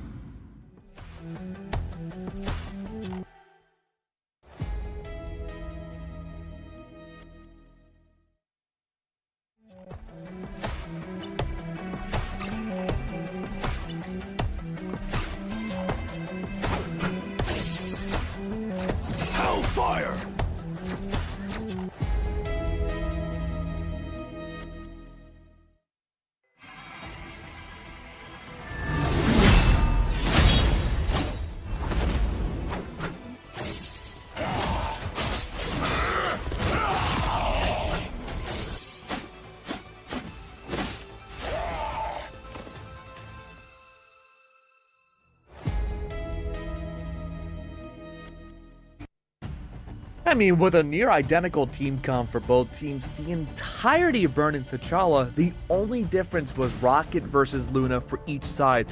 Was it really that big of a difference maker, boys? Oh yeah, we saw it. We saw it. Reject were able to take full advantage of it, using the CYA aggressively in order to burst through some of those ultimates that Zero Tenacity were throwing out there. Because we saw time and time again, someone on Zero Tenacity just gets absolutely bursted out. And that doesn't give Zero Tenacity much room to work with. And not only just the CYA, I know we keep talking about the CYA time and time again, it's also the BRB. If you're able to get that one-sided, you essentially have an extra person on your roster, and that just puts the team without the Rocket Raccoon at a very big disadvantage. I had to take a look at the data really quick while you were talking, Dan. And remember, we had Reject reserve out the Rocket that banned it against Zero Tenacity, and vice versa for the Luna. Do we think we're either going to have double Rocket coming into this next matchup, or is it going to be a double Rocket ban? A tough one, right? Definitely a tough one. I wouldn't be surprised if both teams really put a little bit more emphasis on the Rocket Raccoon. Maybe that'll be the go-to. But then again, if you go for the Rocket Raccoon in the middle of the ban draft, that leaves Mantis, that leaves potentially Luna Snow as well open for grabs. So it's just a matter of which one do you think will be way less influential than the other. It's essentially like a pick your poison type of thing, right? Because we're knowing for sure that both teams are gonna want to go for the Dino save, which means that Mantis definitely goes up in terms of priority to enable Rush. But it's definitely a tough call for both of these teams at the current moment. Do you really want to prioritize the Rocket Raccoon to be taken out completely, or do you prioritize the Mantis more than the Rocket that we've been seeing that has been so impactful? I mean, Matsy, what do we think, man? Are you Team Luna, Team Rocket? I think they're going to be blasting off again with Team Rocket here. I set you up for that, didn't I? Just the alley-oop. Yeah, you did. Yeah. That's it.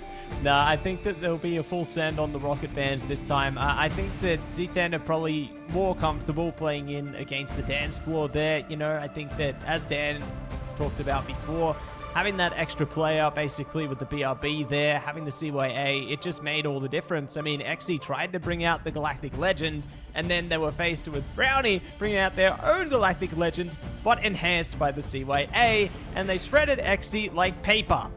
That's a sentence you don't hear very often. XE has been incredible all throughout last season and this season here, but this was a weaker performance, and that's not XE specifically either. It was the entirety of Zero Tenacity not really getting a lot going up against a team like Reject, and I hate to say it, this has been a spot we saw them before. It was in that grand final spot, and as Dan alluded to, it's not going to be a best of 5 or a best of 7 for them to rely on either to get through this. This could very well be Zero Tenacity's last chance to face up against Reject for a long while on a map that we love so much. You gotta give props to Reject as well in the ban draft as well, right? We saw different ways to try to shut down Z10, either through taking away XZ's hero pool, or you take away things that enable XZ's hero pool. And Reject have done just that by taking away the Rocket Raccoon, securing it one-sided, and you saw how much of an impact it had in that match, right? Zero Tenacity, they really wanted to rely on XZ to try to cook with the Star-Lord, but they just couldn't because they didn't have many of those options to try to enable XZ to just essentially 1v9 and fry the entire lobby. And so either you go for the Luna and White Fox team up, or you have the Rocket Star-Lord team up. It really is a pick your poison. See how they decide to play it out here in this ban draft, both teams. No surprises here. Take away the Gambit first ban. And maybe we see a little bit of adjustments here.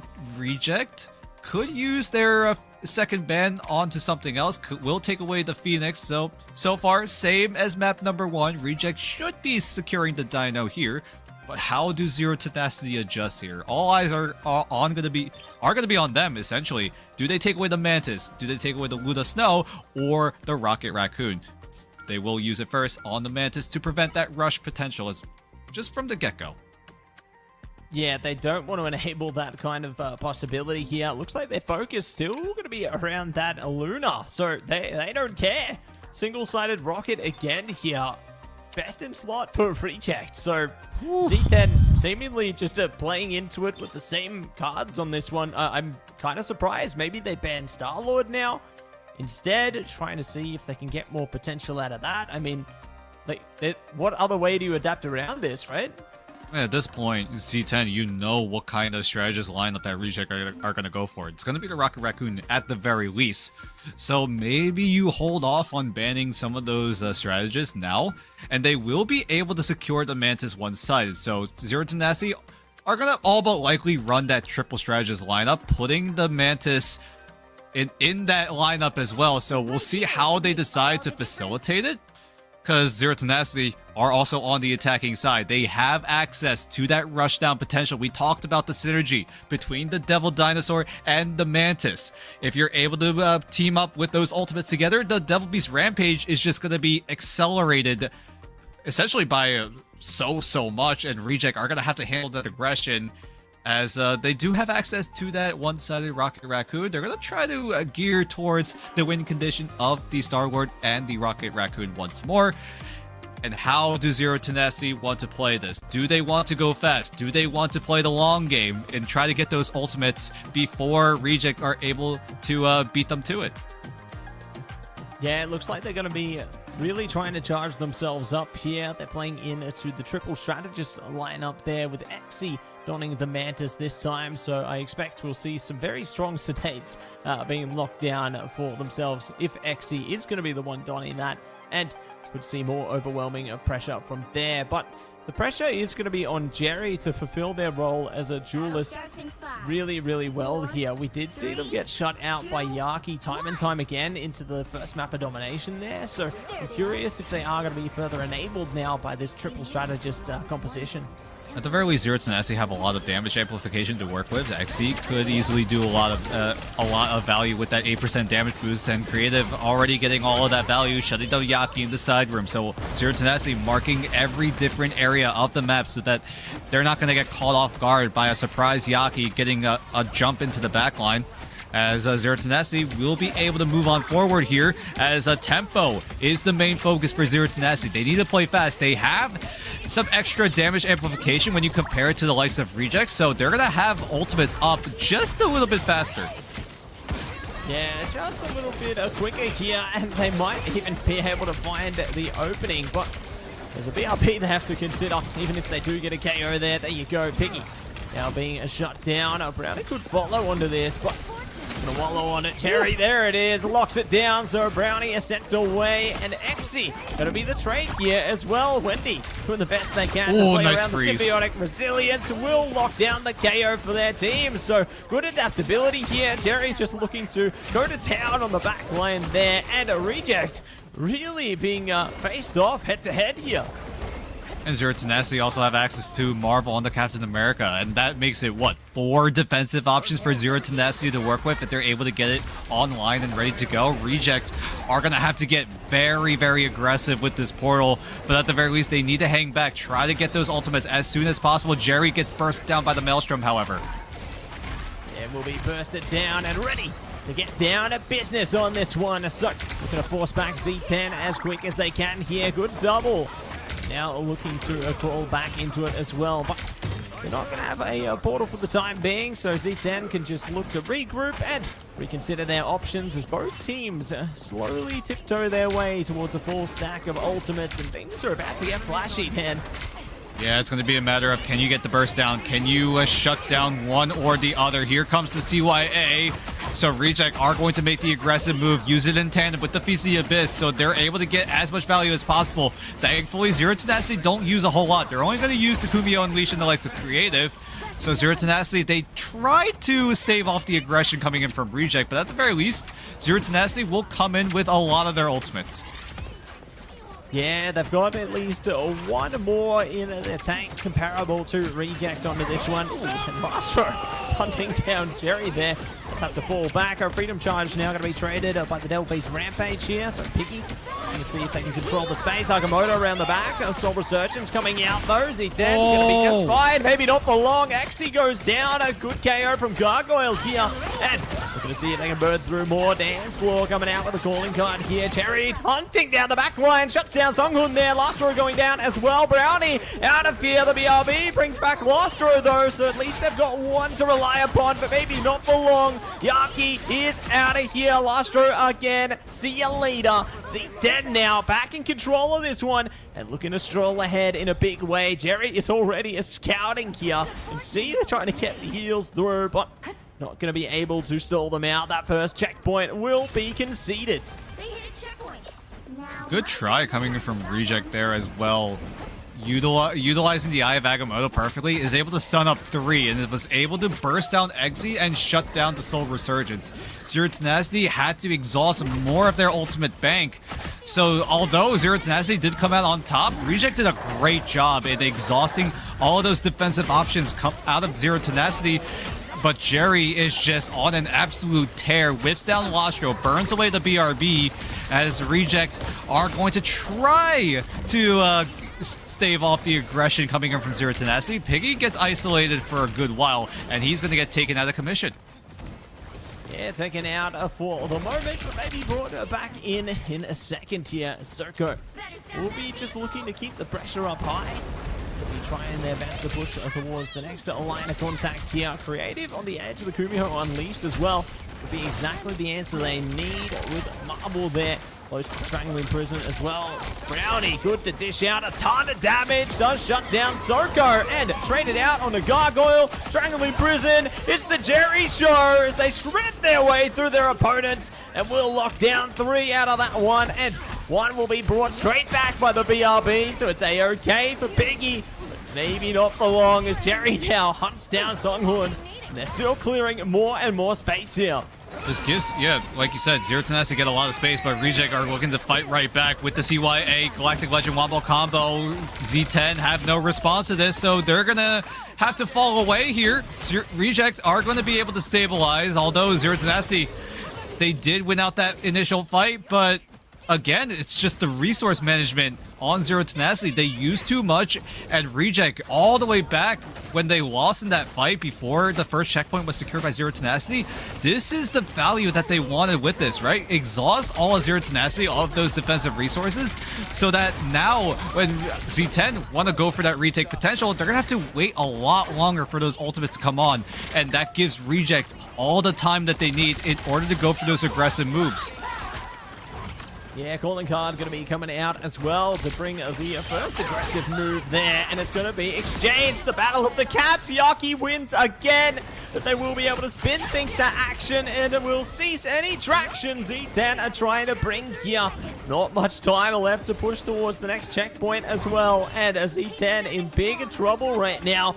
Getting slowly close towards some ultimates, which is going to be desperately needed here, but I mean, they can't afford to lose players in the meanwhile. Yaki getting more freedom to barge past the Wendy going down. Z10, it's all falling apart here. Marble does have the Strangling Prison, but they might not get the chance to get use out of it. They do throw it into the mix there. Brownie again shredding their way past Z10. No one is able to stall the mission vehicle, and that will be that. Reject succeed on defense. Perfect target priority coming in from Reject. They know which ultimates have to be top priority on the side of Zero Tenacity, and Reject were able to exploit it.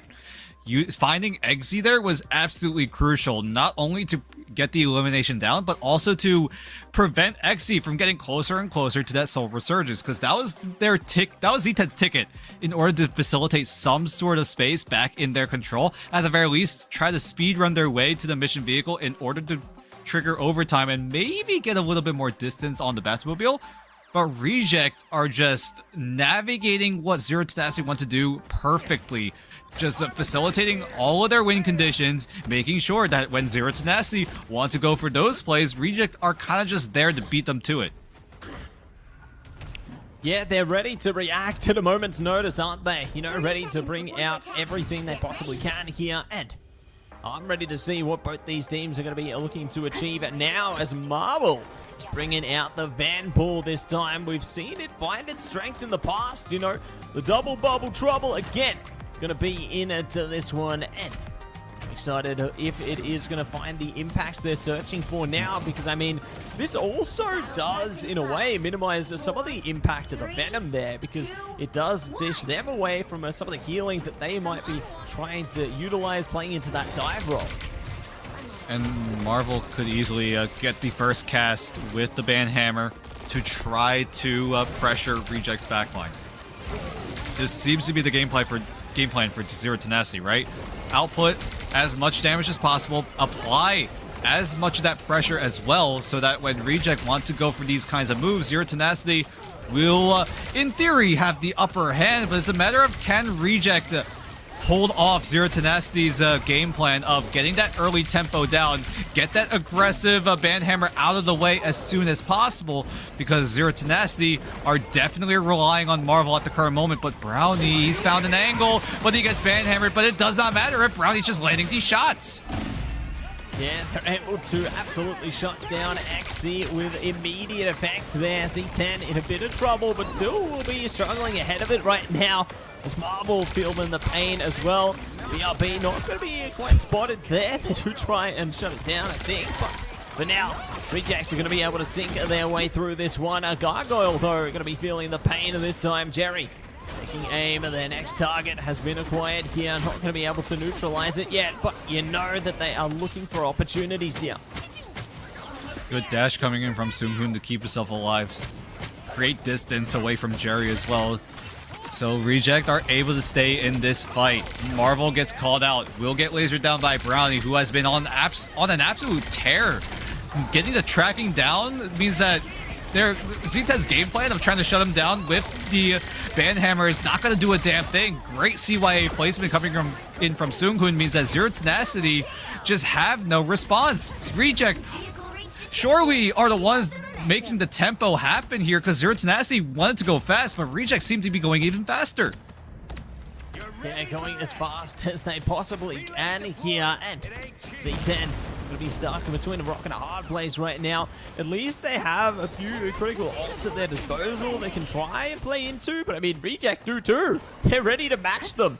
They're ready to hit them with everything they've got, and they are going first with the calling card here. Already shutting down XC again. The boundary doesn't even matter. You can't sustain XC through that one. So it is going to be doing what they can to hold their grounds here. But it's still so difficult for Z10 to find a way out. Yeah, Galactic Legend is not going to do a whole lot, but at the very least it creates space for Reject, as well as drawing out creative with the Kumio Unleash. Now look at Zero Tenacity's ultimates. All they have is the Rampage and Jerry on the Galactic Legend. No defensive options means that Reject could easily just wipe out the rest of Zero Tenacity, as Reject getting closer and closer to a map to win. Gargoyle does have the feast, but Jerry is going to try to make space for Z10. Doing the best they can onto this one, forcing Reject back towards their spawn there. It's good that they can stall a bit of time here, but I mean, they have to stall for so much of that time. They have to deal with the CYA very soon, Beast the Abyss as well. Z10 needs to charge up real quick, otherwise they are going to be in a big trouble. But for now, they're looking to play their corners, keep things up close and personal here, get closer to the Soul Resurgence, but if that CYA goes off first, they might just be able to turn it around very quickly here. Still, gonna lock it down, man, but here we go. It's Beast time, CYA time, and they are shredding their way forward. Z10, not sure how to respond to this one. Z10 just looks stunned. The tempo is too much. They tried to match it, putting Marvel on the Vanguard Deadpool, but it was just not enough. XZ could not get the Soul Resurgence in time. Reject were able to beat them right to it. CYA into the feast spelled Z10's demise there. And Reject, my goodness, if they are in form like this in the group stage, we're going to see playoff Reject maybe for the entirety of stage 1 now. I think they've turned things around in a big way, Dan. You know, there's no more preseason group stage Reject. No. It is a full send Reject. They are making no mistakes here. They have their sights set to play towards the pack playoffs and maybe they're beyond. They are aiming nowhere but the top. And that's exactly what we need out of Reject. If they want to contest in being one of the best teams coming out of Asia, And you can see how well Reject have been playing as a team, right? Using the tempo to their advantage, outpace Zero Tenacity to the point where even if Zero Tenacity wanted to get their moves down, there was just no time. Reject were just there, time and time again, shutting down what Z10 want to go for in terms of that win condition, because Reject didn't really go towards that triple strategist lineup. They really just kept Lastro and Seunghoon on that two strategist lane, while Zero Tenacity running that triple strategist meant that their ultimates are just going to be ever so slightly delayed, because all three of those strategists are essentially cannibalizing each other in their ult charge. And just, wow, Reject, I'm at a loss for words. This is absolutely perfection coming out of the entire squad. They have been together for a while as well. Keep that in mind as well. Incredible. Just incredible work, incredible efforts coming through from Pep and Bear's Den. I mean, I can't believe it. You know, they just absolutely surpassed Z10 onto this one. Like, Z10 tried to do the best they could. They got the Mantis even. It didn't matter. It's just the rocket effect, man.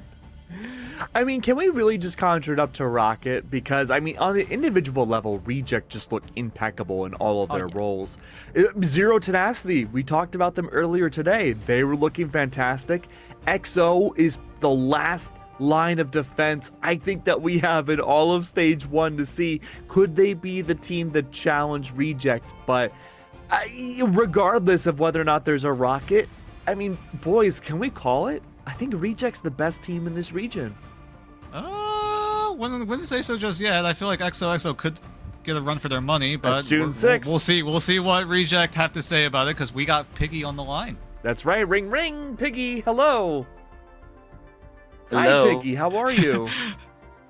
I'm good. So, first of all, congratulations on your win. My first question is, how would you evaluate your individual performance in this match? I think just Asia is bad. Oh, we're going and swinging. I love that.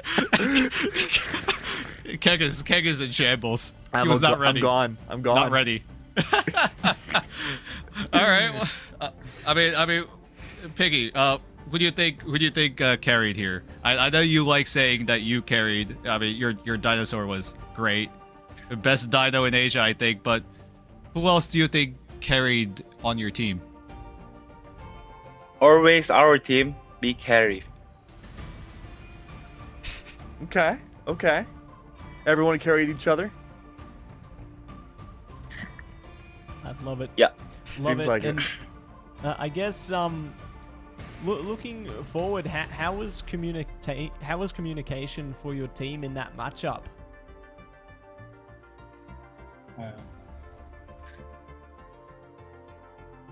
We told.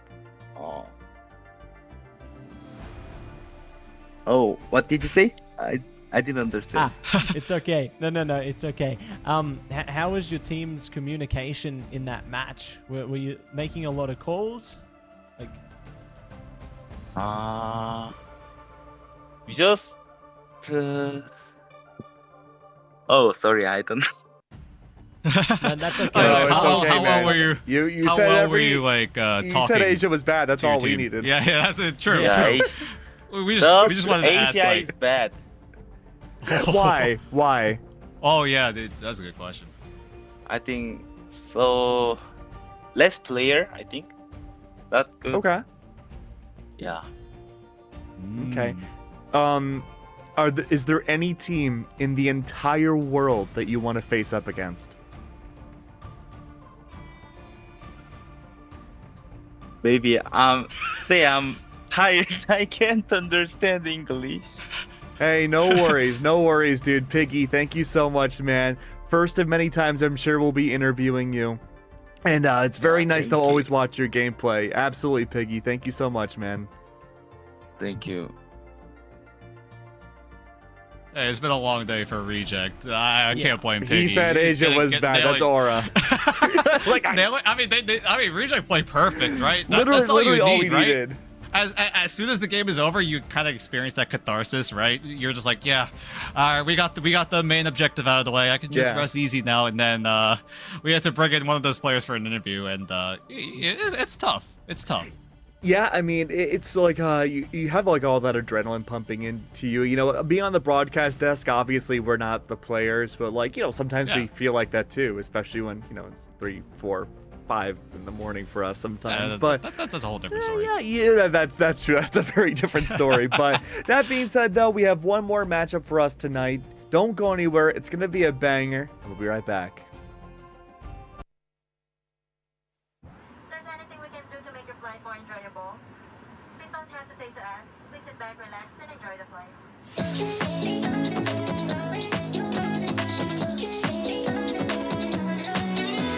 Just watch me now under the moonlight. 저 위로 날아올라. Light shine on my window frame. Audible to my flame. Blinding shining lights. Oh, oh, oh. I feel it's skipping way out of control. Lock it, oh yeah. We won't stop it. Flying high is our destiny. Lighting up flaming stars.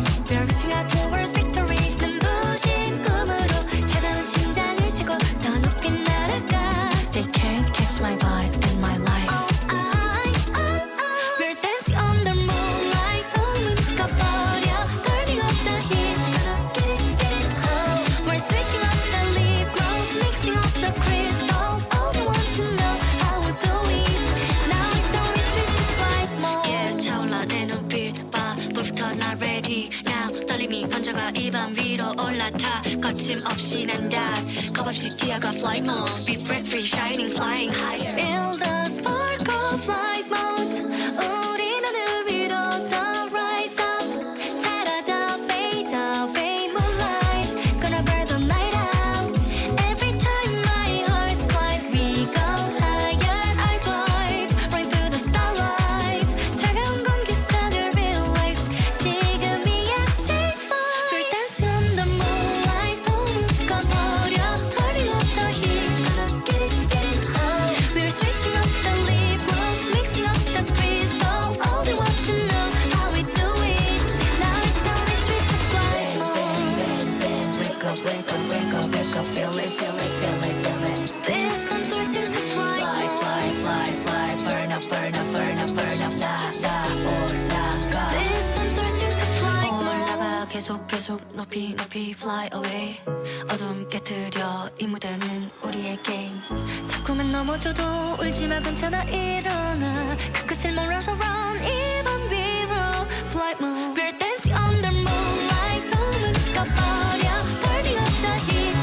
Get it, oh. We're switching up the lip gloss. Mixing up the crystals. All they want to know how we do it.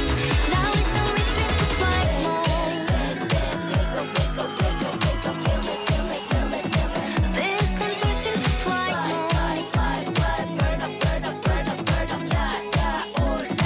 This time switching to flight mode.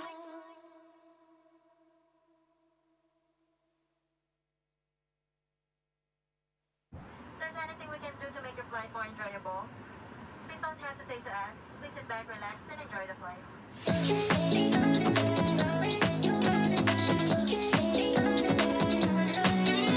Just watch me now under the moonlight.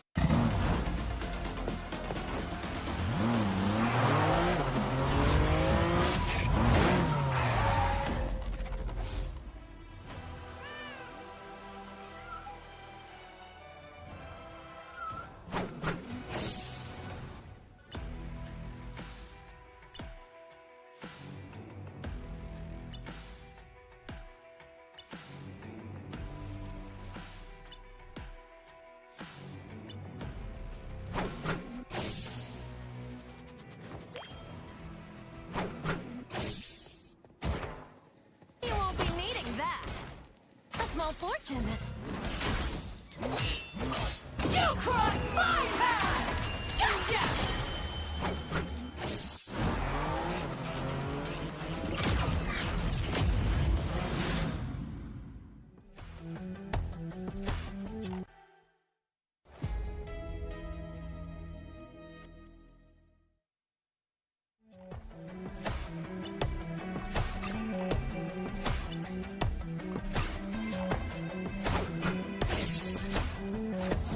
fire!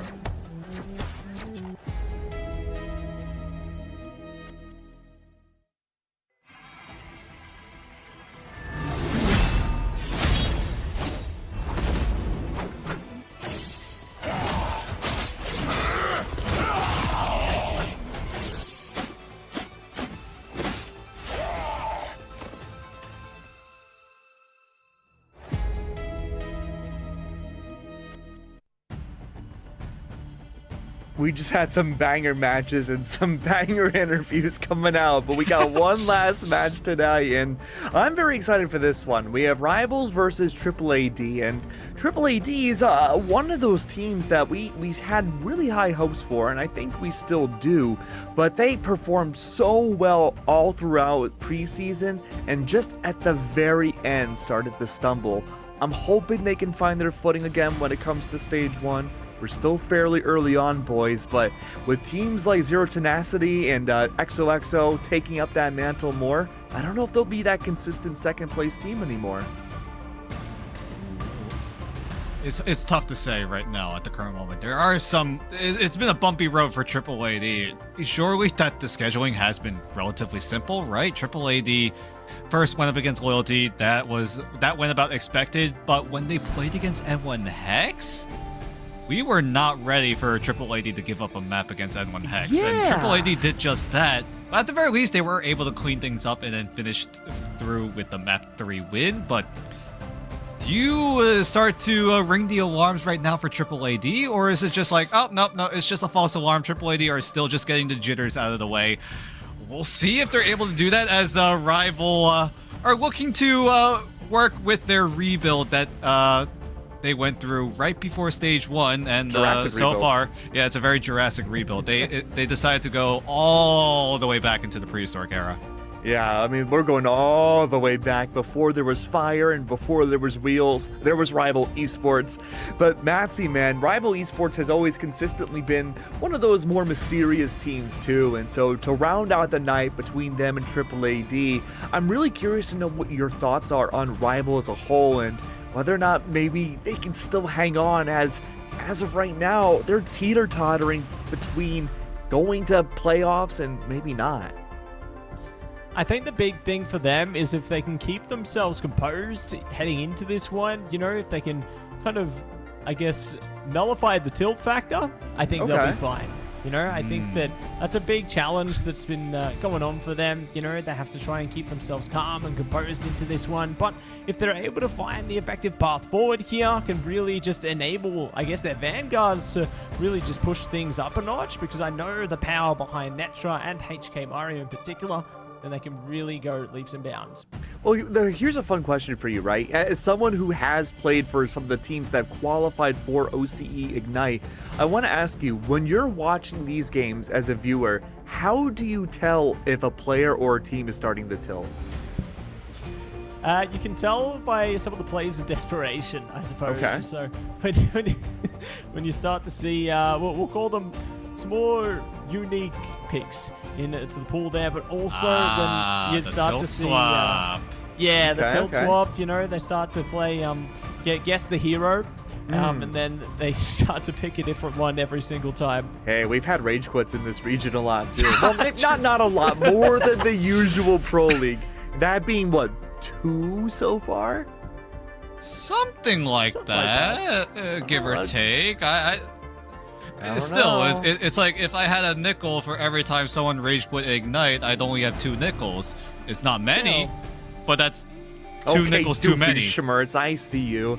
Well, look, we're moments away until getting into our next matchup. We're certainly rich with rage quits at times, but hopefully today we won't make it a third. We're almost to Hell's Heaven. It's going to be our last domination matchup of the day. Dan, do we think this is going to go to map 3? There's a chance if Triple AD get a little nervous. Daniel, I got it. It's such a tough call, right? It's just a matter of if Rival lock in and Triple AD stumble. If they're able to converge at equal footing, there is a chance of a map 3. But Triple AD, is this their moment of figuring things out, or is Come this on, like the Matt. start of their downfall? Matt, you gotta help He's me not out gonna here, give me a 'cause yes I'm or still, no. Come on, I'm Matt. still like half and half here. There's no chance Triple AD gets so nervy this time. Not a chance. Is that a yes? I think the Triple AD will be able to sweep it out 2-0. 100%. I'm full send on this outcome, Keg. No questions asked, but we're going to blast our way into the drafts right now, Dan. Let's get down to business. I mean, Rival look already coordinated. They finally got all of the animated lords. They're all running the champion Devil Dino. So, Synergy, lockdown on Rival. Is it enough for a map 3? Matsy says no. Nope. I'm full send on that outcome. No way. No way this time. But we are going to see our fans lock through, so it will be Gambit's gone and the Mantis to follow. We do see the dinosaurs are locked in for our protects here, and let's see what else they can capture. Do we see Rocket Raccoon become a little bit more of an emphasis here? That's going to be the big question. We saw how well it played in past series, especially when the Rocket Raccoon was secured one-sided. We'll see if any of these teams take inspiration from that. So far, that has not been the case. Rival do take away the hit scan option of the Phoenix that has been very, very strong in the current meta here in Season 8.0. Triple AD will respond by limiting some of that strategist lineup as Rival looking to secure the Rocket Raccoon. Maybe make it one-sided. Triple AD could easily use their second save on it. Yeah, they've got that option there, should they propose that path forward. Looks like the Phoenixes will not be rising up this time, as they will be shut out of this game. And let's see what the next protect will be. Star-Lord could be on the floor this time. Okay.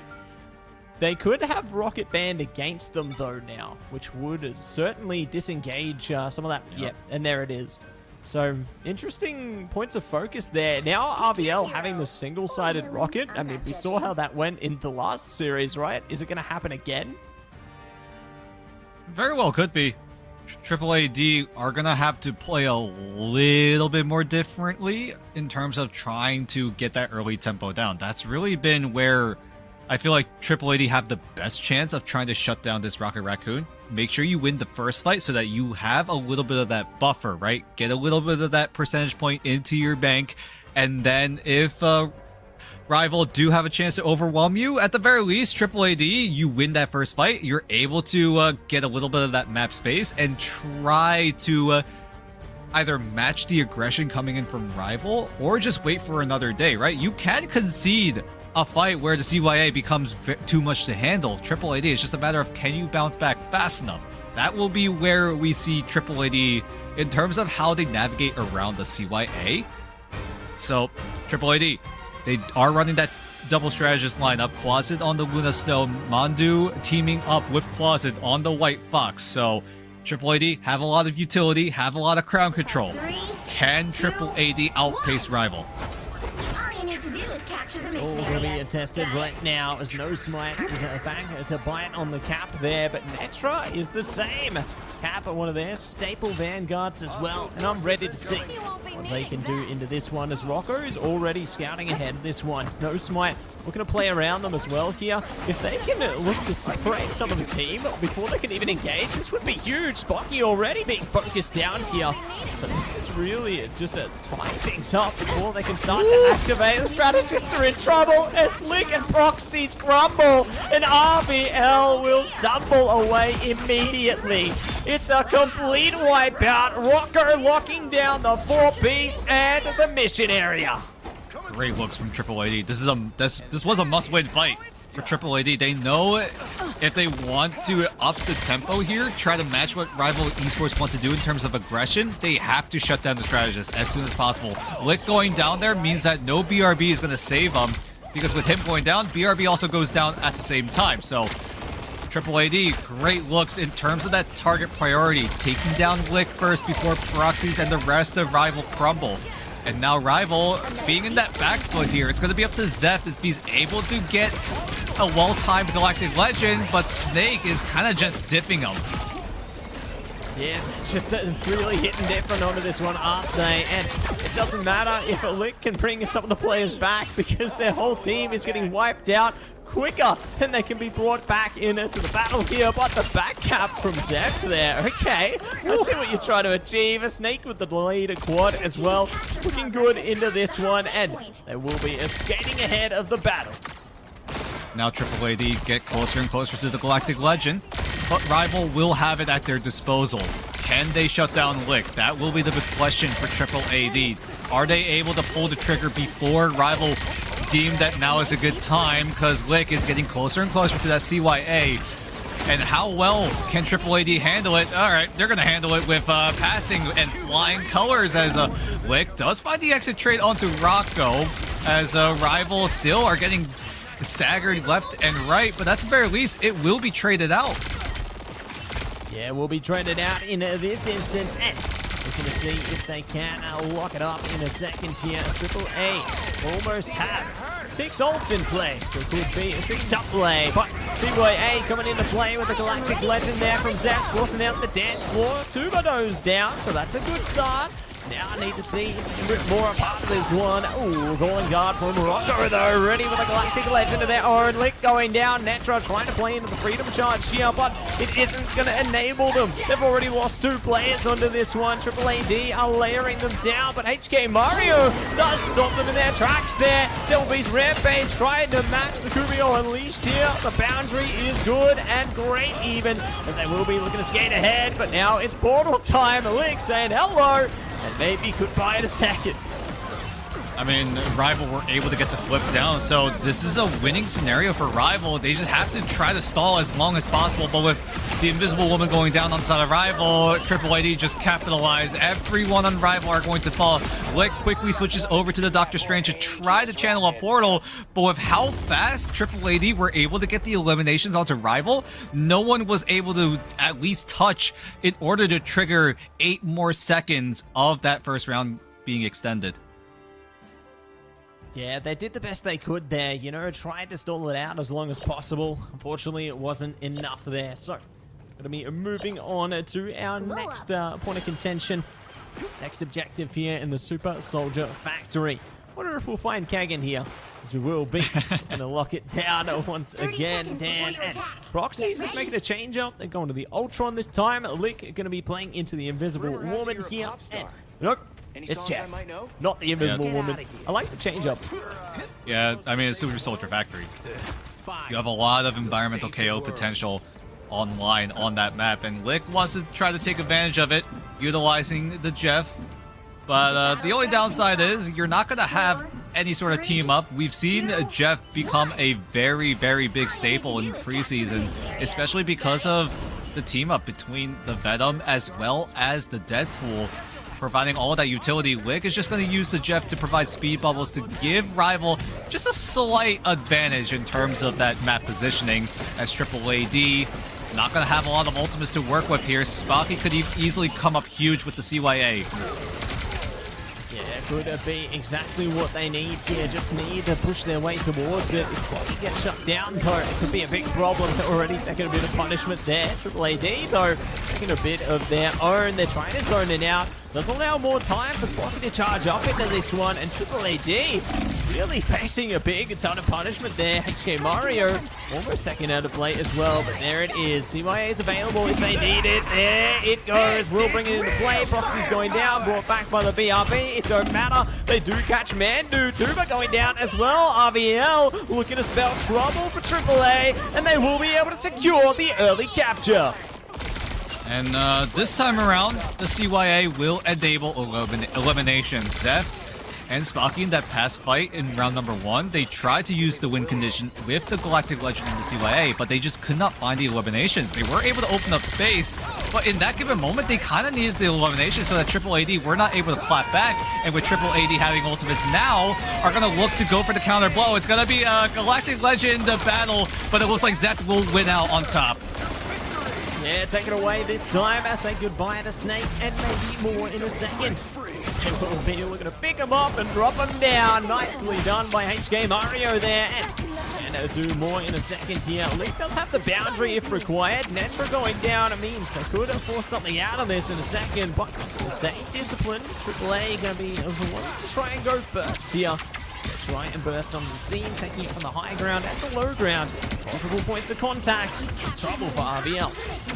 Yep, Rampage available on both sides. So whoever uses it first, it will create a lot of space. There we go. There's the call and the response coming in from both teams. Duba saving the Rampage on his end as Proxies uses the Rage of Ultron. Will find one pick as Triple AD still deemed that this fight might be winnable, but with Snake finding Proxies during the Rage of Ultron, that is an absolute crucial pick, and Triple AD will take a mile out of this.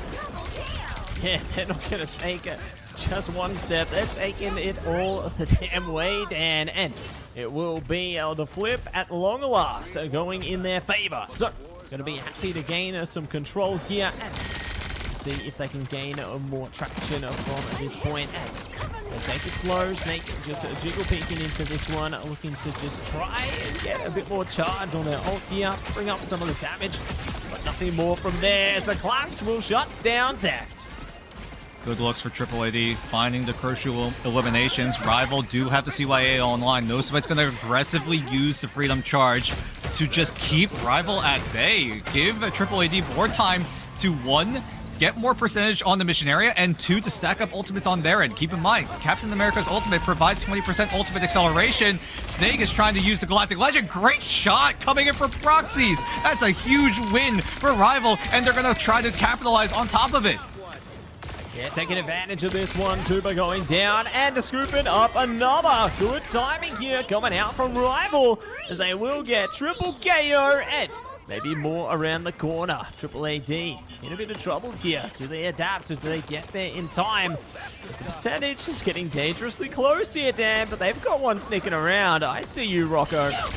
And they're going to try to go in. Rocco's trying to entry with the calling card. There's a lot of pressure involved. Rival do respond with the Freedom Charge. Triple AD do not have any defensive options.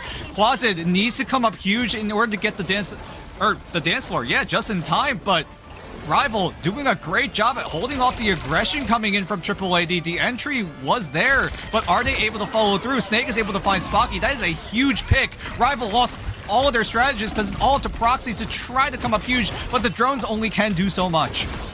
And the drones are now down and out of this one. Quasit sustaining them through this with the dance floor no more. And it will be the flip that they were searching for. So, well done to Triple AD there to force the issue, take control of the fight. And RVL now sent packing for the reset. They do have the boundary on the other side of this though, and the Rage of Ultron.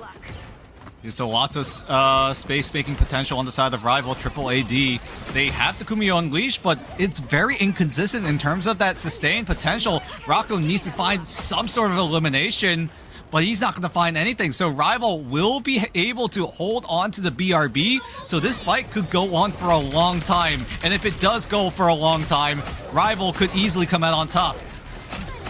Yeah, they could sustain their way through it. It would be exactly what they need here as well. Galactic Legend coming out. Luke can't afford to go down now either. Kumiho Unleash can be forced out.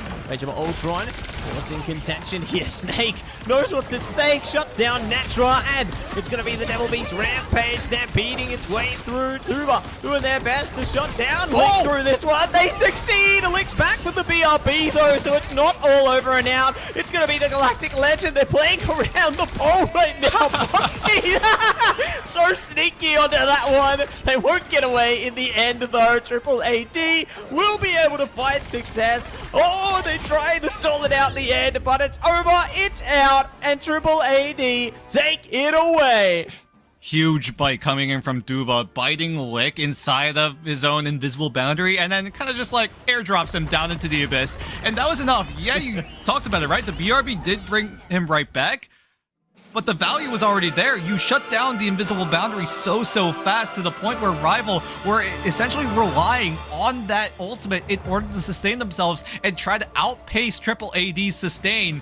But heroics coming in from Duba there. Triple AD immediately capitalized. Snake with the Galactic Legend was all that it took for Rival to just crumble down. Netra's portal doesn't really do a damn thing because everyone going down in overtime means that their respawn timers are extended by a few more seconds, and it was all Netra, right? Only he was able to stall, everyone else being in the spawn room trying to wait to respawn. Triple AD immediately take advantage, and you could see how well Triple AD navigated around the Rocket Raccoon one-sided. As Triple AD, they used the tempo to their advantage. They play fast, they win fast, and they were able to prevent Rival from any room in terms of trying to use that win condition with the CYA. Yeah, they're trying to shut them down over and over again there, and now see some of our favorite moments from both capture points in contention here. Started off with the Rocco show, so they got a lot of value out of that Black Cat, right? Like, especially on into our second capture point as well. I liked how they just kept a Rocco as like that secret weapon in a lot of times there, playing onto the off angles there, ready to try and contest it when required. And yeah, they managed to find some good moments of brilliance, but RBL, they managed to gain a few bits of percentage as well. Like, it was actually pleasantly surprising to see them contesting the way that they did there. Unfortunately, not able to really put it through to a success or close there, but it showed they're still giving it their all here. I mean, Rival did a great job. Like, huge props to them in trying to make that one-sided Raccoon work. But then again, it was just the sheer amount of aggression coming in from Triple AD, knowing that they're able to navigate around the win conditions of Rival. Rival just unfortunately could not get themselves over the line, and that crucial knockout onto Lick was kind of just the nail in the coffin. Rival had a great chance of sustaining themselves in that fight, but unfortunately, it all came down to the micro plays. As a Rival, can they recover? Are they able to dig themselves out of the deep pools of lava as we head into map number 2? So don't go anywhere. We'll see if Rival are able to clap back.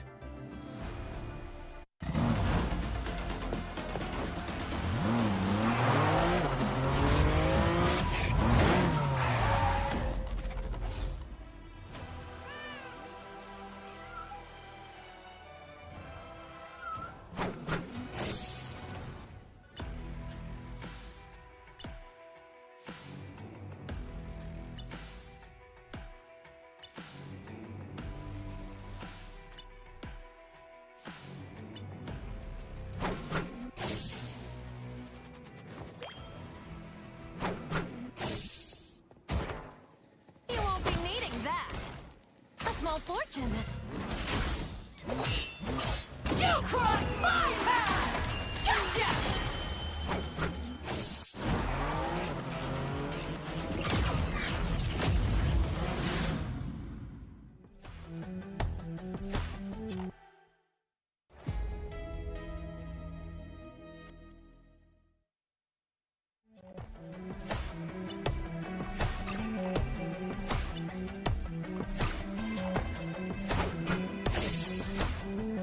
Hellfire!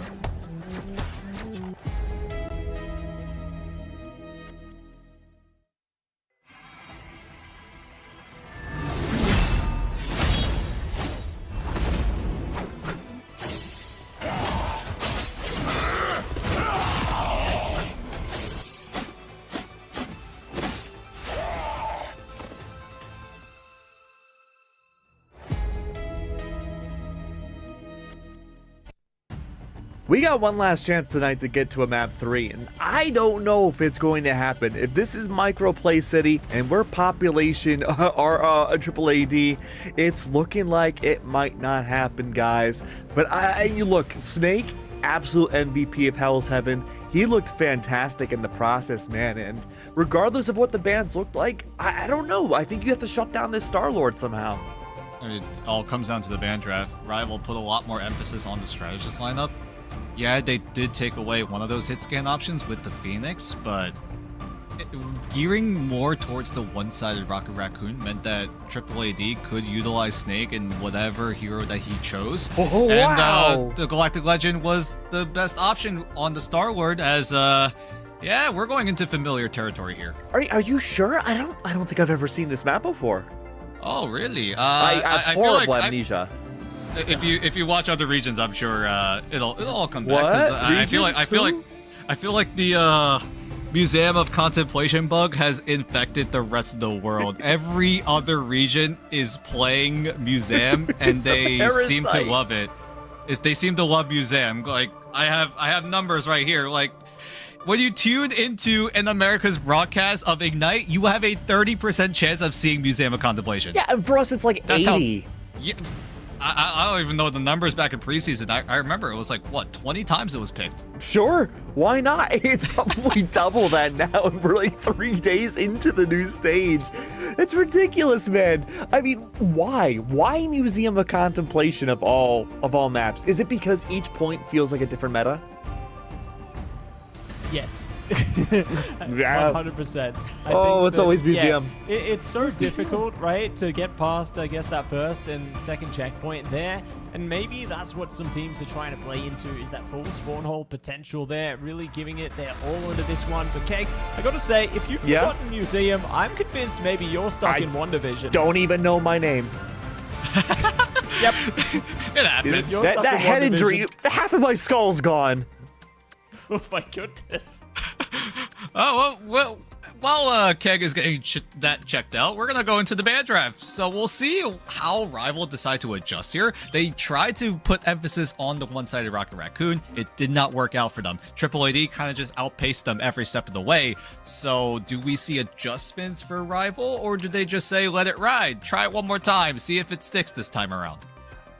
Yeah, let's see if they're going to let it rock here, as they will be looking to lock out the Mantis. And it is going to be the Dinosaur taken away this time for both sides. So, who will be the next band for Triple AD? Probably going to match it with the Mantis again.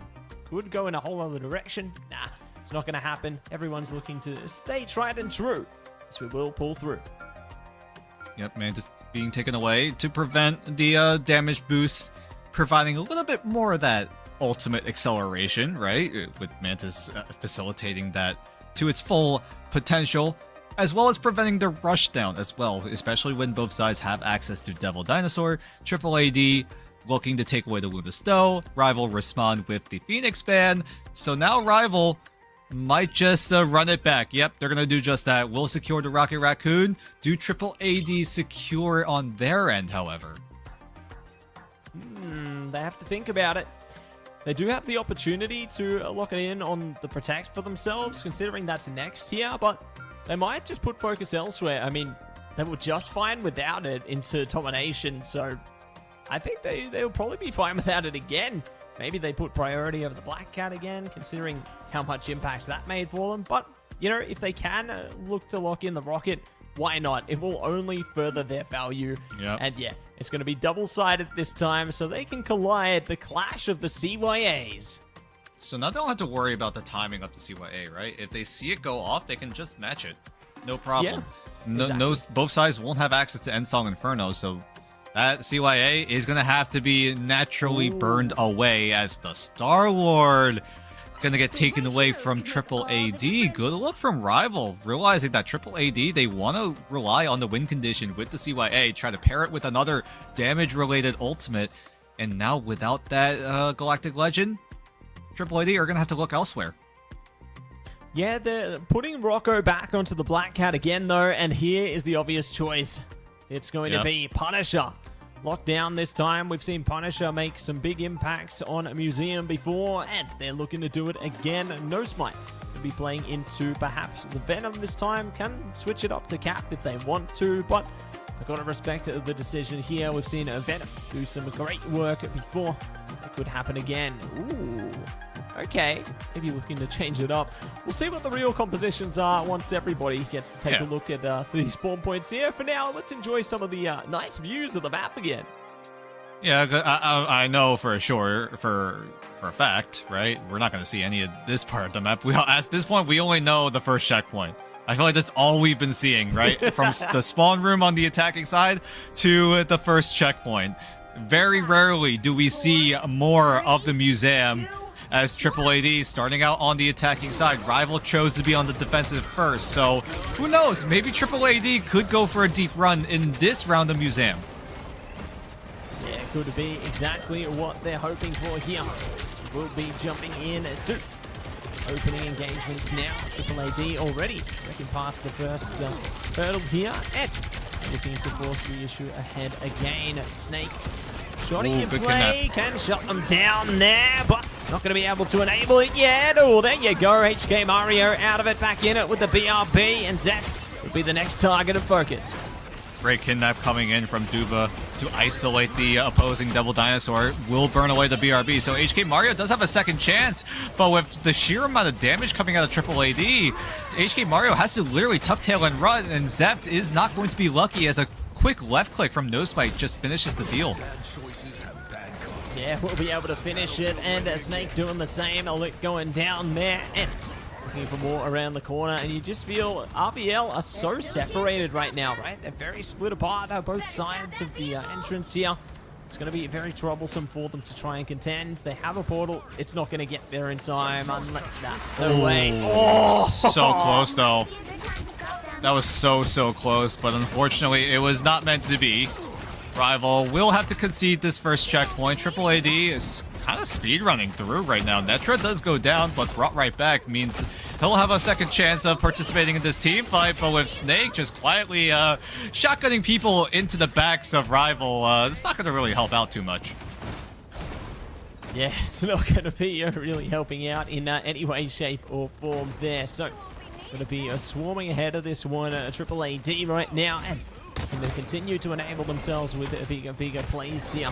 Those might playing through a distance right now. I gotta respect it, you know. They're just paying respect towards RBL, not looking to afford them any close opportunities. Strangling Prison is at the ready if they do want to turn the tides in this one. And with the Rage of Ultron coming out, they could be looking to enable it. CYA into the final judgment here, trying their best to burst their way through this one. Strangling Prison locks up in place, already clearing out two, breaking in with more Quasit. Now opening it up, and it is going to be triple down from a Snake there. So good stuff in KO City, and they get the final one from Rocco. Just the cherry on top. Yeah, he's just playing solo press forward, try to pressure Rival away, and he does just that. Triple AD are able to secure the second checkpoint, able to find another pick onto Proxies, who is forced into the cocoon. We'll see if he does, in fact, commit onto it as Rocco goes in with the calling card. Invis Boundary invested on Rival as well to try to force Rocco away. But that's a job well done already. Rocco able to force out one of those big strategist ultimates on the side of Rival means that they're going to have to resort to this win condition. Zept is taking a lot of damage, but he's able to find one in the end. Yeah, one in the end, and looking for more around the side of it. Zept does enable it. There it is, locking in the KO. Not going to be able to slip away this time, and might even find it more around the corner as Triple AD managed to squirt their way away from that one, and will be able to reset accordingly. I like the fact that Proxies has the Atom on lock now. You can play into the double resurrection composition there, Karmic Revival to try and stifle efforts, and more to follow. But Netra playing in to the Psionic Seduction here, trying to see if they can catch them off guard, get them out of space there. Quasit's just built different, shuts down Zept single-handedly. Huge amount of damage coming in, is not enough to finish off the elimination, as the Rocket Raccoon can in fact do a lot of damage. There's the Devil Beast Rampage coming in from Duba to provide extra space for Triple AD, and Snake is just there doing as usual, right? Just getting the shotgun down, doing all of those eliminations. Oh, hello, Wick. Bro just kind of just appeared out of nowhere. He's like, hello, and then goodbye. Yeah, they were evacuated from the server real quick there, and Snake is looking to find more points of contact here, locking in a lot of damage from afar here. Not giving them even a moment to relax into this one, as they're slowly but certainly pushing up the mission vehicle, and RBL, they need to prepare themselves quick as they can. Like, they're not too close to any of their ults right now. It's going to be a real big race to get the boundary at a minimum. Oh my god. Yeah, Rival have no room to breathe. The Triple AD are just literally choking them to absolute oblivion. HK Mario just gonna eat a full face of bullets, says Snake is just gonna take advantage of the CYA. Rival really want to rely on this Karmic Revival in terms of that win condition, try to bail themselves out, because when Triple AD utilize too much of their ultimate economy, Proxies in theory should just bring them right back, but okay. All right, why not, right? Solo Strangling Prison onto Proxies, force out the Cocoon as Triple AD want to just keep the pain train going further and further. Proxies, thankfully, is able to use the Cocoon to get the Karma Revival down, but with Rocco on the calling card and Rival still not at their ultimates just yet, means that Triple AD have the upper hand in terms of tempo. Yeah, have the upper hand for now, and they could find more, but Rocco gonna go down, calling card at the ready as well. Zapto could use it, but won't need it. We'll be able to find plentiful amounts of KOs on this one, doing a great job to stall them out, but the response back from Triple AD has been just as impressive here. They are not falling down in this fight. They will be falling back for the moment. So, RBL get ahead of it, and they're pretty close to more ults as well. Yeah, Rival had to win this fight in order to stabilize and also prevent Triple AD from getting his full push down. Good Karmic Revival to try to stall out the opportunity for Triple AD to go for that very full push, as Rival do have ultimates at the ready. So Proxies has bought enough time for Rival to stack those up and use them at any given moment. Triple AD now on the back foot in terms of ultimate economy means that once Rival pull the trigger here, they should be able to out-sustain what Triple AD wants to do. But Triple AD are going to spread out at the beginning here, try to make some of that space before getting control of the mission vehicle, but with Zeph terrorizing the back line, Rival are going to make this very, very economic in terms of ultimate economy. Yeah, looking great on this one. Proxies and Zapt committing AO theft onto this one, and we'll be looking to lock down even more from here. So, steering things in a great direction. They've stalled out so much time. They're looking great right now. See if Triple AD can match them, if not exceed them, as RBL have full advantages. CYA coming up right now, so they can stall them out a little further. And it's going to be the calling card as well. Just looking to wait things out here. Snake does have a little trap in order as well. The final judgment could be a big difference maker here at the last stages of this fight. Rival should have found eliminations there. They committed so much there, CYA and the calling card, and they got absolutely no eliminations. It means that they're going to have to rely on the Lick to sustain the rest of Rival, but with Triple AD's ultimates coming online very, very soon, final fight territory looks very scary for Rival right now. Could be exactly what they're hoping for as the Stampede continues to stomp away. Kuba taking out a play there. It's going to be the final judgment into the CYA, clearing space, and Triple AD will be able to take ownership of this place here. Netro tries to play the line of sight, can't use the Carbon Crush to get away, as they will say goodbye. And now Spocky going down as well. No BRB, no worries, everybody falling. It's good stall from Link there, but I mean, it only can do so much for them, as they will still be stalling. Great stuff from Zapt to try and trickle it out. HK Mario, though, can be sorted out of play as well here. Netra on the cap. They're doing everything they can into this one. Dan, the Feed the Abyss, though, the calling card are going to be locked into this one. Absolutely shredding the back line right now and are looking to send it home from here. It's the Kubiho Unleashed. It's everything brought out from Triple AD here, as they will break free of their clutches. Get it over the line for a Penta KO, and that is that full push all the way. Great look for Triple AD, able to survive the aggression coming in from Rival. You gotta call back to it, right? That had to have been a little bit of a mistake coming in from Rival, getting a little too overzealous with their ultimate economy, trying to find all the eliminations possible, but they did not find a single thing, and that gave Triple AD enough time to build up their own economy, and it got to a point because of Rival using those ultimates aggressively, mainly Zeft on the Black Hat ult, Spocky on the Rocket Raccoon ultimate, means that Triple AD just have to play the long game. They just have to use a few of those ultimates to the point where Rival eventually have absolutely nothing, and you saw how impactful it was in that overtime fight, right? Triple AD just went in with the rest of their ultimate economy. Rival had absolutely nothing, and Triple AD were just essentially able to out-sustain the entirety of Rival's ultimate economy because, quite frankly, Rival got a little too hasty with it. Yeah, a little bit too quick to the heel there. So, we'll be able to seal the deal on that push there. Now, RBL are going to have to bring out a impressive push of their own here. I'm curious if they're going to be able to match the energy, if they're not exceed it onto this one. As you do prepare for the next push ahead of us. The gates are open. Let's get ready to rumble.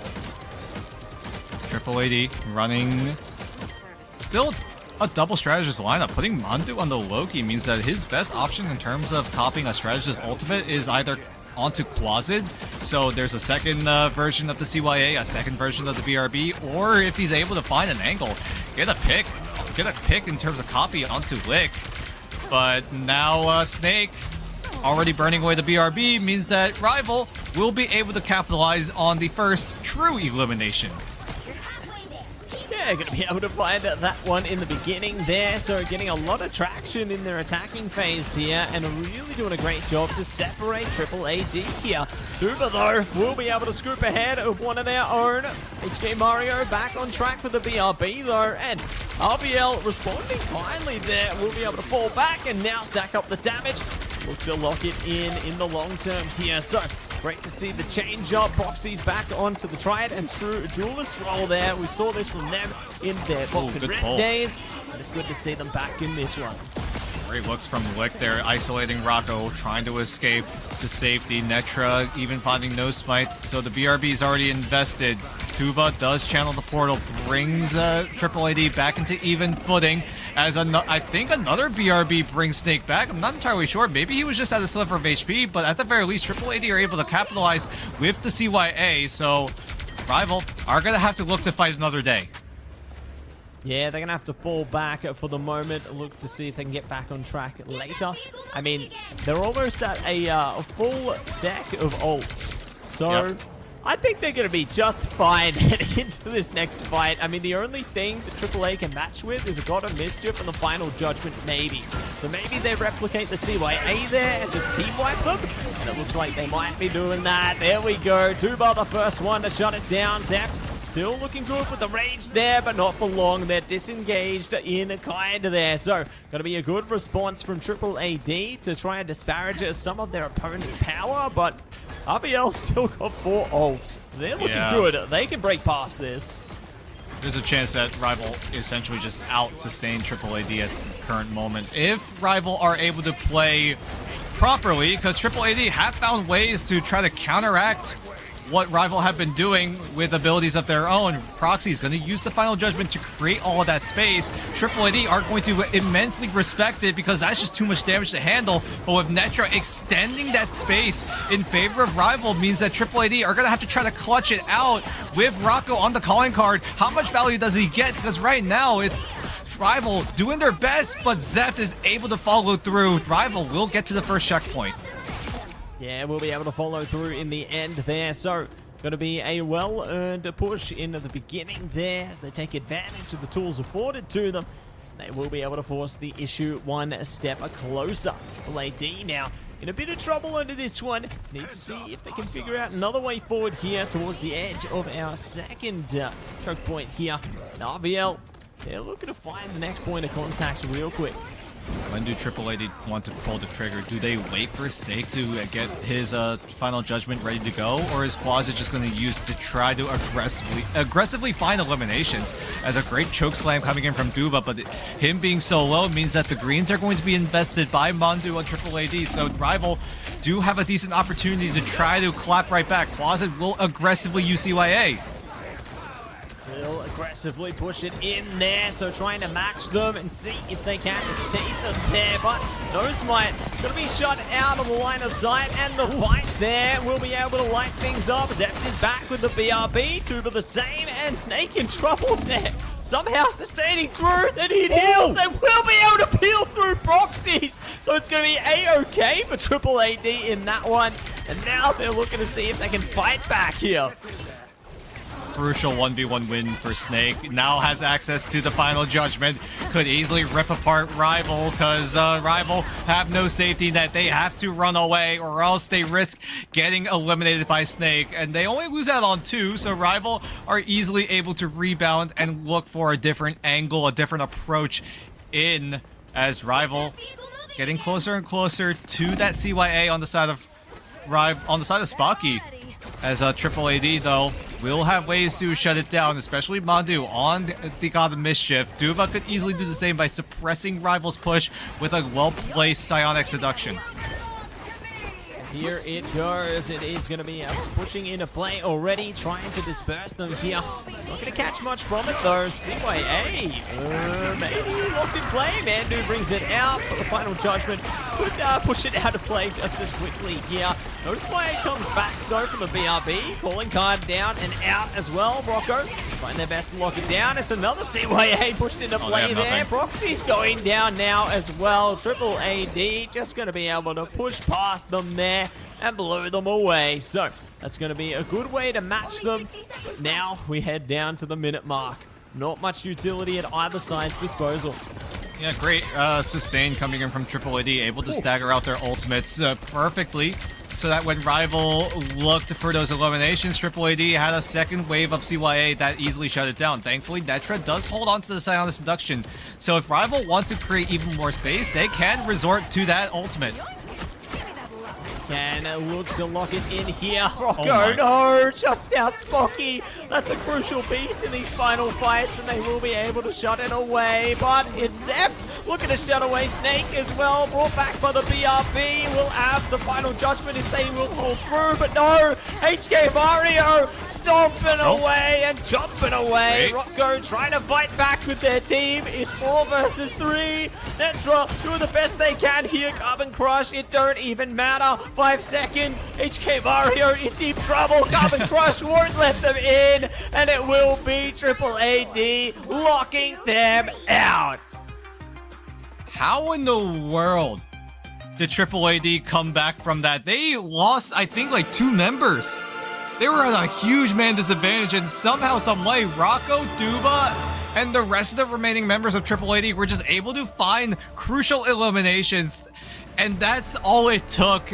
Triple AD off of Snake going absolutely ballistic on the Punisher were just able to get themselves across the line. Gotta give credit to Rocco as well on the Black Cat, being able to consistently find eliminations onto the backline of Rival, right? Spocky literally did all he could to try to get away from Rocco, but even still was not enough. Yeah, not enough at all. There's no escape from Rocco on the Black Cat there. They did such impressive work on that hero, and I mean, it goes to show, you know, they were focused up on shutting down the Rocket when and where possible. There was nowhere to hide for Spocky into that one, unfortunately. So, got to give props to our duelist players, you know, Snake and Rocco combining forces in order to enable their path to victory. I mean, you can see how well Triple AD are playing as a team. This is what we pretty much expected, right? Being able to cohesively be able to combine their ultimates in tandem with each other. And then Rival tried to do a bit of that same thing, but Triple AD were just as good as disengaging. Every time Rival looked for those opportunities, Triple AD used cover, were able to disengage. Just walk away from the engagement and then come back even stronger, because Rival, we saw them make very aggressive moves, but unfortunately just was not able to translate into value. I am really curious to see where everyone ends up in the stats today, because genuinely speaking, I don't know if this loss from Triple AD is going to send Rival Esports to that lower area where they might not qualify for playoffs. Remember, in Asia, 6 out of 8 of these teams will be going to the playoffs in person, whereas OCE will be making up those last 2 teams. So for Rival Esports, this could be a make or break moment for them. But it's interesting too, because even though Triple AD did win this 2-0, it really did feel close in the server at times. There were superstar players like HK Mario that could have swung things around. Oh yeah.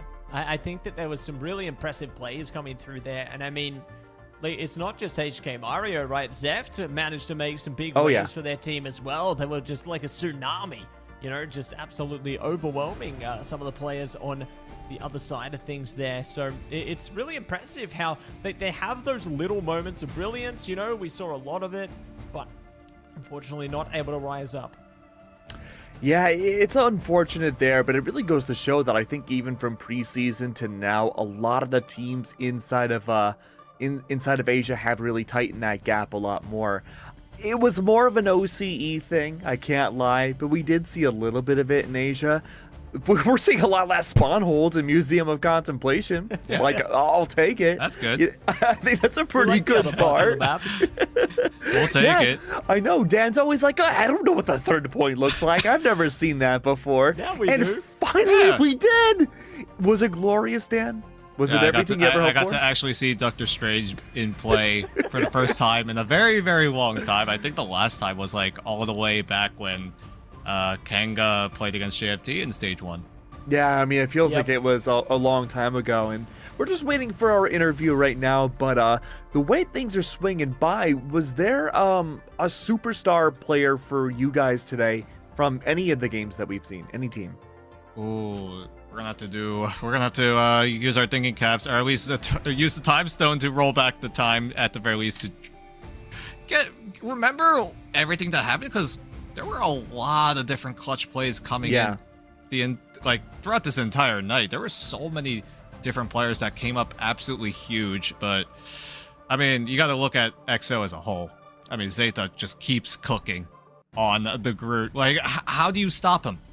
Yeah, I feel like he has been the superstar, not just here today, but also just like throughout the entirety of week 1, because he has been cooking on Groot. I don't know how he's able to get so many multi-man Groot ults. No one knows, but it's exactly what EXO needed in order to get themselves over the line. Bro is the king of strangling prisons. That is something I'd put on my tombstone. But unfortunately, I've also been told by production and by my family that's probably not a good idea to have on my gravestone by the time I'm dead. But I will say, though, to make things a little bit easier, right, we did have some superstar players. Were there any teams that really stood out to you guys today? Because for me, I think EXO was the MVP for me. Oh yeah, for sure. Yeah, for sure. I think that they've definitely made great strides between the preseason and now. They feel like a whole new team, right? Yeah. And, I'm really hopeful that they can continue on this reign of terror. You know, Yeah. I think they've got a lot more exciting matches ahead of them. I think they're facing AAAD next, the first day of week 2, if I'm not mistaken. So we're definitely gonna have to ask them about that one. But I mean, another thing that I want to highlight there is I think we should give a little bit of love to Wounds for taking away the Hexa today. I think that's the one player, Yeah. you know, on one of the other teams, which I think definitely deserves a bit of love. Yeah, I think Burgers was up there too. I really enjoyed watching them play. Again, they're the new kid on the block, right? Yeah. Like, if you want to look at the MRC champions, the Season 6 ones were Pirates that made almost international fame and rivals for how flawless they went through in a preseason, but just barely fell short. Those are some big shoes to fill in. Yeah, I mean, we have an idea of how well Burger can play against Ignite level talent. We were asking a lot of questions, right? The roster of Burger have a lot to prove, right? When we looked at Pirates as a roster, we knew that they had an immense amount of mechanical skill. A lot of those players on Pirates have played in Ignite before, so we had a general idea of how well they would be able to translate their gameplay into Ignite. But now with Burger coming in, they're quite literally very, very new players to the Ignite stage. They don't have that amount of experience like Pirates have, and already coming in with 2 wins is absolutely huge for this unproven team. Look, we're old men when it comes to esports. We've been around the block. We've seen plenty of teams in a variety of games. Generally speaking, when you have a format like this, there's a bit of a difference between signed teams and unsigned teams in terms of strength. I think a team like XOXO and potentially even Burgers are the teams that really put that up to the test because they've been playing just as good as those Ignite teams. Well, what's that? Ring ring? Looks like we have our last interview of the night. Let's see who we have on the line. Oh, I think we got a spoiler. It's Quasid. Hello. Hey, Hi, hello. Quasid. How are you? Hello. I'm so happy. Yeah, you're so happy? No, that's incredible. You Yeah. guys did such a good job today. So my first question is, how would you evaluate your individual performance in this match? Did you do well? I think I'm good. Oh yeah, you're I'm so good, good, I'm dude. good. Yeah. And then second question. A little bit more about your team. Who do you think was the big carry? Who was MVP in your win? I think all teammates is good. So all good, yeah. Okay. You know what? I think that's right. Yeah. No, fantastic work there. And I guess pushing things towards the win, how did your team communicate to get the game-winning play? We first match Z10. We not good communicate with Mandu, but we could communicate now, so we can win, I think. Okay. You know what? I'll take it. Kwazid, you did a fantastic job. You've had a long day of playing in Ignite, so we'll let you take your rest. We really appreciate you coming on. Thank you so much, my friend. Yeah. Thank you. All I'm saying is that we've had two different worlds of interviews here. We had one player saying, all of Asia's terrible. And then we had Kwazid being so nice. Like, all right, man. You really never know what you're going to get with interviews. And that's why it's one of my favorite parts about living, I guess, esports, like just interviews in general. But I will say tonight has been a very interesting, very eventful day. And I think we're going to look back at this day specifically too as we go through stage 1 and say, yeah, I think this was a defining moment for a lot of teams to show who the top teams are in stage 1 and who might be falling towards the bottom. I mean, we've hit the halfway point here in the group stage Have we really? over in Asia. Yeah, I mean, Oh my. yeah. But here, Only Where are three the more balloons? days full of matches. Where's the confetti? We're only Yeah. halfway there. We'll think about it when we reach the other half. What's our but confetti budget? I don't. Galactus $6? said, "Happy birthday." $7? Yeah, we're just gonna spam that emote in game. I think Yeah. that might be yeah. the most economical approach. I like Yep, that. 100%. I like that idea. We're just waiting for our graphics to finish up here to see what the overall scoreboards are going to be for the series now. But I imagine just mentally taxing through, I think XO is still in the lead, right? Yep. They Yeah, okay. are still undefeated. They only dropped a single map when they played their first ever Ignite Stage 1 match here in 2026 against the likes of Zero Tenacity. But, like, man, that was... I still think that was the best match we have ever gotten so far. And it all the way Ever? happened over in day 1. Ever, So- like including preseason, including 2025? I don't know about that far, but at the very least here in stage 1. I'll say stage 1. Stage 1, that was probably the most entertaining so far as we hit the halfway point. But I am excited to see how XO keep this momentum, right? They come in to week number 2 as the top dog coming in out of week 1, and are they able to keep it going into week 2? We have yet to see, because you have a whole week of preparation, a whole week to figure out what XO are doing and try to shut it down. That's right, June 6th, we're going to be seeing the fabled matchup of XO versus Reject. Both these teams pretty sound and secure to probably lock in for playoffs. Both of those teams might have a chance to face up against Gen G in playoffs too, in person. I'm very excited to see both those sets of matchups, but genuinely speaking, I think, I say this a lot, I think that could go to map 3. You reckon it's No, gonna go the I believe it. distance I believe it. I'm pretty What's up, confident. Metzi? You reckon it'll go the distance there? I hereby reckon it will. It's Keg's royal decree. You've heard it here first, folks. I'm knighting it. I'm knighting the decree. If it's anything, you know what? Somehow we'll magically make it a best of 5 just for that series because I think it'll be an Omega getting a level draw? banger. A draw? God. Look, we've seen everything in this region, man. I'm surprised. I feel like we did have a draw at one point, but I could be mistaken. No, you know what? I think it was MRC we had a draw. Anyways, though, a day of nothing but 2-0s across the board. I mean, there was a lot of series that we predicted would probably go in that way, but we did have some surprises too. Zero Tenacity, Triple AD, 2 teams that fought all day long. Genuinely surprised that only went to 2 maps. Yeah, just 2-0s across the board. We had some inklings of a few of these matches going to 3. Maybe Z10 Reject could have been a little bit more competitive.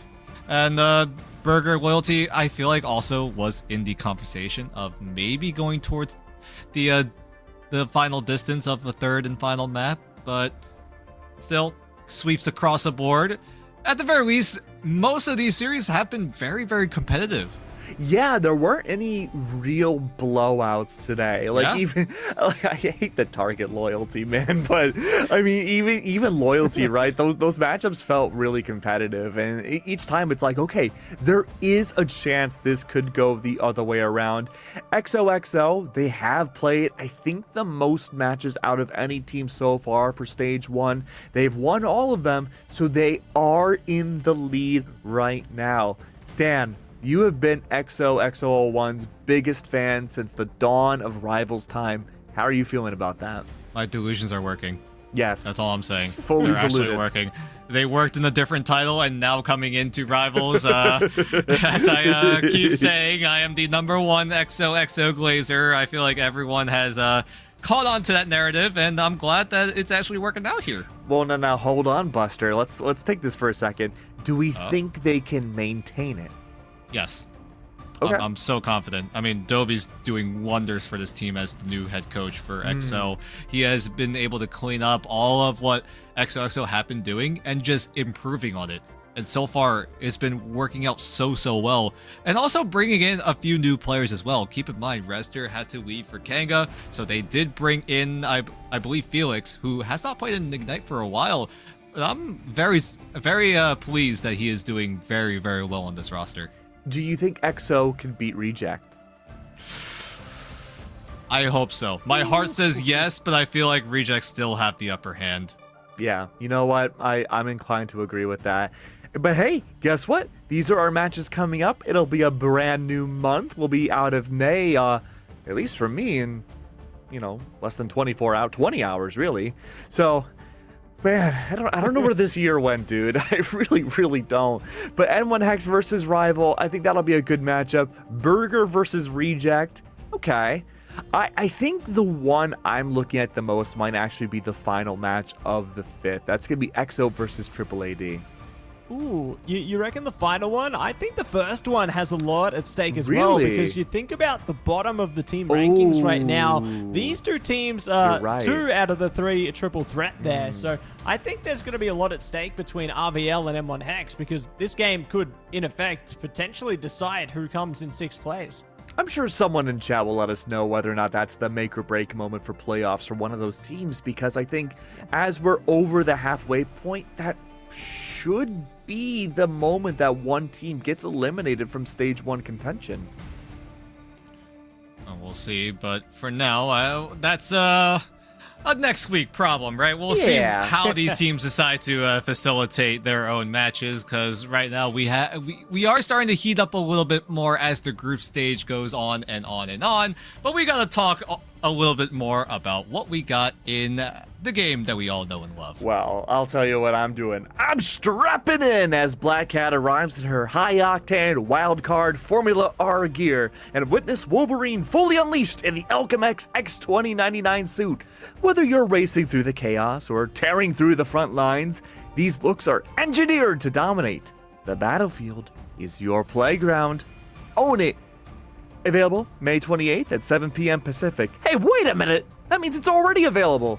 And you know what else is available right now? You got Alchemex headquarters. You're able to step into the heart of corporate ambition and temporal chaos. Once the epicenter of Miguel O'Hara's groundbreaking genetic research, Alchemex HQ now stands as that high-stakes battlefield where the past, present, and future collide. From the sterile high-tech intensity of the main gene lab to the serene deceptive beauty of the Babylon Garden, you got a lot of views to take in here as the raw, pulsing energy of Cyclops' optic blast has been brought to the present by Moon Girl. Whether you're maneuvering through sleek nanoceramic halls or you're taking in that same view from the Infinity Edge pool overlooking the Manhattan skyline, remember, you're not just fighting for territory, you're fighting within the epicenter of a timeline-shattering rescue mission. And make sure you check out the fresh wave of Twitch drops right here with Season 8. It's going to be all on lock here with Ignite Stage 1. Make sure you tune in to the participating channels. Watch your favorite streamers to earn exclusive rewards, including our Rogue Willa Galacta spray there. Watch for 30 minutes to get that one. Watch for an hour, you get the Willa Galacta nameplate. 2 hours, it's going to be the Child's Play emote there. Watch for 4 hours, it will be our Rogue Will of Galacta costume. Make sure you lock it in before June 12th at 9 a.m. UTC there. Otherwise, it's gone for good. But you know what else is going to be on offer, everybody? It's going to be even more Twitch drops! 100 Chrono tokens! Watch for 30 minutes, and you can get your hands on that. You can level up your Battle Pass with that one. And if you watch for an hour, you can get Galacta's Glare Mood there. Feeling good to put that one on the profile. But you know what else you can put? The Wolverine Willa Galacta nameplate there. Watch for 2 hours, you get that one. Or you can get the Portal Bull Oopsie Spray for watching for 4 hours there and get your own piece of Ignite history. Make sure you lock it in before June 19th at 4 p.m. UTC.